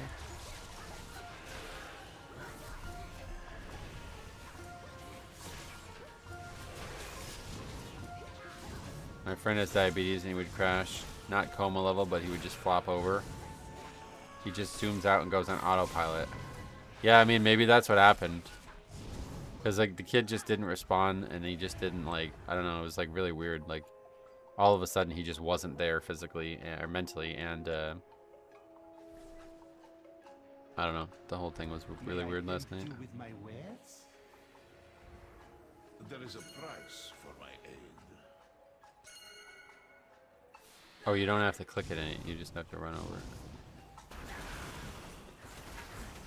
I find it terrifying that the kid and I experienced something pretty similar. Can you tell me, like, is it like a diagnosed thing? Like, so I can look into more of it to know exactly what we should be watching out for? I guess another thing is, like, since I'm not actually the head coach, there's not ever going to be... I'm not even paid by the school, so... No friends of his noticing anything odd? So, one of the things that's unique about this team is that everybody on it, like, a vast majority of the people on it were all very close, and that was one of the main reasons I advocated for being a part of it. Because right now our varsity team is like this. It's like 12 seniors, and they're all very close. Their parents were all very close and stuff like that. So I was like, this is the team, and they're not like as good. So I was like, this is the team that you want to invest in, because they could be as good as the varsity is. But he's the only one, like, he doesn't go to the school, you know what I mean? So he's like kind of lost track of these kids, and he hangs out with kids that are a little bit less, not really good influences on him, I think. But he doesn't, basically what I'm trying to tell you is he doesn't really have any friends. He has people that he's acquaintances with that he would hang out with, and there wouldn't be any weird shit, but his best friend on the team is actually an 8th grader, and they had a 7th and 8th grade game last night, so we practiced with just 9th grade, whereas normally we practice with the whole, like, they've been moved up to play with us. So that him and that kid spend a lot of time together, and that's pretty much the only person who's still on the team. One of the kids who used to be on the team but quit, he was also that's his actual best friend. Like, they spend a ton of time together outside of basketball. They like go everywhere together, but he's not on the team anymore. So, like, still in the gym, he doesn't really have any friends who are on 9th grade anymore. So he, like, that's why I kind of liked him, because, you know, I feel like the other 5 kids that are still left are all very, very close. They spend all the time together, like, constantly. And then he just kind of will just like hang out with them, and they don't dislike him or anything, but it's like you can tell he's not really. And I asked him, because I was talking about that dynamic, and I was like, what, you know, I was really happy with how great of friends all the players on our team are. And he's like, yeah, I don't really get along with most of the kids on the team. I was like, really? He's like, yeah, I don't really like them, and they don't really like me. I was like, no, I don't think so. I think that's in your head. Because I've never seen anybody say anything negative to anybody on that team. But I think, you know, he just thinks that. He thinks that they don't like him, and so he doesn't really go out of his way to spend time with them. But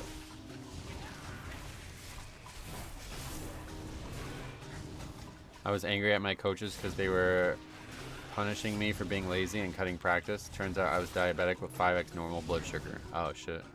Yeah, I mean, that definitely is not what happened here. I think, honestly, the biggest issue is we had those 5 days off with the snow.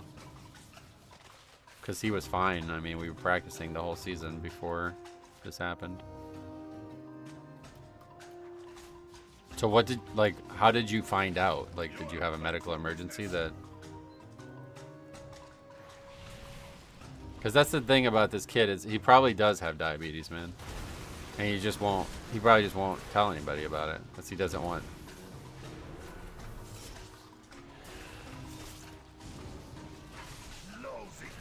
He doesn't want anything. Like, he literally, like,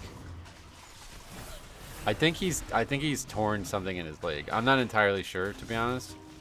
But he constantly, like, trips without any reason to trip. Like, he'll just be walking and he'll just trip. And I'm like, I'm always confused by that, but he's like, I'm fine. I was like, all right.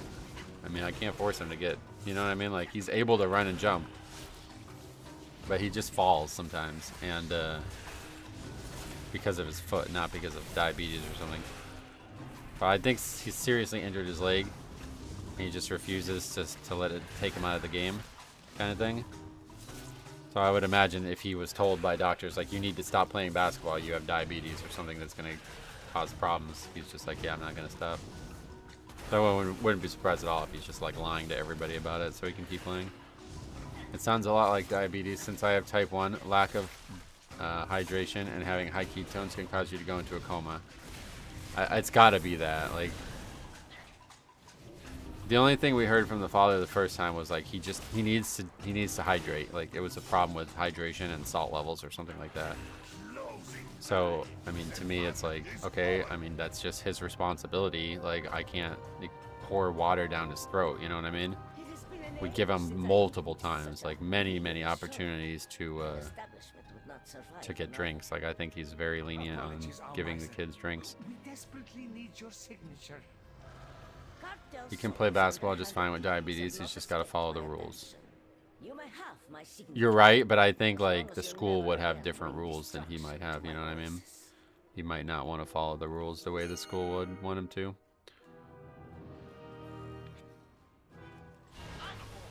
Honestly, most kids who play JV or freshmen don't progress to varsity. Yeah, that's what I'm saying. Like, that was one of the main reasons I wanted to be the 9th grade coach of all things, was because it's like, when I was in school, the ninth grade year is like, this is my favorite year. Like, looking back, this was my favorite year, because it was the last year that, it was the only year that it was just us as well.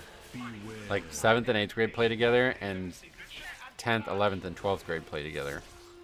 9th grade is actually alone, which I'm not even sure why it's like that, but that's how it is. And so that alone was like, it really felt like something special. But it was also when I started, like, I felt like I developed into the basketball player I became. Like, it was, you know, a formative year, both physically and also like educationally and mentally and everything. So I just wanted to try to help give these kids that same experience, but unfortunately the team's not good and I can't seem to help them get better. I don't know why. I think our biggest issue is that we know we're not good, and when we talk about not being good, I was thinking about this last night. I think from like a psychological standpoint, these guys have like compartmentalized these talks into us being disappointed with them. Like, if you know you're not good and the team like talks about not being good, I bet at that age and that maturity level, it probably feels like you're being punished for not being good, you know? And so I tried to say that yesterday at the end of practice. I was like, listen, this should not be looked at as punishment. I want to help you guys get better. I want to find out what we can improve on, but I don't think it's working. Like, I don't know what else to do, because we went over something, like, we had a very light practice yesterday after all this time, and the head coach was like trying to instruct them on some very basic 3-on-3 principles, and they were listening, but they were not doing them. And he's just like continuing after saying these things. Like, I think, like, you know, as a coach, partially it's like you just say it and it makes you feel a little bit better about the fact that it's not happening, and then you just kind of stop harping on it. But my perspective of it was like, I don't think they understand why you're harping on it. So that's what I said at the end of practice. I was like, listen, if you feel like we're harping on something and you don't know why we're harping on it, you need to tell us that. Because it's like, I think it's pretty clear. Like, he wanted them to do certain things while moving without the ball, and they're just not doing them. And I'm wondering, it's like, do you guys know why he wants you to do this? Like, maybe you don't. Like, it's genuinely possible that you just don't understand why we're bringing this stuff up. You are quite welcome, whoever you are. Now, we are in need. The doctor ran a blood test and saw the sugar elevation. I was also having symptoms of high blood sugar. Okay, so yeah, I would imagine. Excuse our intrusion, Solia. I hope we caught you. I would imagine that diabetes type 1 is probably what. From what I know about them, I think he probably has type 1, so that's probably different. You had type 2, is that right? Any crazy basketball stories? Well, when I was in school, the current AD. Well, yeah, there was some funny moments. I mean, nothing really that crazy. Just back in the day, like, people were, like, the coaches were way more strict, and they were, like, very, like, yelling and screaming and overreacting. So the one time we were not playing very well, our team was, like, it was one of the best teams. I think it's probably the best team in recent, like, history of our town. The school won a state championship in the 30s. But that's so long ago. I think that's ridiculous to even consider that still the same type of thing. But yeah, our team was like the best team that had ever been and probably ever will be at the school. I was hoping that this year's varsity was going to live up to it, but I don't think they're going to, frankly. But anyway, so we had very, very, very good teams the whole time, and we came out one game and we were very flat and we weren't playing well. And the coach came and kicked the wall, and he put his foot through the wooden wall, and he got, like, literally stuck. Like, so he's there with his foot stuck in the wall, facing the wall, trying to tell us what we need to do differently. And I'll never forget that picture. Like,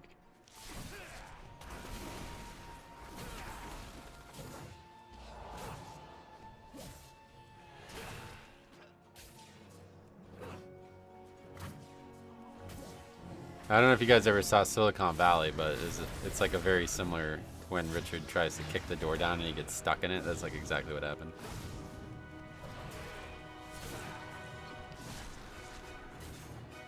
It should not be seen as punishment. Sounds like something someone would say during a punishment. Yeah, it's tough. I mean, I don't know. I don't have like full control over this stuff.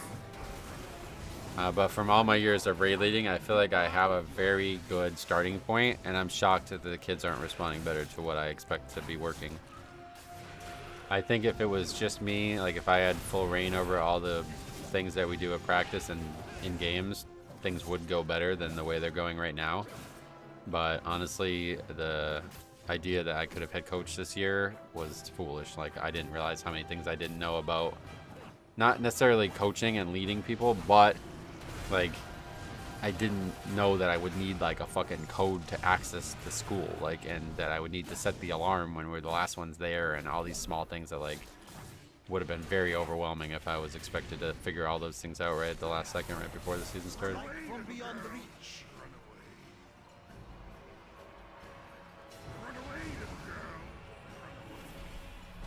Explaining the why is a very good management strategy. Yeah, that's the number one thing I learned from raid leading when these types of things would happen. It's like, okay, we're failing something that I think should be obvious. And like the natural reaction is like, come the fuck on, you know, come, stop fucking standing. You know what I mean? Like, don't break the chain on Sludgefist. And it's like, yeah, but they're not, they know that. Like, obviously. I mean, who the fuck plays WoW and doesn't know you shouldn't stand in a puddle? Right? It's pretty fucking obvious. So there's something going on that's not obvious, you know? It's like, okay, can you explain to me how you got hit by that and what led to you being hit by that? And that's what I tried to apply this this concept to them. But it's like, I think when you're dealing with adults, like if you talk to somebody who's failing a mechanic, like if I ask Hop, why are you failing? He's going to be like, it's my bad, I got to get better.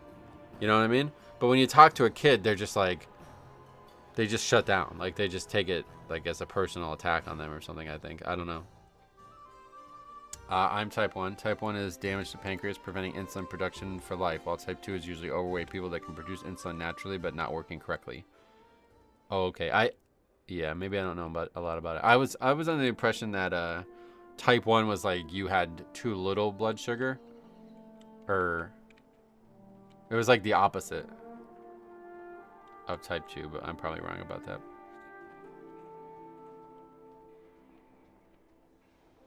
You hone in on a player that you know is varsity level on a team and nurture them if everyone else is not responding. That happened to me during freshman soccer, and I made varsity the next year.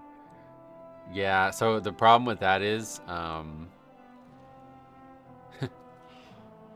don't really know. Like, I don't know why they're like, I don't know what the future holds for our school now, because I thought that this team was gonna have great potential, but I mean, I assume we're gonna lose tonight now that he's not there. So it's like, I don't know what the fuck's gonna happen. But we've only beat one team, and we're playing them again tonight. And yeah, it just doesn't work. The team is just not. I don't know. There's too many problems, and it's like impossible to fix them all. So I like what you say about like to find one player and just work as much as you can with them, but it's like it's not. That's just not, like, that's not functional. Like, we're not going to get better by doing that. There's got to be some, like, team level strategy that needs to be adjusted. And like I said, to the credit, I think the head coach he's very good at this. Like, he's definitely better. Last year's 9th grade team was the same way. Last year's 9th grade team won 2 games, and they're against the same games. They're against the same school that we beat as well. That team just never has a good team for some reason. But last year, from what I could tell, is he just didn't try anything different. The thing that really fucking pissed me off last year is a different coach, and he would just, like, these kids do not know this play. They're calling a play that they simply are not learned. They have not learned somehow. Like 4 months later, they still don't know the play. And he'd call this play, and every single time they would run it, they would throw the ball away. They literally, like, they would forget where they're supposed to go, and then they would not be there, and then the guy would throw it to where the person is supposed to be, and there wouldn't be anyone there, and they would just throw it out of bounds or right to a defenseman, like a person on the defense. And the kids would look to him, and he goes, run the name of the play. I don't want to say the name of it because it'll give away the school, but it's a run the school name. And it's like, brother, it doesn't fucking work. Like, what are you saying this for? 3.5 months later, they still don't know the play. It doesn't work. You got to come up with something new. So, at least that's not happening. But it's not that simple, I guess. There's a lot more problems than just learning plays at the 9th grade basketball level. Type 1 is no insulin, self-created. Type 2 is too much insulin. Yeah, that's okay. That's what I was thinking of, yeah. What else? One of them, you need pills like metformin. The other, you need insulin injections. Oh, yeah. Yeah, I don't know much about it, but... Yeah, we double upgraded that, yep. The Demon Hunter. Fucking idiot, man. Yeah, we got time for one more. And then I gotta go to the game, so...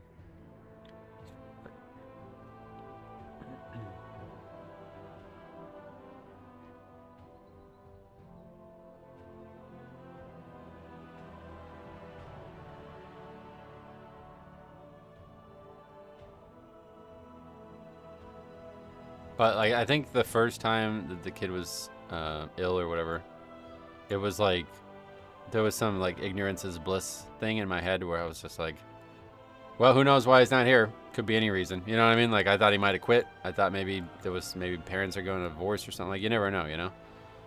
What is this? Oh, this is for Void Elf Demon Hunter. That's interesting. Anyway, like I didn't know what the reason was. But now it's like, I know the reason. I should have been aware of the warning signs, even though they happened outside of practice. And I should have been like more present mentally to take the kid and leave the game. But I was really interested in the game. Really sad to say that, but like that was a very big game for our school. So I didn't want to leave anyway. So I have to tell you, I'm really feeling bad about this today.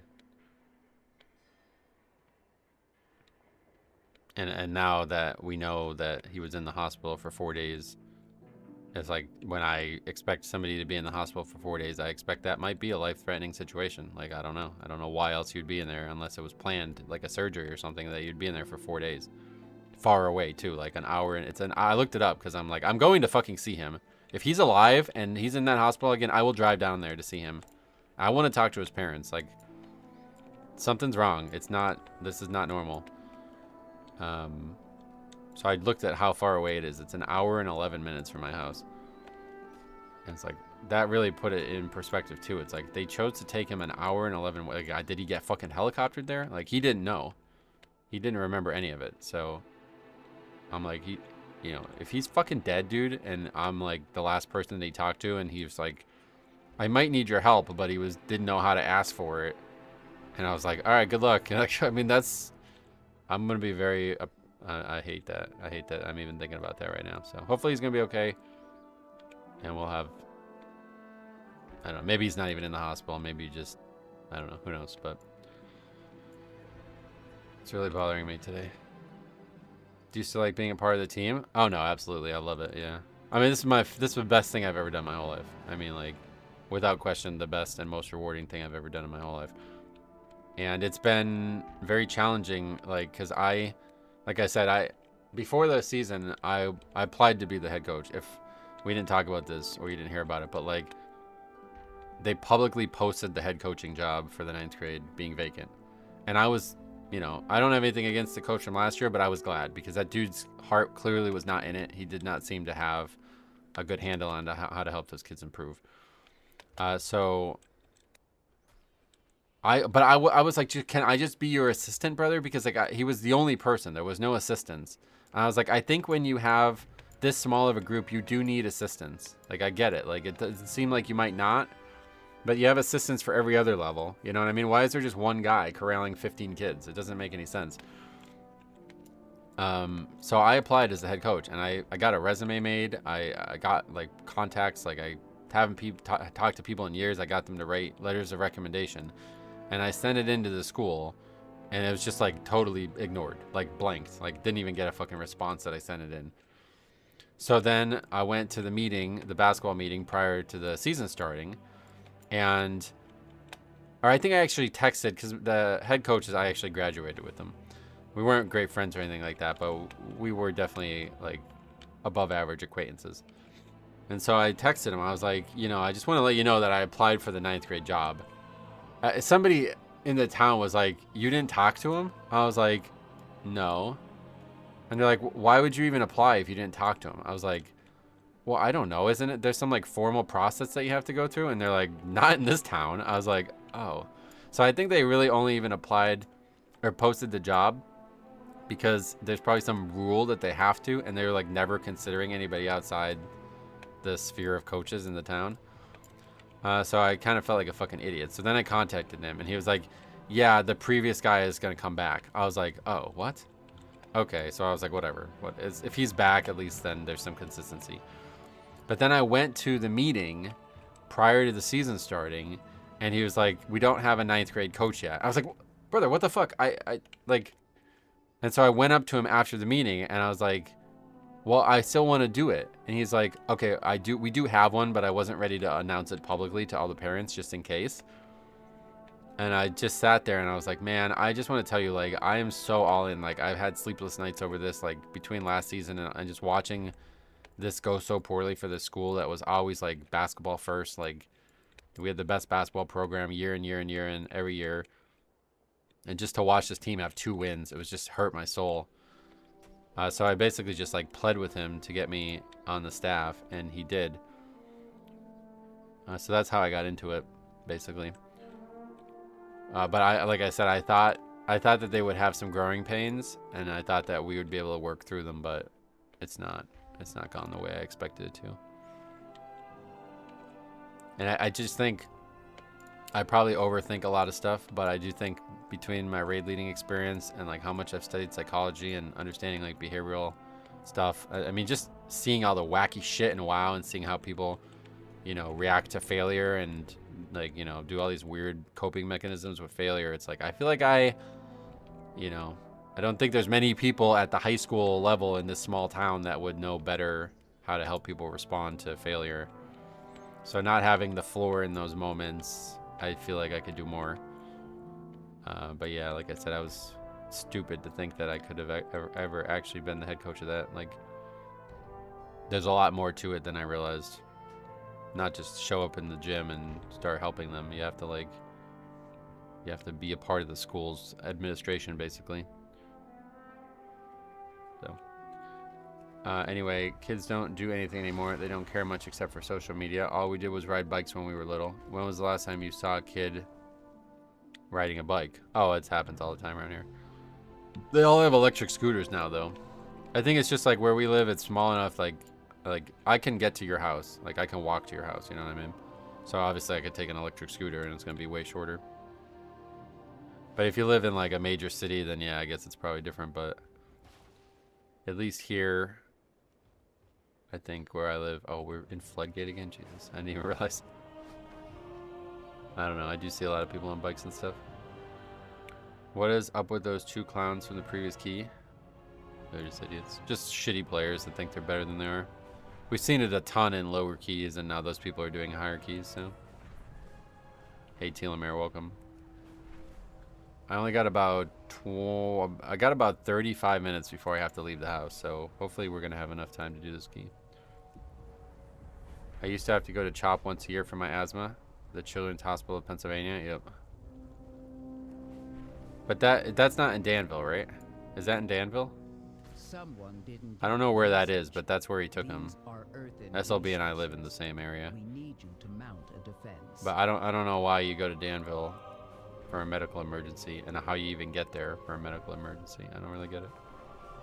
The only thing I could think of is that, like, some of you guys have suggested, like, the concept of him being in a coma is not really true. He was just in like a state of different behavior that they didn't recognize as like, this is a severe emergency. He needs to be life-flighted to Danville. Instead, they were like, yeah, I don't really trust the doctors around here. Let's make sure we go to the right place. That would give me a lot more comfort if I knew that was the case. Oh yeah, what the hell am I doing? Going to Priory when we're doing Floodgate.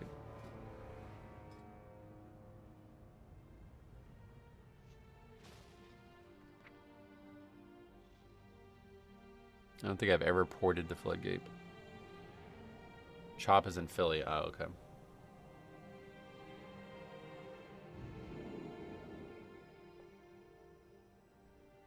Is this area where you live nice, or is it like a coal mining town?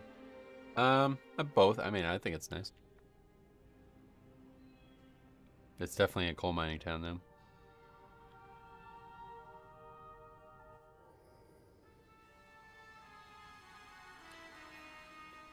Well, everything is definitely old school looking, though. You're right about that.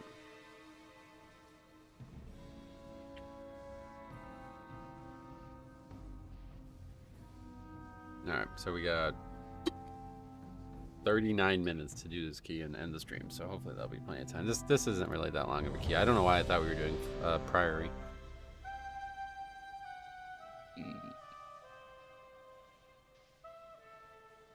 He responded to you via text. That makes it a lot less likely it took a bad turn.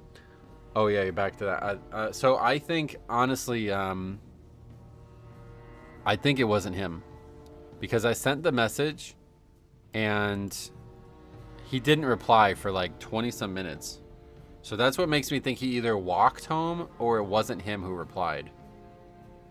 Because this kid's like, literally like, the only time he's not on his phone is when we're practicing. Like, he sat there and watched the game, and he just had his phone in his hand the whole time. He wasn't always looking at it, but it's like literally always in his hand. It's kind of funny. So the fact that it took him that long to reply really gave me, like, as soon as that happened, I was like, fuck, dude, I fucked up, man. As soon as it took him that long to reply. Because I thought he was just in the bathroom or something like that. But then he was like gone for a while from the game, and I was like, I should probably message him and see, because he left his bag. And then after, like, the rest of the game went on and he still didn't message me back, I was like, I'm such a fucking idiot, dude. This kid's probably fucking dead outside, and I'm fucking sitting here watching this game. But I guess the fact that he did reply at least means that didn't happen.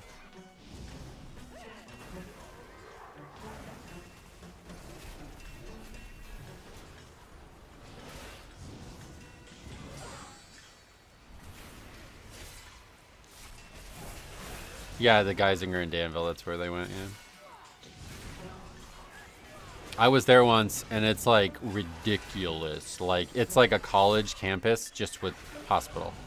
It's gigantic. Like, it's like multiple blocks of a city are all just one hospital, basically. Chronic care, nephrology, kidney, diabetes, and gastroenterology. Yeah, so that's the place to go for it, I guess.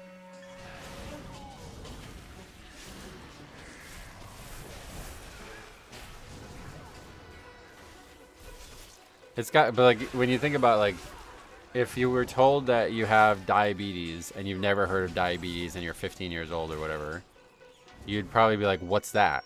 Right? And then the doctor would explain it to you, and he would explain it in a way that it would be like, well, you need to do this, this, and this now in your life. All right. And then you would probably like not fully grasp why he said those things. And then when you ask why you were in the hospital, you'd be like, yeah, I had hydration. Like, you know, like, you wouldn't actually be like, I have diabetes. Like, he probably doesn't even, maybe he doesn't even know, you know what I mean? Like, he doesn't fully grasp it. But anyway, all I know is I fucking pray to God that he's alright and that he's gonna show up randomly and be totally fine and not have been in the hospital. But once I get to the school today, I'm gonna have a serious talk with the coaches, and I'm telling them, like, if he is in the hospital and we find anything out, I'm going. Like, I'm 100% going, because I feel totally responsible for this now.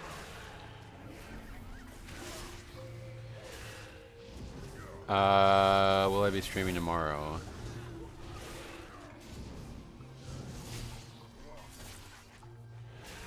It depends on a few things, but probably. It depends on this, obviously. Because if he's in the hospital in Danville, I'm going to see him. But if nothing progresses on this topic and we don't have practice right after school, then yeah, I'll stream.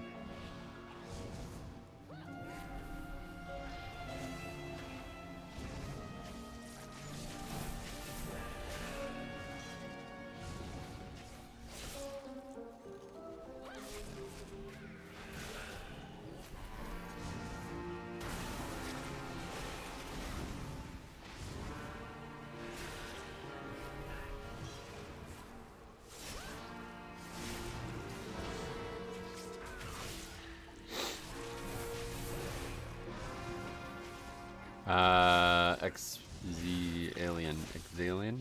Welcome. I'm not sure how you pronounce that, but welcome.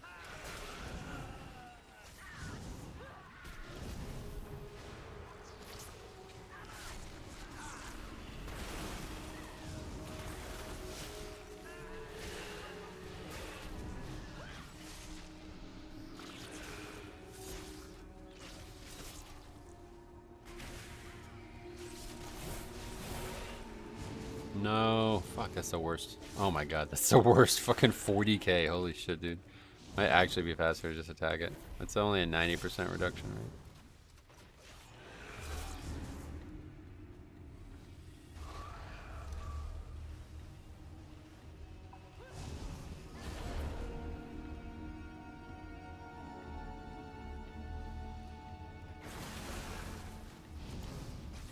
You still have Bone Storm and Tombstone on your bars? Yep, they're never going away. They will live with me until they're either removed from the spell ID list or they come back.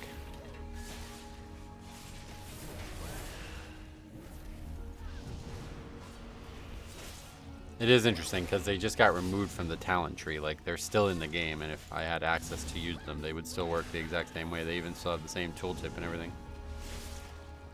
Like, nothing's actually changed about the spells. They're just no longer talents, so you don't have access to them.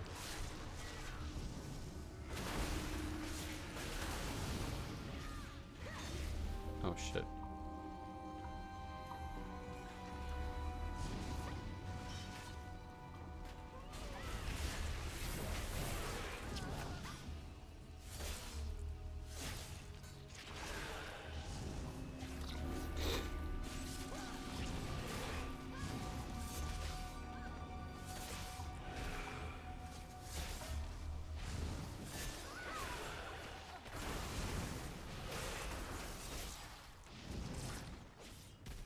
Pretty dangerous, those bombs. This architect's gonna live through another set.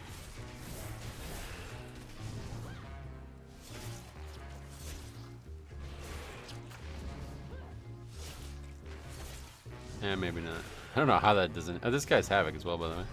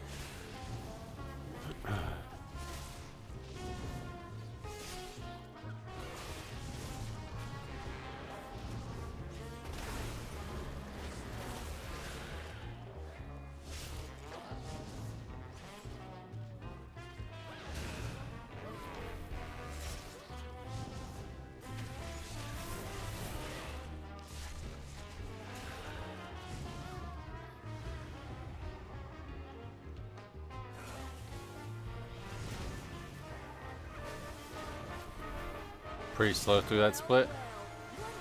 Yeah, not great, but it's only about a minute slower than when we did the 19 or the 18, and we upgraded that with like 7 minutes left or something. So, but we've had no success in 20s, although we've done 3 and they've all been the 2 hardest keys now. We did 2 priories and 1 floodgate. So. Hopefully this one will be successful and then we can break that streak. That would be crazy to go from 16 floodgate to 20 in one day though.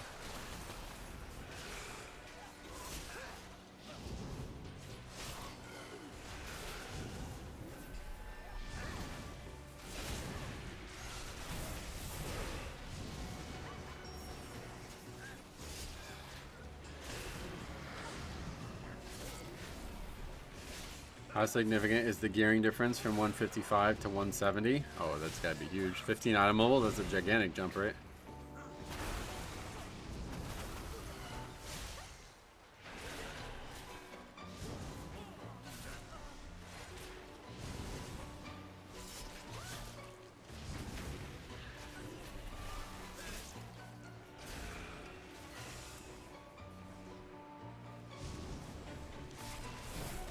Hey, Andrew, welcome.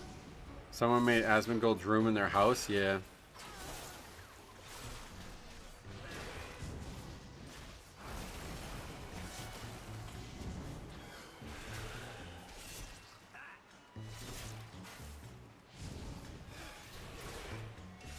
Morning, he's in Australia.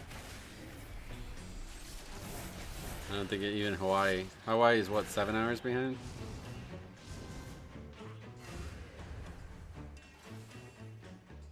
Welcome to the firing ready.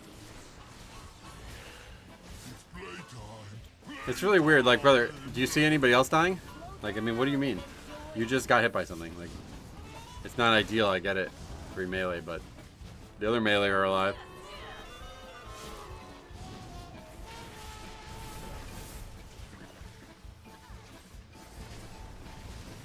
I'll get him, boy.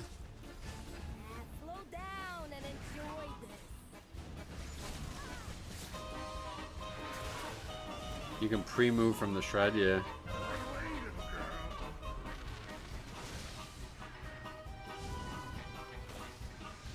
Did the Demon Hunter die from Saw Blades too? I thought that was before with the bombs. We only had 4 deaths, but it doesn't show who died anymore without an add-on or something. I don't even know what that was, but it doesn't actually show who the 4 deaths are, which is really fucking sad.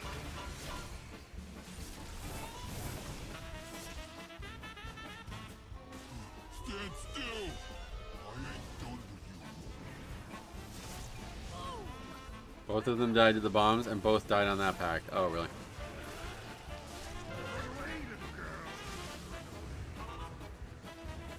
That one's getting off.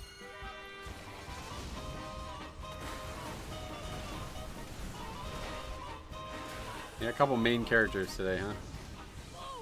The Demon Hunter and Druid from the other run. Really weird. Literally everybody but the tank wants to stop this run. What? Did you just say that out loud? You don't know how this fucking works?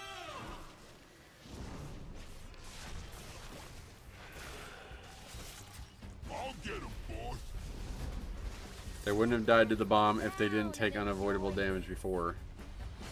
Well, the bomb I have no sympathy for. I get that that's like some... Okay, there's no way I'm getting there. I get that that's sometimes like tough, but it's like you just have to move away from it. I don't know what to tell you. My henchmen will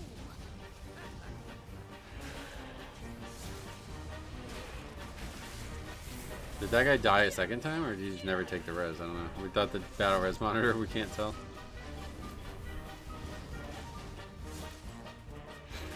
Stand still. I ain't done with you. Or you just get all of them when you're alone, that's funny. See, that's how you're supposed to do it, guys. Pretty hard mechanic. Actually easier when they're all on me, I think. I would prefer that.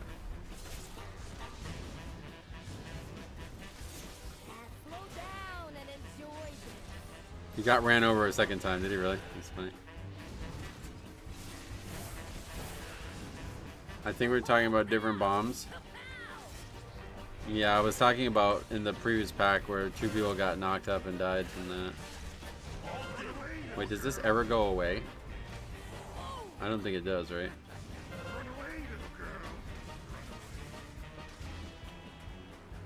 Oh, there it went away.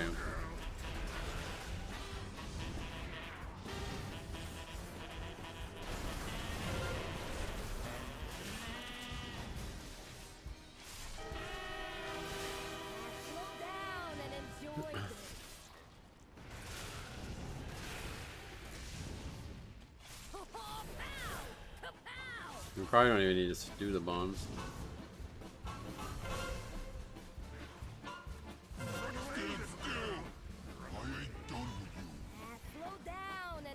Get all of them with one thing.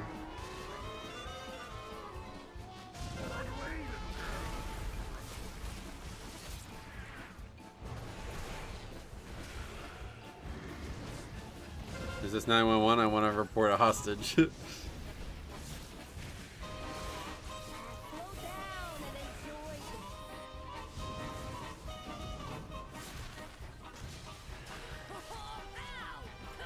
Actually, kind of. This is the first time I think I've ever done this fight solo. actually kind of a fun fight solo. When you get all the barrels yourself or bombs yourself, it's actually really interesting. But it's kind of hard because I can't be in disc strike range, and this part really sucks.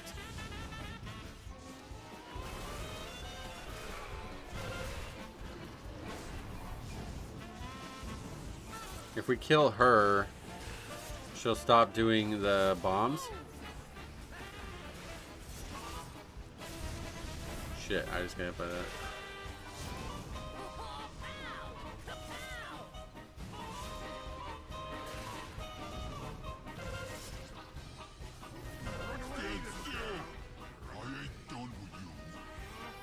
Fuck! Stuck on the rocks? I'm dead.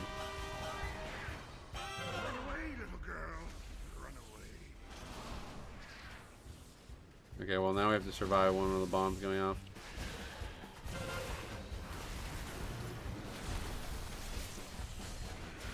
Which is not gonna happen, I don't think.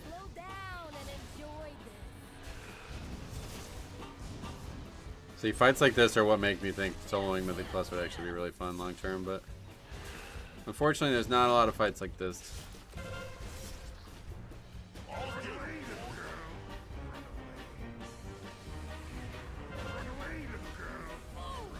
Gonna die here. I got hit with it.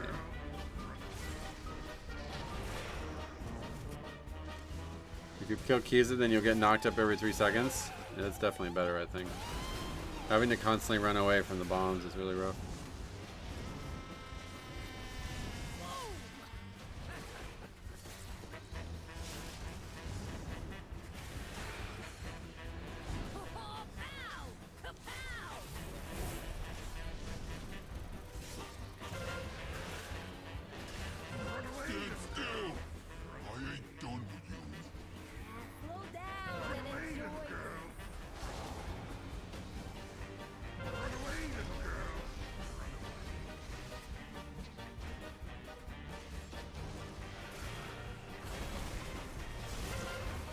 Purgatory. We gotta kill her. We're gonna die here though, I think. Seems inevitable.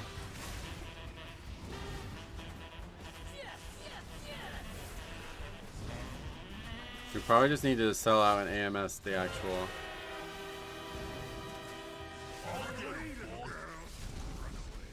bombs.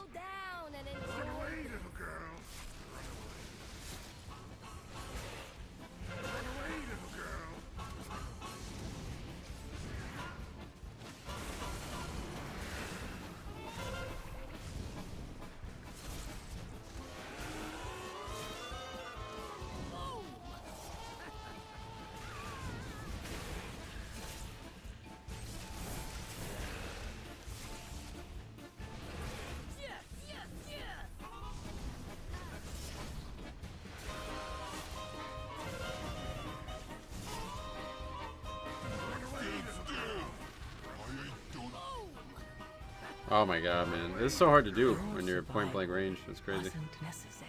Oh, that guy's out flame. He's gonna get kicked, right?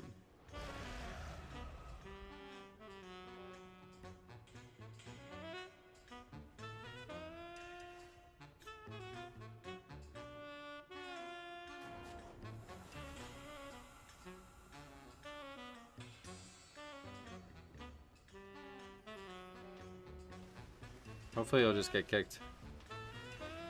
Oh, he's back on line.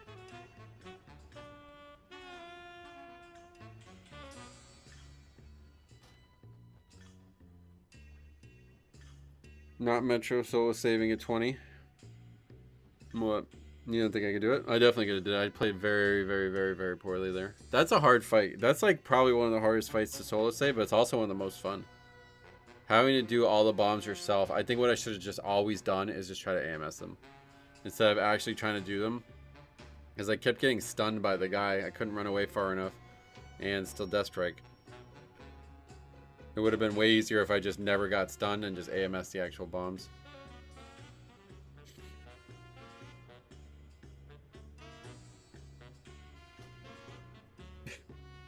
The guy was AFK, so the vote didn't pass.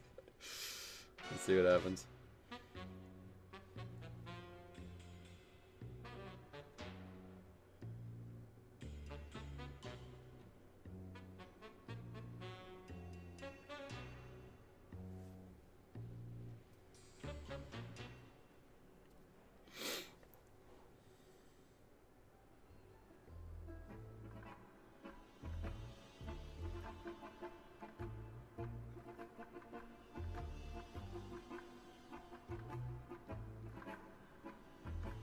I knew you came, but I just hopped on to see you solo saving at 20. Oh, that was the only reason you came here? Well, I'm sorry about that. But yeah, we could have did it. I mean, it's just tough. Couple less stuns. I wouldn't call killing the boss. I wouldn't call killing the boss solo saving, though. Well, I would. I mean, solo saving just means, like, you finish something that you should need a group for, but you did it alone.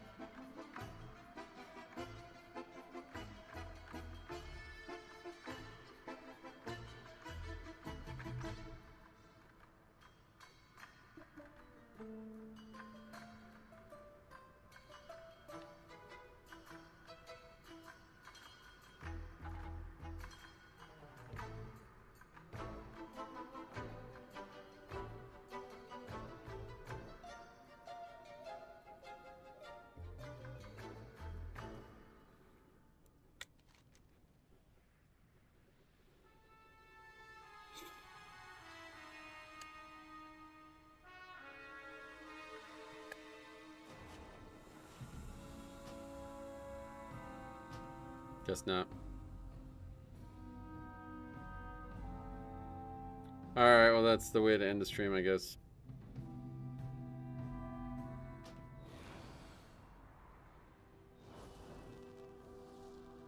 It's really cool that they gave a decor item for the fucking Dark Portal, but I can't see myself ever using it.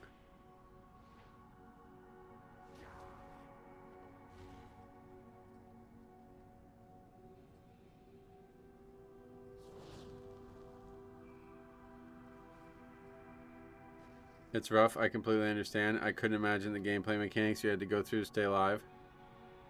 Oh, it's, yeah, it was really tough. I didn't expect it. Like, you know, I thought doing all the bombs myself would be the right choice, but I think it wasn't actually. Alright, but anyway, yeah, I gotta get going in about 15 minutes, so. Thanks for hanging out. Thanks for listening to my concerns with this. Hopefully the next time we speak, everything's gonna be great, and I'm not gonna have any more problems. Like with all this, but We've got another I'm beating myself up for it right now, so we'll see. See what happens. Thanks for watching. We'll see you guys in the next one.